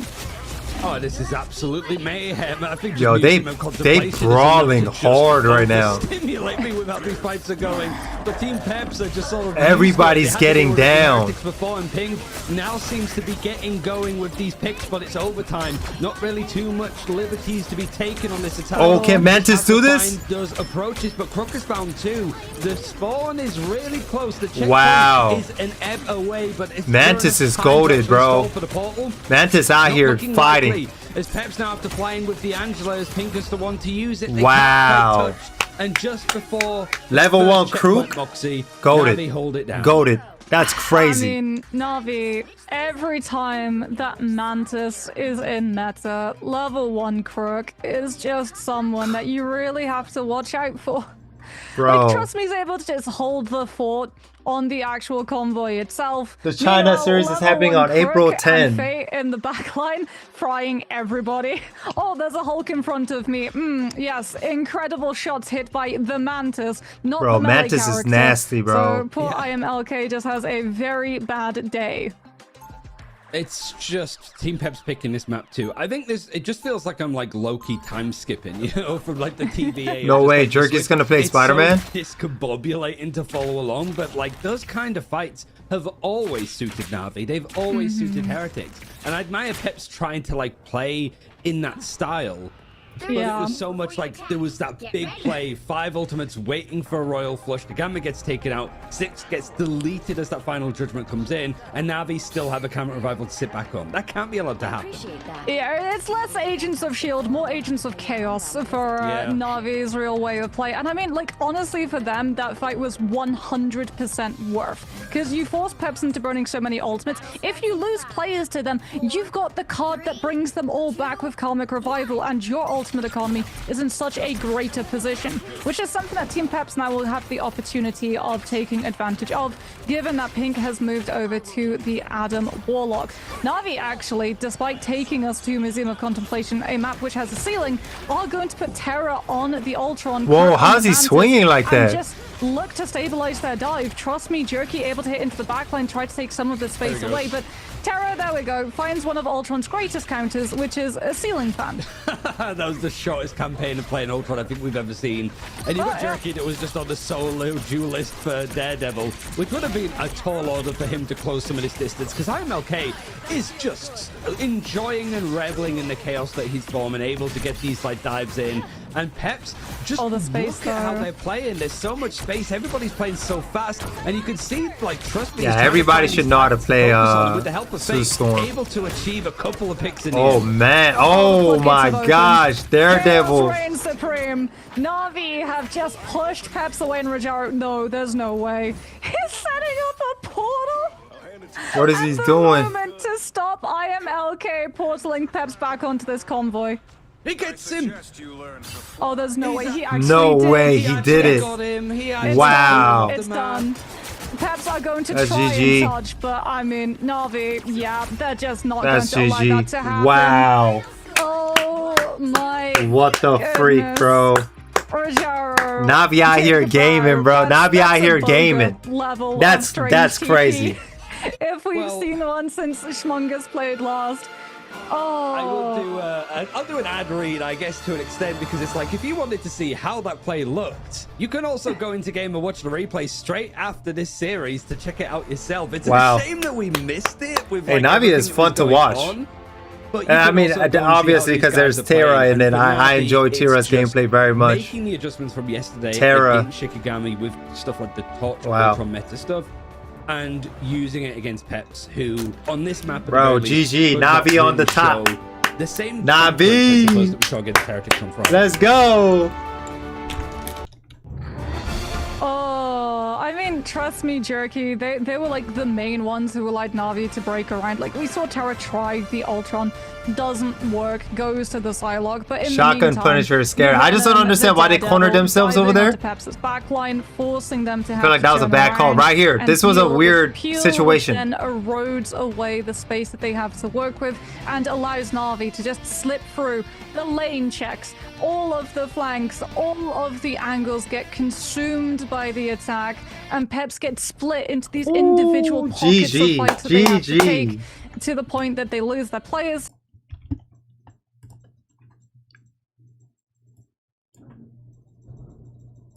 All right. Now TSM struggled a little bit in day one to find their footing. Lunex did look strong, but for me, it really all came back together, and you saw that teamwork come to play with TSM that fought back, lost one game, and then won 2 in a row. Shiv, what do you see? Yeah, we're consistently strong, and I think TSM struggled on Dom, but then they just got their footing with this new triple composition. They started running this more brawly, deep front line, triple on the front, and then allowing their, essentially one duelist on the Star-Lord, who looked really good, obviously. But yeah, it was unstoppable. As soon as that switch came in, it was like the cart stopped moving, everything was stationary, and they locked in for the next 2 maps. Yeah, we've seen a lot of triple Vanguard, and I think it was cool that back in the dev vision, they showed actually how well triple Vanguard works at the highest level, but you have to have an anchor duelist. A little bit in SSG, we saw that whenever you had Nectar as the Star-Lord, and in this case, that's insane, bro. I feel like FlyQuest is gonna win. I mean, FlyQuest is not gonna win. 100 Thieves is winning for sure. And we'll see if that's just part of their flexibility or, one of the team packages that they want to run moving forward. Lunex, though, they've definitely proven themselves as a team that's going to be tough to beat. Sure.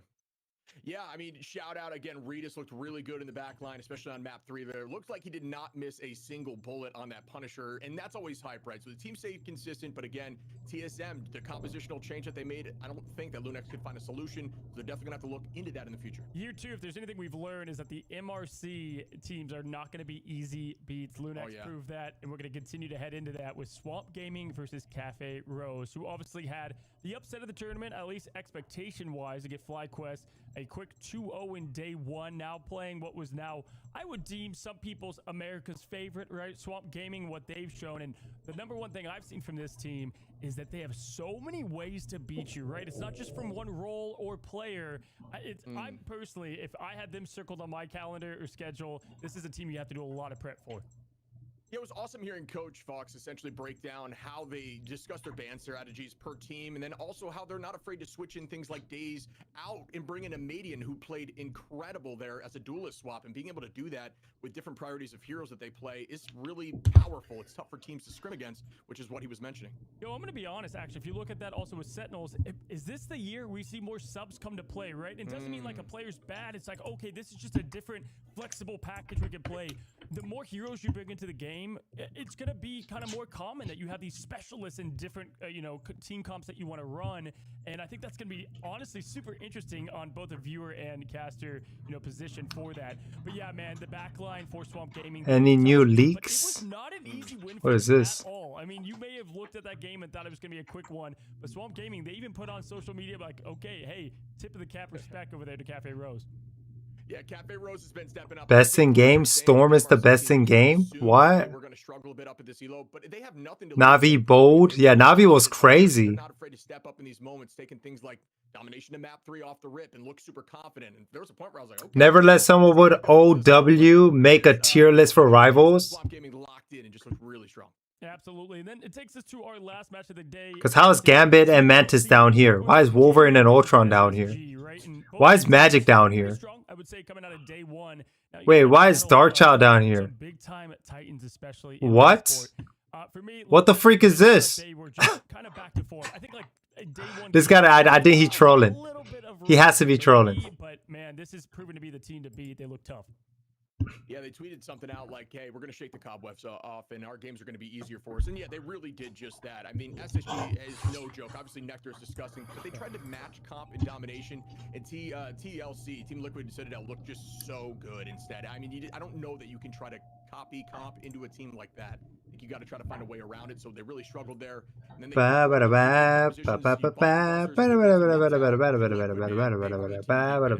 without question. Day 3 is going to be full of matches as well. There's going to be a heater on y'all's plate to watch. A lot of bangers out there. Get ready for some action. We're going to jump right in. Already, day 3 is underway, and we have our predictions ready for you. I mean, obviously, this is really tough to get predictions in. We've only seen these teams on a very small sample size, but today we have some matches that will definitely show a lot more of the path to the finish line in the preseason. Now we start with Swamp Gaming versus NRG. Talk about starting with an absolute heated banger. Shib, I'm going to give you the floor first. Who do you got? Because these are the favorites amongst, Group A.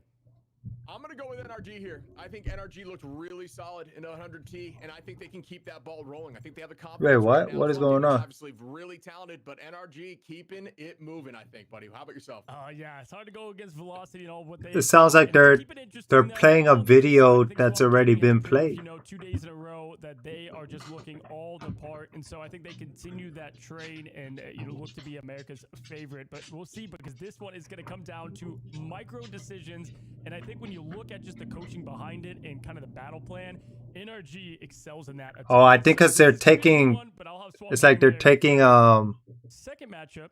We have we lost. They're just replaying the video we saw, a video that played earlier today. I think we both got the same. Yeah, I think we have to stay this. Yo, this going on for a while though. Is the way you've got to think of it, especially when you're doing predictions like this. It's got to be we lost. I mean, if you look at it, hey, it was the fastest ever we saw a best of 7, and we lost did. So maybe Lunex, it kind of sparked a fire under them, and maybe they look back. That's right. Energy Shock going up again. Like you mentioned, they're very blessed.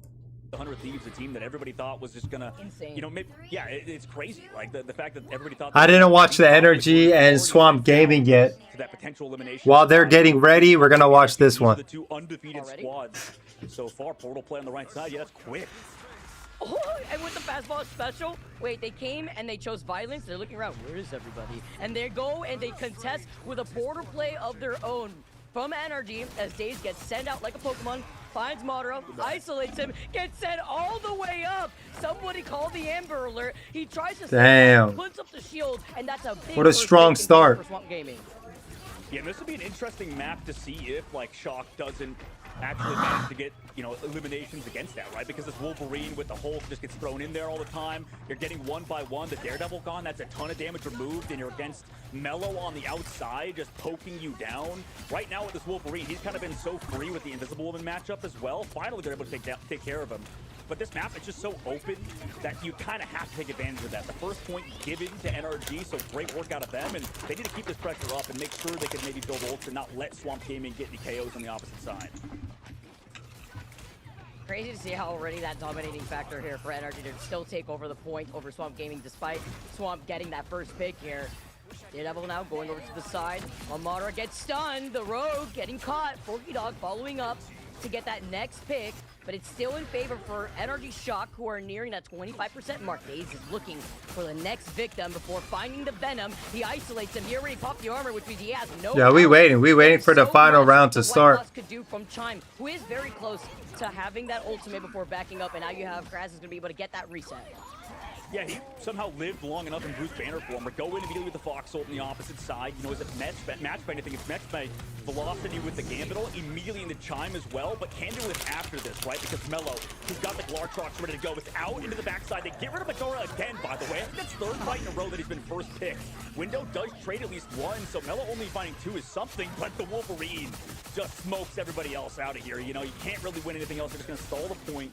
But regardless, I think for Energy Shock side, like they're up and they're still delaying, by the way, but Madara's got to slow it down a little bit. Like he just keeps being the target of focus for Swamp Gaming every single fight. They built 63%, which is nice, but you used both Stratus ultimates in the last fight. Forky dog. I think I'm a little worried for them moving forward now.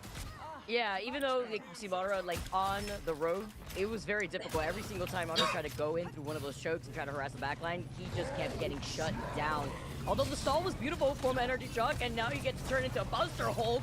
The trade-off though, and just trying to delay here from the road before the retake comes in from the back end of Energy, trying to flip it right back in their favor. Forces Strat to back away and split his attention over to the devil of Stinkers. Window also comes flying and trying to get the follow-up, but Mello has been shutting them down, getting so many of these picks already from the very beginning from Swamp. Yeah, this has been an interesting map, I think, for like Stinkers too, because Stinkers hasn't been able to do much on Daredevil, considering this is like such a open piece of land, kind of. Like it's hard to kind of get in. But now Madara finally goes out with the ultimate against Valentina, though, right? So he's gonna keep, or they're gonna keep everybody healthy on the backside. Madara is gonna slow down their ultimate charge, hopefully for him, but has to back out of there with their lives. Otherwise, this would be potentially brutal. But they do have the Gambit coming into it. Surely it's read by Swamp Gaming into the sky. Doesn't catch anyone. No. The fact that he missed right there too, you saw the white box go push all the way up, and that would have been a huge first pick considering the Chime is at 91% onto the ultimate. Stinkers waking up a little bit, finding Valentina, the backline getting torn apart from Swamp Gaming after we were just highlighting how good it is for them to try to kite away, and now Energy Shock, they take the point back.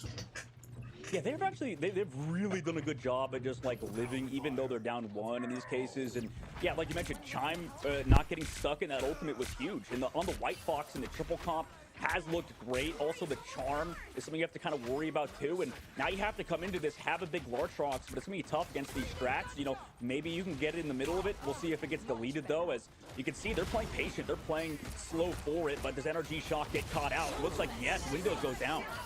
Oh, huge here with the invisible boundary, allowing Forky Dog and the rest of Swamp Gaming to get a little more aggressive, but they have to try to re-push here because at 99%, is anyone here to force the overtime? It does, and with 2 picks in favor for Swamp Gaming, they move in for the free realistic. Energy Shock just trying to back away, trying to delay what could happen with Madara being the only one left. It's just a matter of time before the flip comes through and the reset for Energy Shock, but I really like the way that they've been trying to play a lot more split. Mello just trying to take an off angle here, and if you take a look at these ultimates, Swamp Gaming don't have that sustain, where Energy Shock really don't have it either to really match, but the velocity is the closest one to that Rage of Royal Flush in this triple strat lineup.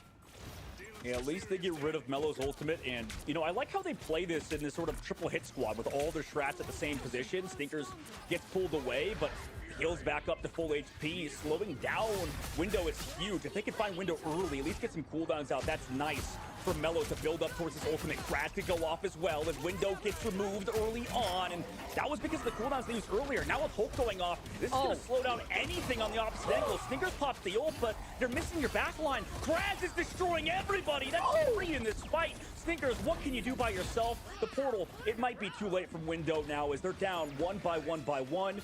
We're headed to the next round, Vicky, as Swamp takes the first one. Kraz opening the door real quick. Hulk plays. Stocks are still up after the action we were just seeing yesterday. And now Kraz is here to put on a display. Beautiful retake here from Swamp Gaming and a great way to start our first round within our first series of the day, dog man. Oh yeah, absolutely. We'll have to see how they keep playing it because, I mean, for NRG, like, the tough part is they have all these ultimates that are like, you know, let's group up, play together, right? But then the problem is that that's against Daze and Melophobia, who have ultimates that, you know, can benefit from that, right? Like, everybody kind of groups up together. Oh, great, we're connected by a giant wolf. Oh, awesome, we're connected by Melo with the Glartrox, you know? And I don't think this fight's gonna be any different because they could go for a fast play here, Vicky. Like, we've seen Portal TP plays happen, right?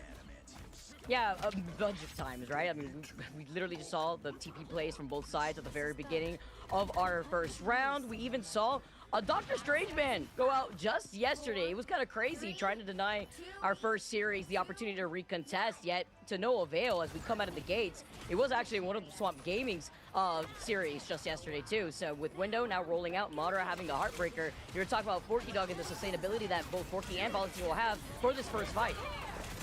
They go in, I mean, early ultimate from Forky with Daze, but Daze actually got charmed out of it, I believe. So his ult gets set down. Oh, wow. Forky with the KO onto Velocity. They're not charmed. It was slowed down by Madara's ultimate because of it. It was sent down lower. Daze does get one on the trade, though. So they're actually coming out on top. Swamp is one by one. Also going with the team up with the Hulk that get thrown in there. Valentina slowing down this push. After Velocity's Raging Royal Flush runs out, everybody the Avamoto again. That was big in the last map from Scatter. But this time, it's slowed down because of Velocity's ultimate. They're able to go ham. Madara finally getting those KOs with Window. And with that, they're getting the revenge, right? That's the big thing. Daze was slowed down in that fight due to Madara's ultimate. And honestly, that's the kind of takeaway I'm having here, Vicky, is that Madara is playing so much better now on this next map. It's a lot easier on this round in comparison to the first round, I feel like, too, right? Getting all brawly once you come out of the tunnels, it gets a lot easier into trying to take over that first fight, and now they have the momentum and the point first as well. Chime, even on Energy Shock's side, also has that Kumihyo Unleash, whereas Swamp Gaming, you have to be careful because you know Mello is gonna get a little sneaky and try to get that Glartrox over to the side of the point to get everybody off to get environmental KOs. Yeah, great point, and I'm sure they're gonna play around on the opposite side. Daze going in early first. I mean, they have to give up point control basically because of it, and then come back in, and it works. Oh my goodness, Daze fully countered, like you mentioned, just playing towards the main. Forky trades back Window, though. He's trying to negate this backline presence, but he'll take that trade. He can come back quickly on the Venom, and Chime also to try to stall it out a little bit longer into that Fox ultimate, just kind of dumping around, containing the objective. But eventually, you talked about him, he's hard to contain. Melophobia with 3 in the fight. And off of the Glartrox KO onto Chime, who was in the middle of the Kumihyo Unleash. Unlucky, and a stagger. If they could find this Venom would be even bigger, but Window managed to get away just in time. Sinkers could let the devil out, followed up with Madara, who has a Heartbreaker, and they've been timing it too, because look at Forky Dog. Close to that invisible boundary, that would go big, because Swamp Gaming will not have the sustainability if they do not call it out before the Heartbreaker comes in. Oh my goodness. I'm back. But no, nice job. That's back to the team, Vicky. That was smart. Had to use the restroom. Huge movement by the side of Chime, but eventually it's taken out. I mean, I don't know why they're not starting yet. Why? Where's the 100 Thieves game, bro? Like, what's taking them so long? They're literally just replaying what they played early on today. They're going to deal with the objective as well, unless they can maybe clutch up with Strat ults, but they're going to have to try to wait for player advantage again. Melo's just built different, like, consistently. That was insane here. You see, Let the Devil Unleash gets domed to the head real quick, while Melo... Get domed to the head. To be careful. Looking on the other side of Get domed to the head. Isolates him. Window will be able to come back with Feast of the Abyss, but look at Velocity. He's got the Raging Royal Flush, and together with Chime, they can deal a lot of that damage output together with Window if he wants to get the anti-heal down. This is tough, dealing with Daze's Fearful. I mean, he can play Wolverine, he can play the Daredevil, and it doesn't really matter what you ban besides that, right? You get rid of the Gambit, but you still have to deal with him doing so much. They go in, Raging Royal Flush, like you said, Vicky, but can they find anything? Can Sneakers find the KOs? Yes, finally, able to take down Forky. That's a huge one. Avamoto's massive, though. It has been on the 3, but Sneakers was not one of those, right? Everybody else run down. Sadly, it was a huge ult by Scatter. Damn, Quadra. Follow up because of this man. Is it going to be a Penta? Nice plays by Sneakers to go in aggressively with the Raging Royal Flush. Just gets those cooldown resets, and I mean, Swamp Gaming strategists that can't live against that. It's one of those moments where if you're Scattergaggy, you look behind you after getting 3 and the eye. Who wins this game? No follow-up potential. Unlucky because Stinkers is just having his way with that backline. And look at this. He's about to let the devil out with already 58% in terms of his ultimate. And Renko is right there still holding onto the invisible boundary here. And they are able to flip the point back in your favor as Swamp Gaming were nearing that 86% before Stinkers goes back up again. And Daze is not having a good time here with Swamp Gaming forcing out this fastball special. Yeah, nice reads by Renko there. The switch to Invisible off of the last map has been massive for them. Also, the Glartrox to the backside. It gets healed off. So great work out of the strat play. And then, honestly, yeah, Forky switching to this Invis has been massive. The Force Physics to bring Madara back in. Melo's there with the follow-up. And really, this entire fight feels like it was kind of carried by Forky Dog. Praz slams down to the ground. Stinkers, too. Daze on the opposite side to get countered by Renko. But it didn't matter because of, well, the presence of everybody else in the squad. 94% too. They have to get a quick TP off play in the squad, otherwise it's over. Crazy. The way that they're playing, once they get to dive in, grouped up together with nobody able to touch, they cannot. With them trickling in, Energy Shocker out. Damn. Swamp Game, that's one. Fashion, get to take the first map. That is one. Yeah, huge map win out of them. I mean, it was so back and forth. Like, it just felt like whoever the Daredevil is being focused a little bit more on that map, and then same thing with Dave and stuff. But I don't know. This doesn't feel like enough of a change to me. I like the Star-Lord protect. Like you could see their idea was okay. You know, the Rogue team up wasn't. Well, Energy chose 29-9. Was kind of shut down by Swamp, so we have to go back over to Star-Lord. And you know, I guess in their head, it's like, okay, every time we do the Raging Roll Flush with Velocity on the Gambit, every time we press the ultimate, it's not a free fight win button like it used to be in the previous patch. And the only way to make it a free fight win button is to, you know, Elsa's the new Bucky, basically, bro. Basically, Elsa's so broken. I love it. Very similar thing, Vicky, that they did in the previous map, running out the Hulk yet again, team up with Daze. Oh, so hopping off here of the Jeff, so you won't have the Jeff and Venom team up real quick. Chime just making sure to check. And nobody is dwelling around here from Swamp Gaming. And just changing things up before Renko swaps right back over to the Jeff. And it's funny too, because every time I look at Jeff with those big eyes, man, I can't help but think about. So they banned Swamp Gaming banned Daredevil, but Daze know how to play Wolverine very well. Gambit is not banned on the other side, but they banned Elsa, but they saved it. That's why they have it. Loki just getting banned. Straight up. No copy, no jutsu, no Kakashiing. You know, they're trying to counter this hard engage by the Vanguard as long as like Window can live, and he's actually done a really good job at that. I'm just kind of curious how Madara plays this too, because they do have the invis to potentially counter that wolf and stuff. Nice. But it doesn't matter. Sneakers just gets deleted on the inside angle. They go for their dive, and well, it doesn't really happen because you just come back to peel the wolf. You go for those team up pulls and pushes again. We're just gonna try to farm ultimate now at this point, right? Like just get that Star-Lord, get that Gambit ultimate, but. You know, you already lost his first team fight and you're down a minute, Vicky. That's kind of rough. And now Chime is kind of in the back line too. They've noted where he's at, and Daze getting called out by Stinkers after they were able to isolate him over to that side, and Daze says, I am out of there. He dipped so quickly over the top of that roof, while Velocity's still over to the side. Take a look at that Raging Royal Flush. Dog is ready with the invisible boundary to try to match that, but it's so difficult you about to get his ult? To survive when you're also at threat of these antis. By the way, Chime is not contested. Oh. And Window gets stuck in the room of death, it looks like, because everybody's forehead is touching the roof. Yeah, this just ain't it so far, man. Like, they just keep doing the same thing over and over again. That's 2 fights now, and Melo's just been doing whatever he wants on top of Forky getting those pulls. There's just not enough damage. Like, I don't even think we forced out Daze's passive once. He still has the overhealth if he goes to 1 HP. Damn, look at Wolverine flying like it's Dragon Ball Z. Oh my gosh, bro. I mean, this has been brutal. I really, looking back at it, that's like crazy. How it's gone so far, just because we're trying to play this Gambit stuff. It seems like, I mean, so far, you can kind of ignore playing Gambit comp. We'll see in this upcoming fight, though, as we do finally have that Star-Lord alongside the Raging Roll Flush. I agree. Some teams are better with it as a slam down on the last stand. Wow, wow. It's hit, it's bro with the bullseye, and now it's another stagger fest coming out on the hands of Swamp Gaming onto NRG, and then transports. The fact that Swamp Gaming have allowed this Hope Comp to work to help to deal with any sort of dive oppression has been chef's kiss.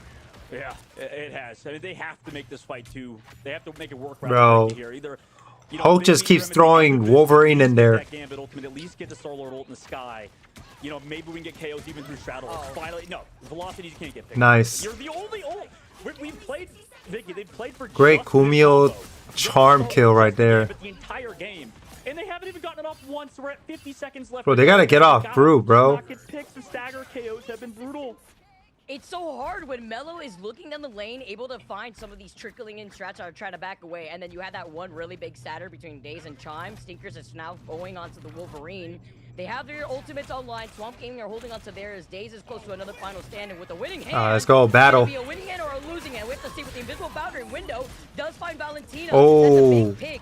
oh. Nine tails to keep you alive. Madara tries to send Melo though on again Juicy, and with an Eye of Agamotto and missing. Oh, Eye of Agamotto. Oh, but he got it though. He got it though. Meteor M to try to help him reset. It goes up. It slams down on the Dog. Big pick off as Valentina does make their way back though. The thing could come he's dead. Delay. Energy though have now already planted their feet on this point, and it's back to the drawing board as Swamp Gaming may want to recontest here with Forky Dog having a portal.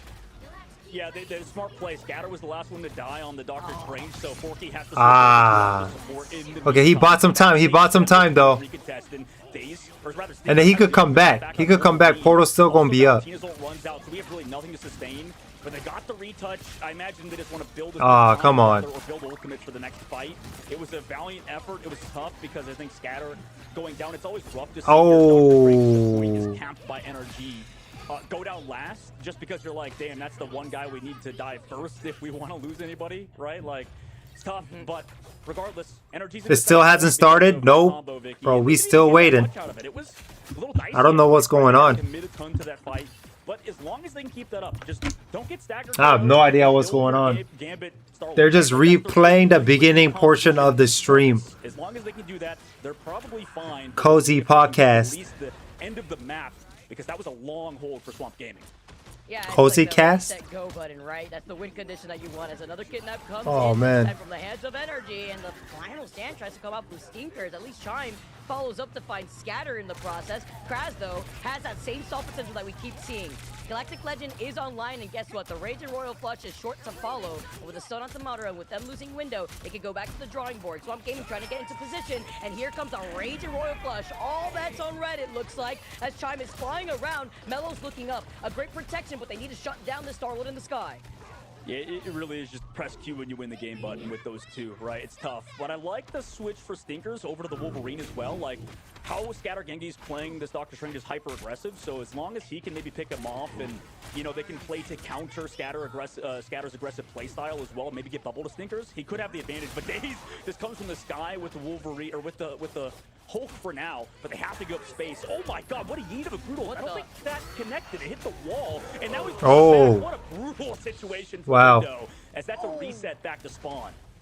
Yeah, that's the final stand right there that the last stand that we were used to seeing here from Daze, and now NRG after great stall now coming out after being able to go Omega Buster World Breaker Hulk, and I'm just again a beautiful display of the Hulk's plays that we've been able to see. Fastball special still in hand, and Swamp Gaming have these ultimates online for exactly after you just saw them just use up two. He yeets them out. The Groot is the victim on the other side. They try to pull him back, but he's slicing with 99 wood cutting. Window tries to run away. Oh my gosh, bro.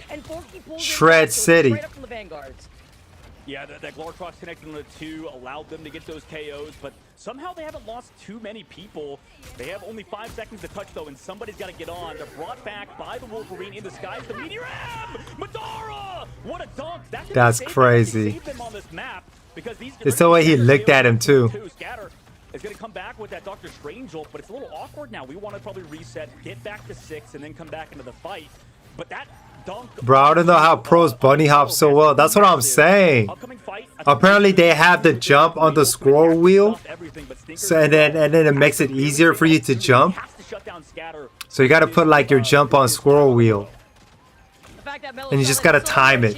Here comes Chime though, floating in from the high ground. Nobody to contest them. See Valentina up on the high ground too, and with no final stand here in the hands of Daze, Stinkers has it instead and has found Scatter consistently, at least for the BRB and the rocket swap up from Forky Dog. They could come back and go in for a quick reset and a recontest. Overtime taking away. Energy cannot get off this point.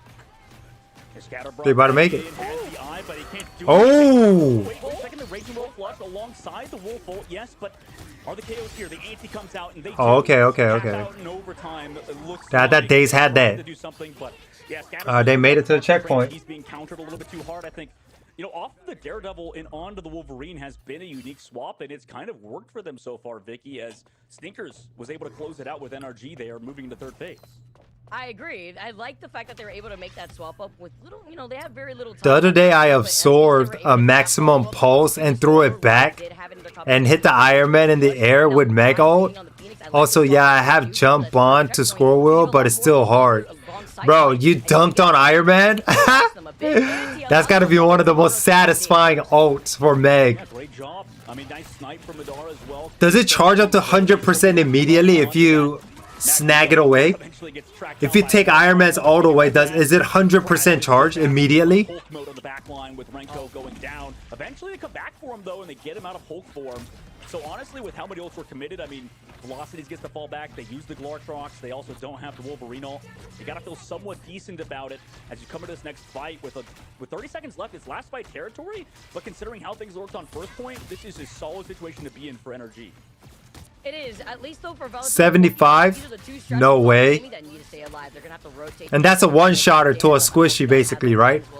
One-shotter to a sub and a DPS. Before the kidnap comes in and it finds window, big pickoff. You won't have the wombo combo with the strangling prison. Gambit never folds. They move up. Chime has that extra damage, and so is Mara. If it goes over 100, it breaks and you lose your ult. Right. You have the dance up. You have the meteor, the weight, but with no follow-up, the hits does not come in. The meatball is back in the fryer, and with the invisible boundary from Renko, every one of these teams are trying to stay alive, even getting booted out of the Nine-Tails forms of the Kumiho Unleash. They have to remain healthy. Daze is about to get his ult. You know, full stagger competition with Scatter going on to the Angela as well, just to kind of flow around. Corky's going to come back onto that Rocket Raccoon to make sure his team has the BRB. Kraz does get taken out of Hulk form, though, back into Baby Bruce in the top. And oh my goodness, nice ultimate as well from Window. Connects onto two. Daze and the Anti are here. Scatter's gonna fall. You don't have any more front line. This Wolf ult needs to go big, and it might be, no, not really, because the healing is too much there. Madara gets the pocket, chimed there with the follow-up, able to take down two immediately after that ultimate from Window. Nice job to follow up there. Madara has been playing on fire. The Vanguards haven't really been enabled from Swamp Gaming here, and with Scatter getting kidnapped again now from Steve, yes, sir. Even after making the Angela swap, nobody is safe on the other Wolverine side. versus Wolverine. Who gonna stay on top? Here to try to get another dive, and with Madara getting stunned this time at the hands of Daze, Swamp Gaming, they don't have that sustain. Look at Valentina and Forky Dog, even with a BRB, it's just a linger. It's just a matter of time before Energy Shock get this payload to the finish line. Oh my god. What a play by them. Wow. With no time left in the bank. Full cap out the map, Vicky. I mean, that's not something I think we expected after first point, right? Like, that was insane. They were just so telegraphed, I think, on the first point, building up towards that Raging Wolf flush with Gambit and Star-Lord. But the real switch was just Stinkers going. They stayed vigilant and also rebounded. That's the big thing, is not tilting in these moments, and Energy, you know, remained strong and looked to tie up the series. And you know what helped out with that, though? And even though Velocity did get picked up a few times, it was the swap up over to the Wolverine. The Wolverine was like the insurance policy that they needed to help cover that backline to make sure that these Vanguards aren't a problem, specifically Kraz, who has been getting shut down consistently. You get some of that extra health, too, with the shield packs before making a quick little swap up here, getting the extra speed boost over to the Jeff Bubbles. Forky Dog swapped over to that Invisible Woman that you were mentioning. And it's that push and pull game that you have with a different look. Valentina going over to the Luna Snow. Chime already up on the high ground is going to be able to do a good amount of burst damage already from the high ground here on the building. That's very interesting. He wants to play the Phoenix as well. You know, just wants to play it slow with the strats, just kind of play to counter the Vanguards a little bit more instead of play the Star-Lord combo. So it's a bit more neutral fight, I think they get. And also, boom, another cap by Stinkers. Oh, whoa. Physics negates it for now, but he still has the passive because the kills here from the backside angle. Cooldowns out used by both squads, but nobody's down. Valentina, knowing that he's not really dove upon by much, right, just goes for that Luna healing on the backside, right, just knows front to back style, has to play that versus the thing. Early swap over to that. We'll see if it pans out for him, though, as this fight is just a brutal brawl on the point with the thing in the hole. Oh, the bubble! The timing to that. This is going to be so difficult for Daze to make plays happen. Running Wolverine against Thing when they're ready to duff him here. It's the 1v1 of the Pain brothers, and they find it with the Hulk jumping in thanks to the invisible boundary. Bro, why is 100 Thieves not starting? What is going on? Like this, and this has allowed Swamp Gaming to take the point first. Could expect here a portal play from Energy Shock just so that way they can try to recontest, because Renko does have his own invisible boundary. Counter portal. And into the kidnap. Wait, did he get the portal off, though? I think he did. So the portal is still there, but they're still in the spawn, kind of, because of this Wolverine. So it's getting messy. Velocities goes down, and they take the first point because of that counter portal from Scatter Genki. So that was sick by Scatter. Good read. Well-timed as well. Like, you have to just take the point, go for that portal play, and they do it well. I think that also, Vicky, like, they just had such a more well-practiced first point. Like, you could see NRG was a bit more, I don't know, awkward. You know, getting picked off, not playing for the win condition as hard as Swamp was. Like, they knew they played slow. They had first portals, first straddles, and NRG couldn't do anything against that. Now they get to play aggressive in the second phase. Right, because the one big thing that they really wanted to focus on was the invisible boundary played very aggressively, also cutting out their line of sight. A kidnap, though, Kraz is in some trouble. Could get a reset. Hold on 1 second. Let's see what's going on. Oh, wait, it's starting? Bro, wait, it's starting, bro. I came to this guy's stream.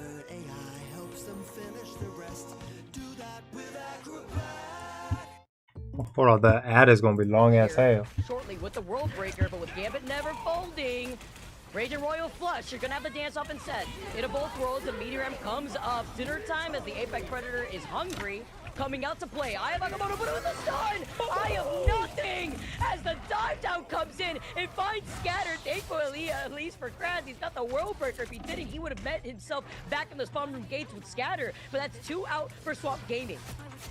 Yeah, they're still kind of working themselves forward. That was a huge ult by Stinkers, but it didn't end up. Wait, so on this end, so they're playing, but I don't know why it's not playing on the Marvel Rivals. What's going on?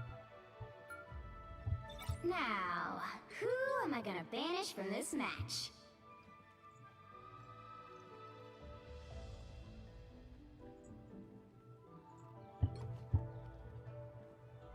So they're playing, but the Marvel Rivals live is not showing this.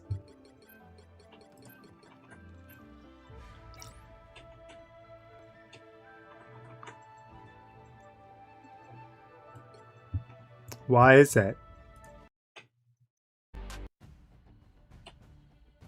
Okay, they're finally here, guys.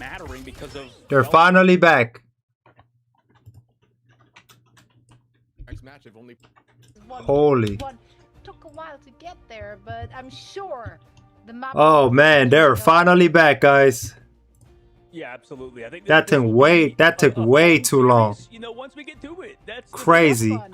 We love fun. We love fun here, and well, I imagine game number 3 will be fun. All right, game Tell 3. you guys something, by the way. Okay, it's past midnight my time, and it's not my fault. So it's Vicky after dark. Final round. Holy crap. Final round. Let's go. Number 3, Zoe. Heart of Heaven. Are indeed. Ping issues. Man, you think that's what it was? Since you know, some people might have lost the thread as we headed into our one of those. That was such a drag. Obviously, FlyQuest took that one. It Okay. snatched away. Lots of fantastic individual performance. The Mantis went through. Tuzi was super enabled on that side. Oh man. We're here now.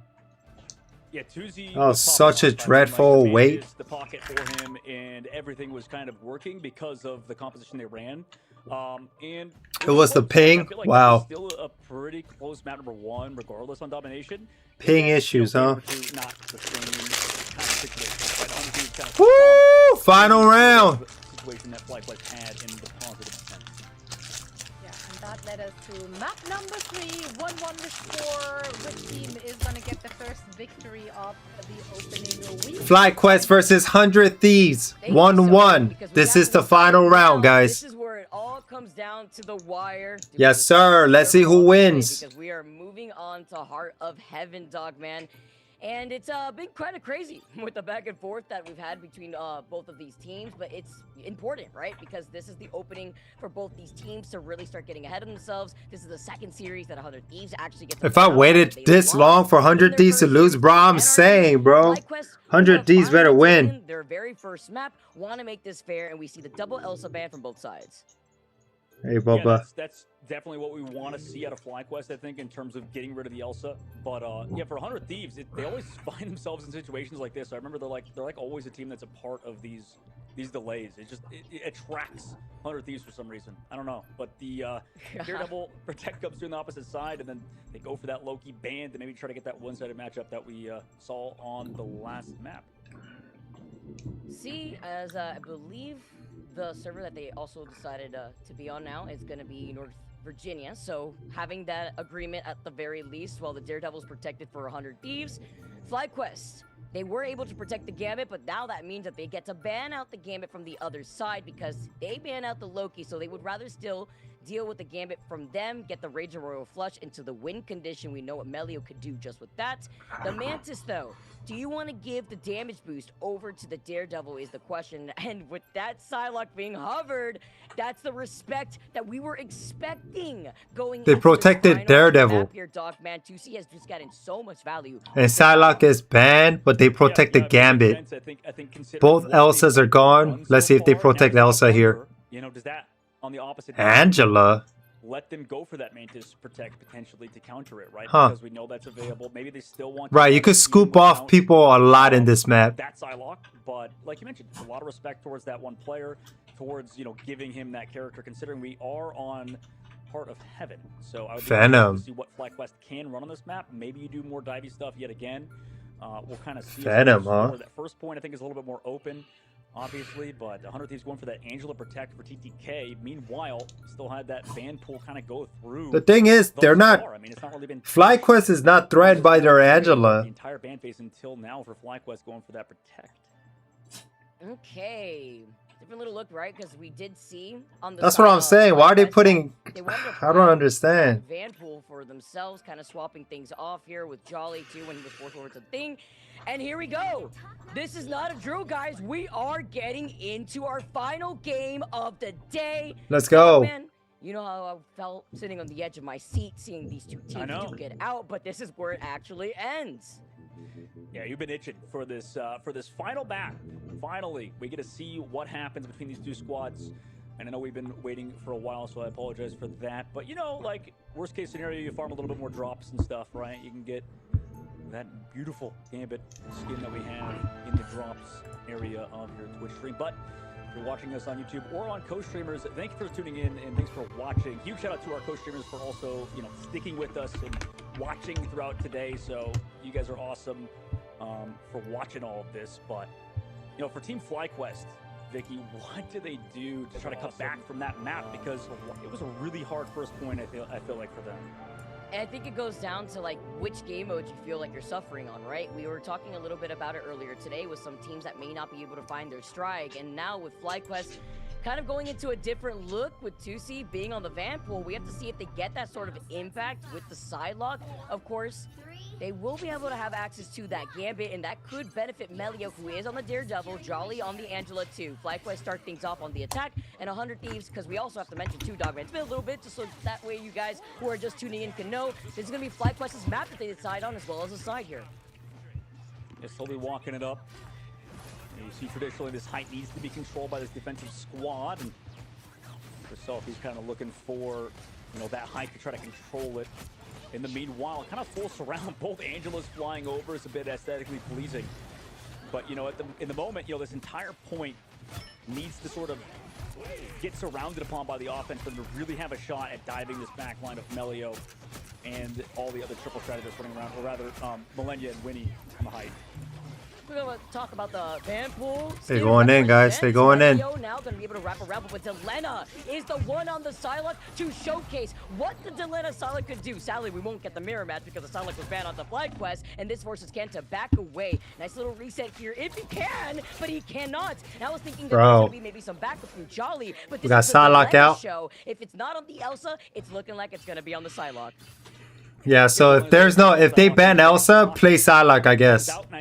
I think that's the way to go. And then also staves off the aggression from FlyQuest. Now we're already down a minute off the clock, right? FlyQuest have at least Rogue, Mom, get the camera. You know, on that Rogue, so they can go aggressive potentially with a full triple comp dive, but Tuzi gets stunned in the middle of his ult, I believe. But same thing with TTK. Meanwhile, with those Deadpool ults out, not a lot of actual action happens on the inside. Maybe some cooldowns forced out, but Tuzi goes down on the other side. So Vinny gets the better of him, caught out in that engagement. Calling him in here before closing in the gap. Vinny is going to be able to control this right side, splitting the attention of FlyQuest. You can see Melio going up on top of the roof. They're trying to pinpoint where Melio is, thanks to TTK being on that Angela. And I'm going to say it right now, Dogman, with the Rage Royal Flush, they need to get things going, but there's really not a follow potential here because currently Melio cannot let the devil out. Currently it's stuck in jail. The ultimate's not online. Telos though fights Atleta. Millennia, the follow-up right here as 100 Thieves are dropping. Winnie will not be able to use the itch step for now, but with the dance of the Cutterfly, wow, from sky high. And with Delena being the last sole survivor here for 100 Thieves, there's only so much you could do. Vinny jumps right back around to keep the stall going, but they wanted to waste more time away from FlyQuest. Damn, they're taking it. Push, nice little engage on the outside. They try to come back with a Jeff ult from Winnie to maybe stall out time. Come through, but it's not going to be there in time. Point cap by FlyQuest. It took a bit, but you know, with 100 Thieves and how they played it, it kind of makes sense. I believe FlyQuest, you know, slowly sort of surrounded 100 Thieves, got some important ults out, and were able to kind of work it into, like you mentioned, with Melio going off in the back line and then having some pretty good Gambit ultimate timings. Now we go into the second phase of the map, though, as FlyQuest, still have some solid ults to work with. They'll be against this Rocket Raccoon ult and 100 Thieves. How do they want to play this? Do they want to dive onto Ken early, or Zelos to try to force out that invisible boundary in this fight?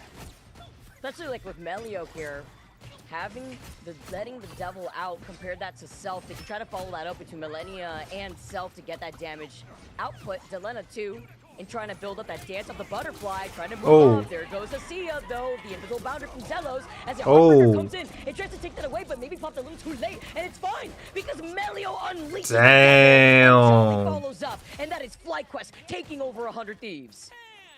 Yeah, they're starting to string together a few fights, and well placed with that invisible boundary. Now Millennia goes back over to the Invisible Woman, tries to get off that Rocket Raccoon that we used on that first point. GTK on the thing. Maybe they're finding that BRB a little bit easier to take care of. They're also switching forward to that front back hop that we saw in the previous map. Tuzi caught back towards his own, or back towards their spawn, due to them just switching to this full thing composition. They're again playing this, trying to counter the dive style, and it's working. Melio goes down too. Talk about the push and pull right now. Yo, Su low-key carrying right now. They were able to bring it right back to talk about the front to back composition, and they were able to also split a lot of that attention, both from the left side of the bridge to the right. And now Ken does have that Raging Royal Flush, but really no follow-up to go with it. Only really that sustainability. They try to go 3-2-1 on one of the strats here of 100 Thieves. Winnie taking a different off angle on the Loki. Yeah, this is what I'm a little worried about now for FlyQuest. How can they deal with this back line? Is it too tunneled? They already go in early. Nice job with the DP ult onto the back line, so they're going to be trying to pocket each other. Meanwhile, Vinny separates them from everybody else, and Self is there to follow through. Invis eventually goes down with Zelos. Ken there with follow-up too. Sent back to spawn. Meanwhile, a Deadpool ult committed by Vinny on the opposite side of the map. Their strategists are kind of stuck in spawn, so I wonder if they're actually going to find anything in this case. It's Millennia to go down. Nice job from Tuzi.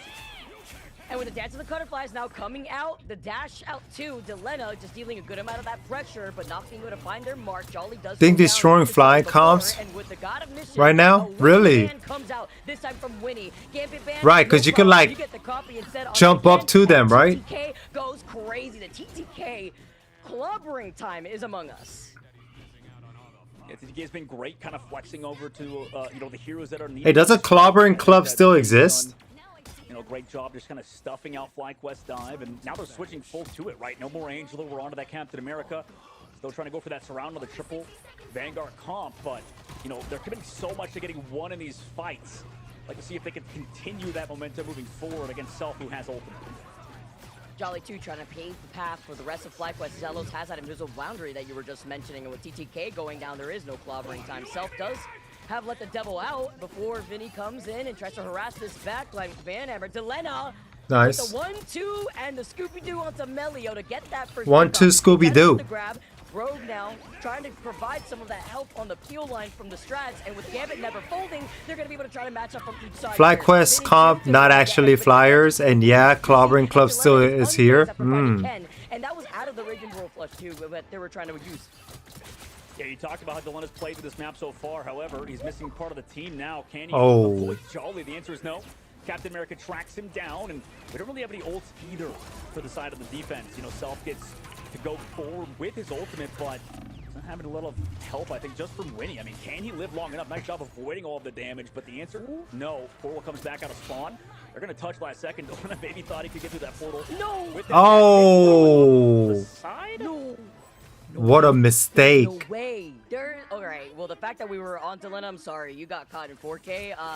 Dang, right through the portal, off to the side. Damn, bro. It's fortunate, at least, for FlyQuest, because look what they I mean, good thing is that wasn't like the overtime situation, but that's crazy. He fell off the map with that ult. To win no matter what, just because it was like Winnie holding down the fort until Millennia got back, but yeah, caught in 4K for sure. Now we go to third phase. A minute left to go. FlyQuest actually getting this thing kind of pretty far forward, right? And I think Dive actually does pretty solid on this next point, on the third point, with the flank angles if they're controlled by Jolly, right? Shutting down Delena. Aggressive ultimate from Lenyo to go deeper to the backline. To be honest, I think it wouldn't have done anything. Yeah, there was a lot of them. If they all bundled up, it would just tickle them. Scratch some itches on their back. Look at the back line, assembling the troops though, from FlyQuest to meet Jolly with the Freedom Charge. Invisible Boundary called in from Winnie in the form of the God of Mischief, and with Millennia in the safety over to the side, is going to be able to find Bez. Vinny closes the gap too with the bubble, and it's going to be 100 Thieves taking over this point. While FlyQuest playing very spread out, but they do have the Raging Royal Flush to recontend in the next 17 seconds. I was wondering if they would have any more stagger KOs, but you're right. It's as you mentioned, Vicky, like double strat ults, they just use the Loki in that fight. But TDK's been big with some pretty large clobbering times, right? Even in the middle of strat. Oh. No! Zelos dies with ult during the Gambit ult. That's brutal. That was such a big first pickoff though here. 100 Thieves recognizing that. Millennia with the Invisible Boundary with 2 people out though. Clobbering time comes in, only finds Best, but it's just enough. With the 1v1 over to the side again, trying to fight for their life originally. Wow. He comes back around. The help! He gets 3 together. Delena TTK. Wow. Originally on the point as Delena now comes out from spawn room gates, and with overtime ticking down, they cannot get off. Gambit too nice. I guess they didn't. Gambit too nice. Fire Zelos just because Ken, already got the ult out. At least the rest of the squad can get value, and then Ken just decides to do everything else by himself, like you mentioned. But now, in this upcoming fight, Invisible Boundary to counter potential ultimates from 100 Thieves. They can get that out, maybe get some KOs. Best could also slow down the ultimate charge from Delena if he goes to the right time, but Ken's already dead! Wow. Oh, with Ken going down, at least Zelos was ready with the Invisible Boundary. That's just one victim on the other side, and with FlyQuest, Oh, man. into the 100 Thieves Oh, spawn. man. Or not, with Delena looking at the dance of the Cutterfly, only having that, and nobody else from 100 Thieves. Let the devil back in, because FlyQuest have actually pushed this payload to the finish Holy line. crap. Dogman, they had little to no time on What's that gonna happen? second What's gonna checkpoint happen? Contested with that portal play. Yeah, that's crazy. I mean, What's gonna happen? What's gonna happen? Towards the very end, and realistically, it's because Delena did his part of the Kino, job. you're getting He's going for his getting ult groomed early, after this, also found Bubba. KO. But, We're gonna shower you and cut your hair and all that. It's grooming session. But he couldn't because Vest had his ultimate on Rogue and just removed Self. Like Self was at his ult, but his ult charge dissipated in front of his very own eyes and just didn't have any follow-up after the Invisible Boundary. Plus, the aggressive play afterwards was just clean. So, there's a lot of things culminating right now, Vicky, I think at a macro level. Time of day, maybe these players are getting tired and stuff, but that was still a very clean end towards the very end of the map for FlyQuest. They're getting tired. That miss on the cutter. They're getting tired for sure. Had nothing to do with the ping out there. It's okay. You got to reset. 100 Thieves now on the attack have to get this payload to the finish line. This is an insane final series, Dogman. We weren't expecting this. Please give us 1 minute each overtime. This is a great way to finish off our first week within the Bro. Ignite series in the Americas region. Welcome. Ah, they going in. Because 100 Thieves, the Titans within their group respectively, are here clawing for their life, and FlyQuest have Jolly on the Hulk. Yeah, it should be a good change-up, I think, to see Jolly play that Hulk. And again, and for FlyQuest, honestly a good spot to be in after what happened earlier. Go to this map where you maybe get Delena off like the Phoenix and some of those sort of hit scan heroes that he's incredibly strong at. Same thing with the Psylocke, but at points FlyQuest have done a great job, at least in the mirror. We'll see if they can keep it up. I think that Jolly's already out of Hulk form. Never mind. And Bruce Banner nice. got taken out by the rest of the squad. Bruce gone. Back down the Hulk player. I was gonna say, Delena just pinpointing exactly where he is from the other side of the waterfall. It looked like he was all the way far in left field as Jolly's gonna be able to get back into Hulk form, come out of the spawn room gate. The next flight here is Self. Let's go. Zelos. That's 2 out for FlyQuest as FlyQuest now. Let's go. Get the portal play to at least get back onto the points because currently 100 Thieves with 3 minutes. Nice. They're looking for more of these daggers. Yeah, this is kind of brutal because what we saw from 100 Thieves and FlyQuest, also portal cooldown used, probably is not going to matter in the grand scheme of things because they should have it up by second phase or by the next TCK on Vanguard pool. If they get a few holds, but regardless, you can see FlyQuest on their defensive holds just sometimes get caught out in their setups. Like Jolly's on the right side angle, has to try to jump back to the squad, goes through that back angle of the waterfall side without a strategist, and he goes down. So tough situation for Jolly specifically, but great track down by 100 Thieves. We'll see if they can keep it up on their attack, whereas FlyQuest on defense, I think, aren't the best team at playing reactionary.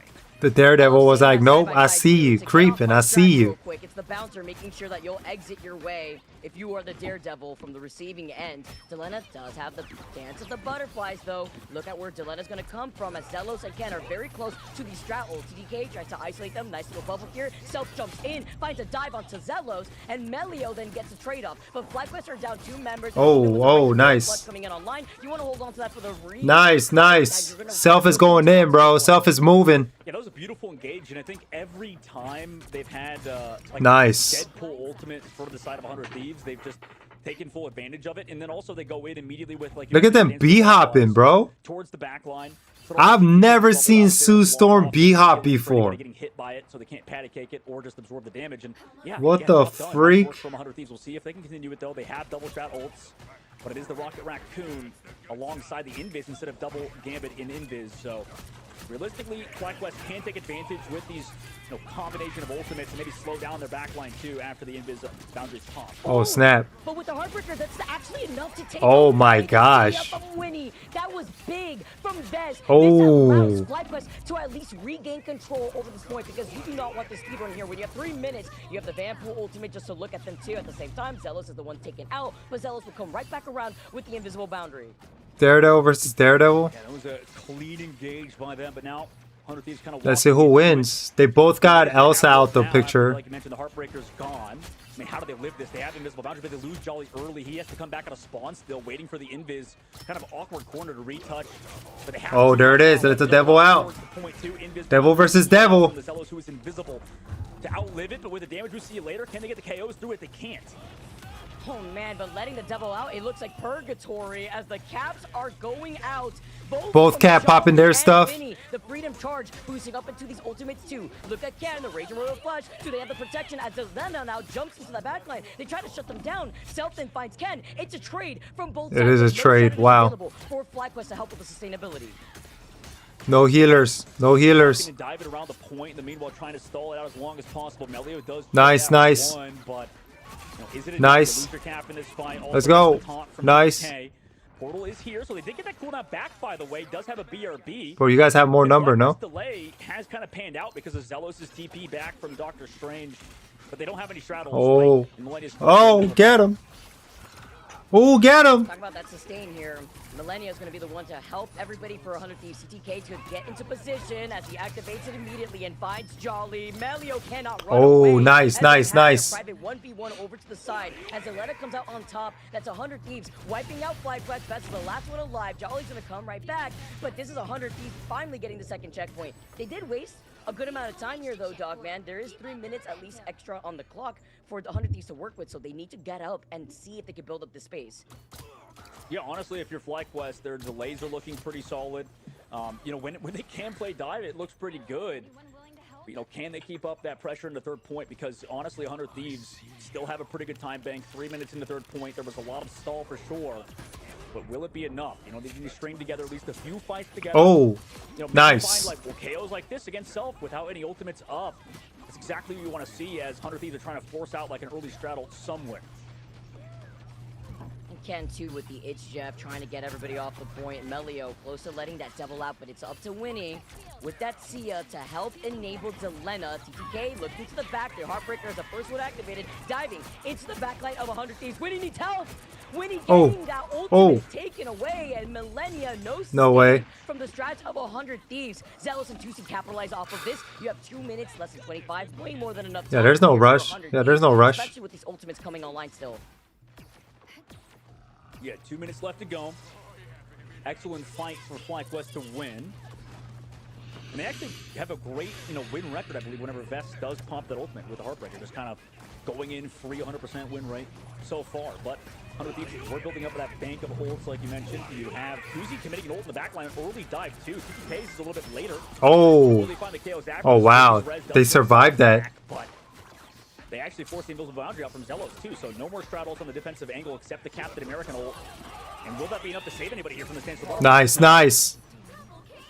It's not, and I see what Ken's trying to do here with the itch, Jeff. You could get these environmental KOs if you could manage to pull it off, but they're getting shut down, and now 100 Thieves A minute and less than 35 seconds on the clock. Still have Self and letting that Devil out, as well as Vinny, that could boost up Millennia's ultimate into getting that invisible boundary, because you want to make sure with Vez getting so much impact with this Heartbreaker, Dogman, it's been dangerous here, especially when it comes to dealing with it from the strat lineup of 100 Thieves.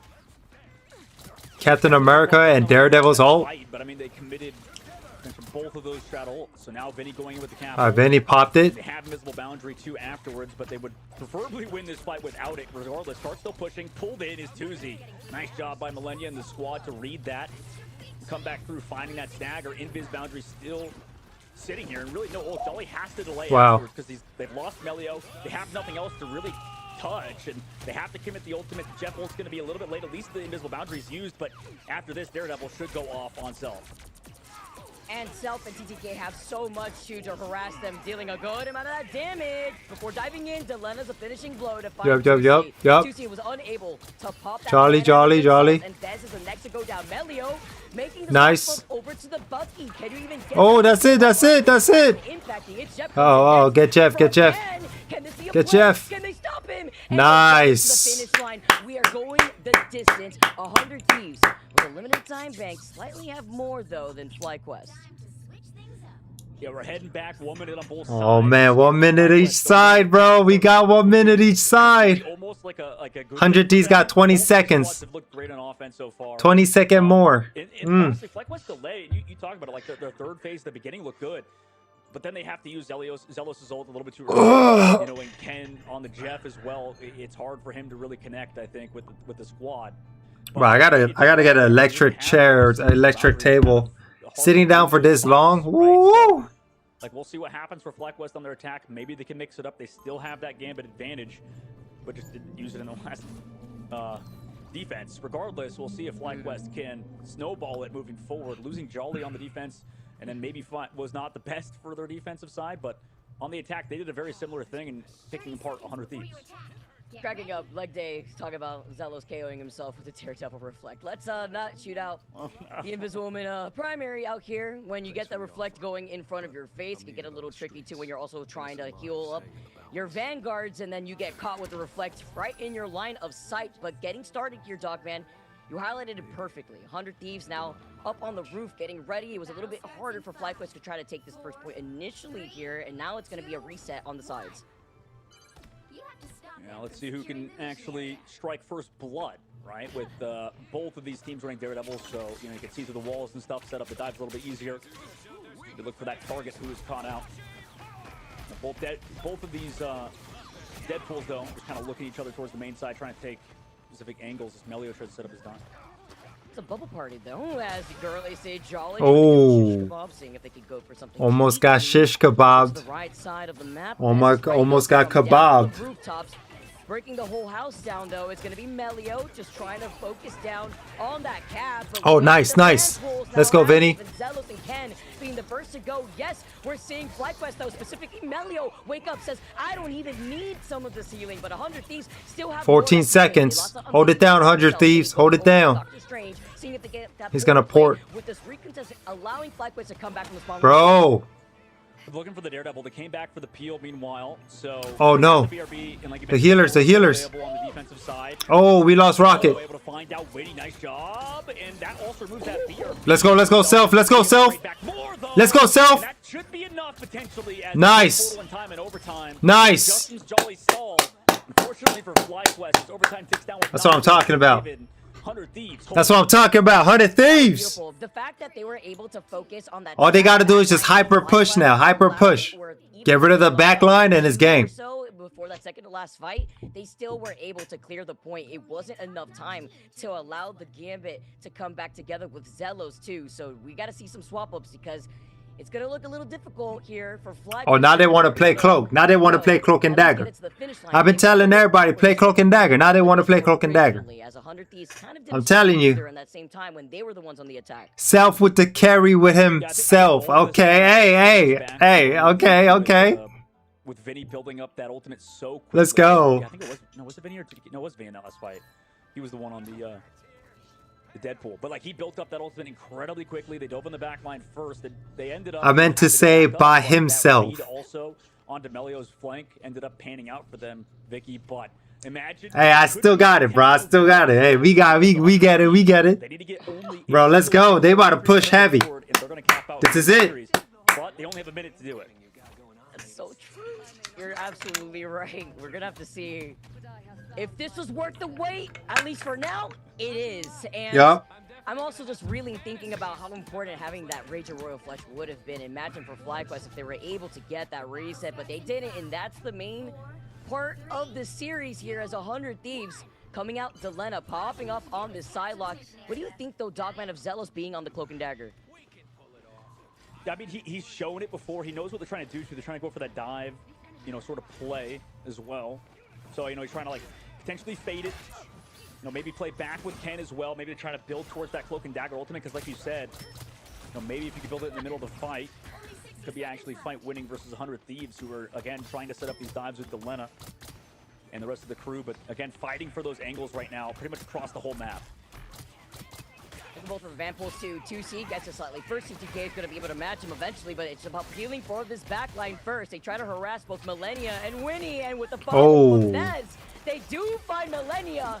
TTK now looks at them back. FlyQuest in some trouble as they're going to be able to try to hide away with Vez getting another one. Instead, they actually reset. They stopped them from trying to push over to the left side. This is going to be 100 Thieves looking to get a reset. Let's go. Less than 25 seconds. Melio is waking up. He's built 2. Where's Self at Self? Where's the portals coming out? There's that phase in the Cloak and Dagger you mentioned earlier. Already 80%. Needs to build in the middle of the fight. Vez trying to fight towards that point. They lose Melio. That was a lot of the damage coming through, too. Tuzi's now swatching over to the Gambit because it's one of their strategists in Ken going for the portal play. Stalling out now is the tanks, the vanguards of FlyQuest. Back to the portal, get back towards that spawn. Zelos, 95, 96. Come on. He's built it, and he's back towards the point with a Cloak and Dagger ultimate. But can they find the KOs before other strat ults are built? 100 Thieves not even close. Oh, no. Can anybody else go down too? Here comes the Deadpool. No. And maybe, just maybe, Delena needs to find more kills. He goes with the stance of the butterfly. The BRB brings back TTK. Cloak dead. Get up in there. TTK trades back one. It's messy. It's back and forth. TTK. Lock in, TTK. Let's go, Self. Oh, let's go. Yo. That was disgusting. Oh my gosh. 100 Thieves, let's go. Yo. No problem. Don't worry Bro. about it. We'll play on whatever server you want. Bro, my heart. Oh my god, Self done carried, bro. The series.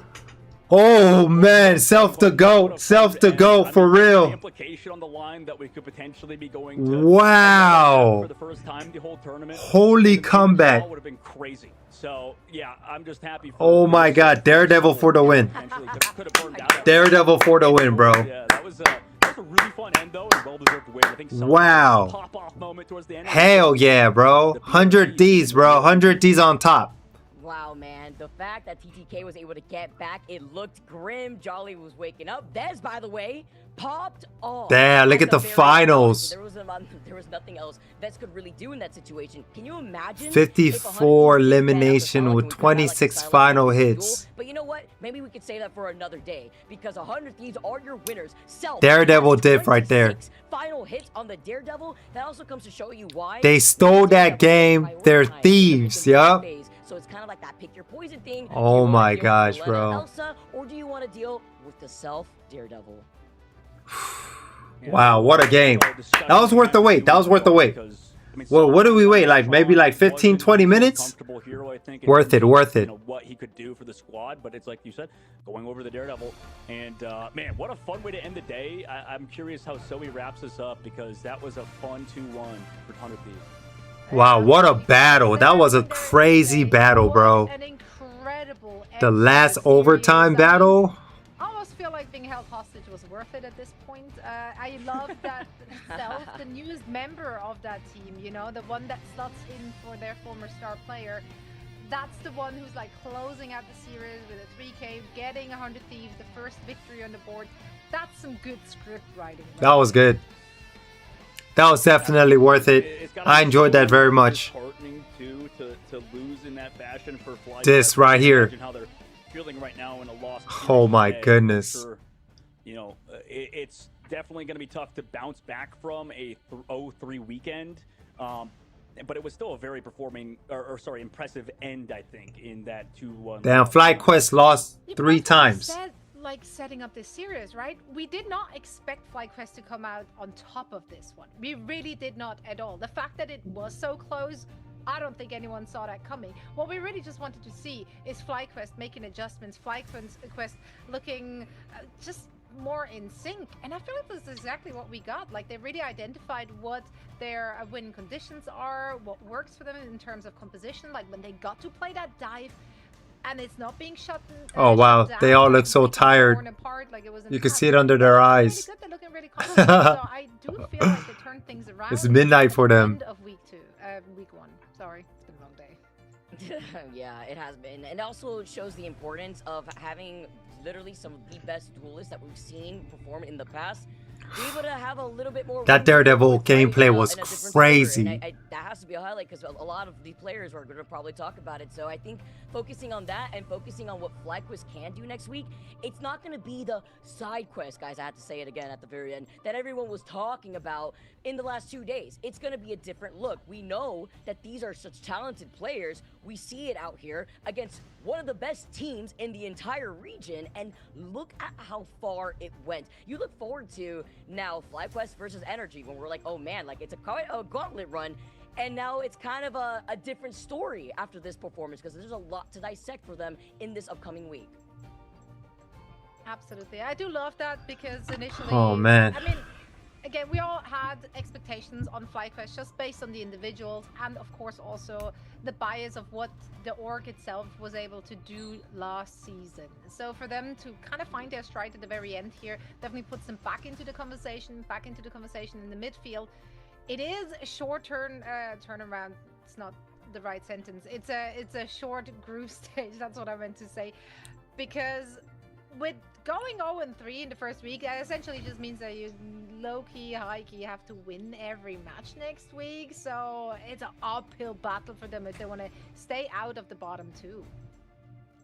Yeah, that's a good point. Like, it's just, you know, no matter how you slice it, it's tough, right? Like, even if you were to, you know, give any of these teams that have gone 0-3 some props, because they definitely, all of these teams that are in that potential elimination spot do deserve them. But you know, we can give as many, you know, flowers as you want, because it doesn't matter how many of those flowers you have when they are whittled away in your hands, because every single opportunity you had, you've lost. What's happening? Sorry, it's just what happens past this midnight, hour? you know? It's like I unravel. You start with like t-shirt quotes. I do love that. Poetry. Actual poetry.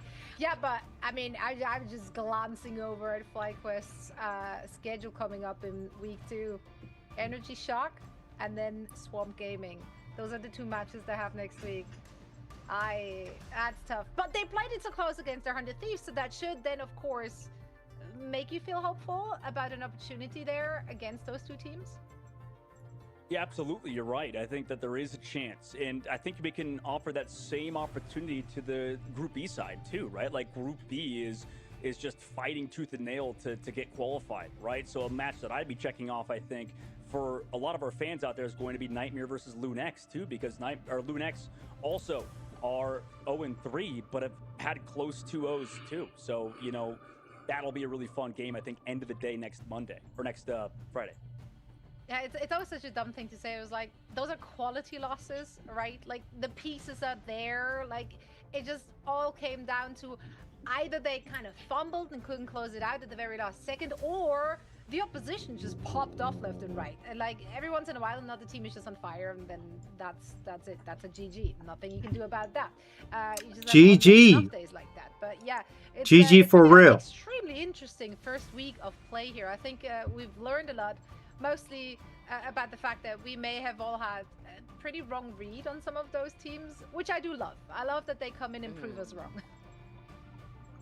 Yeah, me too, because then you get to kind of figure out, okay, what's going in Americas? Imagine those who ended up going to sleep right before that final map like played out and saw how close it ended up being. It was definitely worth the wait, and now people get to really dissect what happened.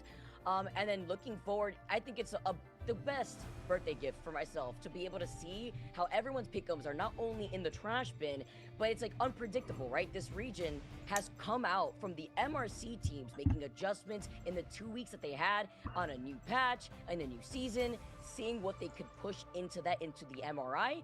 It's been non-stop close competition. Like, despite the 2-0s, it's been very back and forth. And we've heard it from so many different players across multiple regions here between EMEA and NA, where they talk about, all right, well, some of us are still figuring out the meta. We're even hearing other players in our past interviews talk about how that's they crazy excel when they play what they're comfortable with.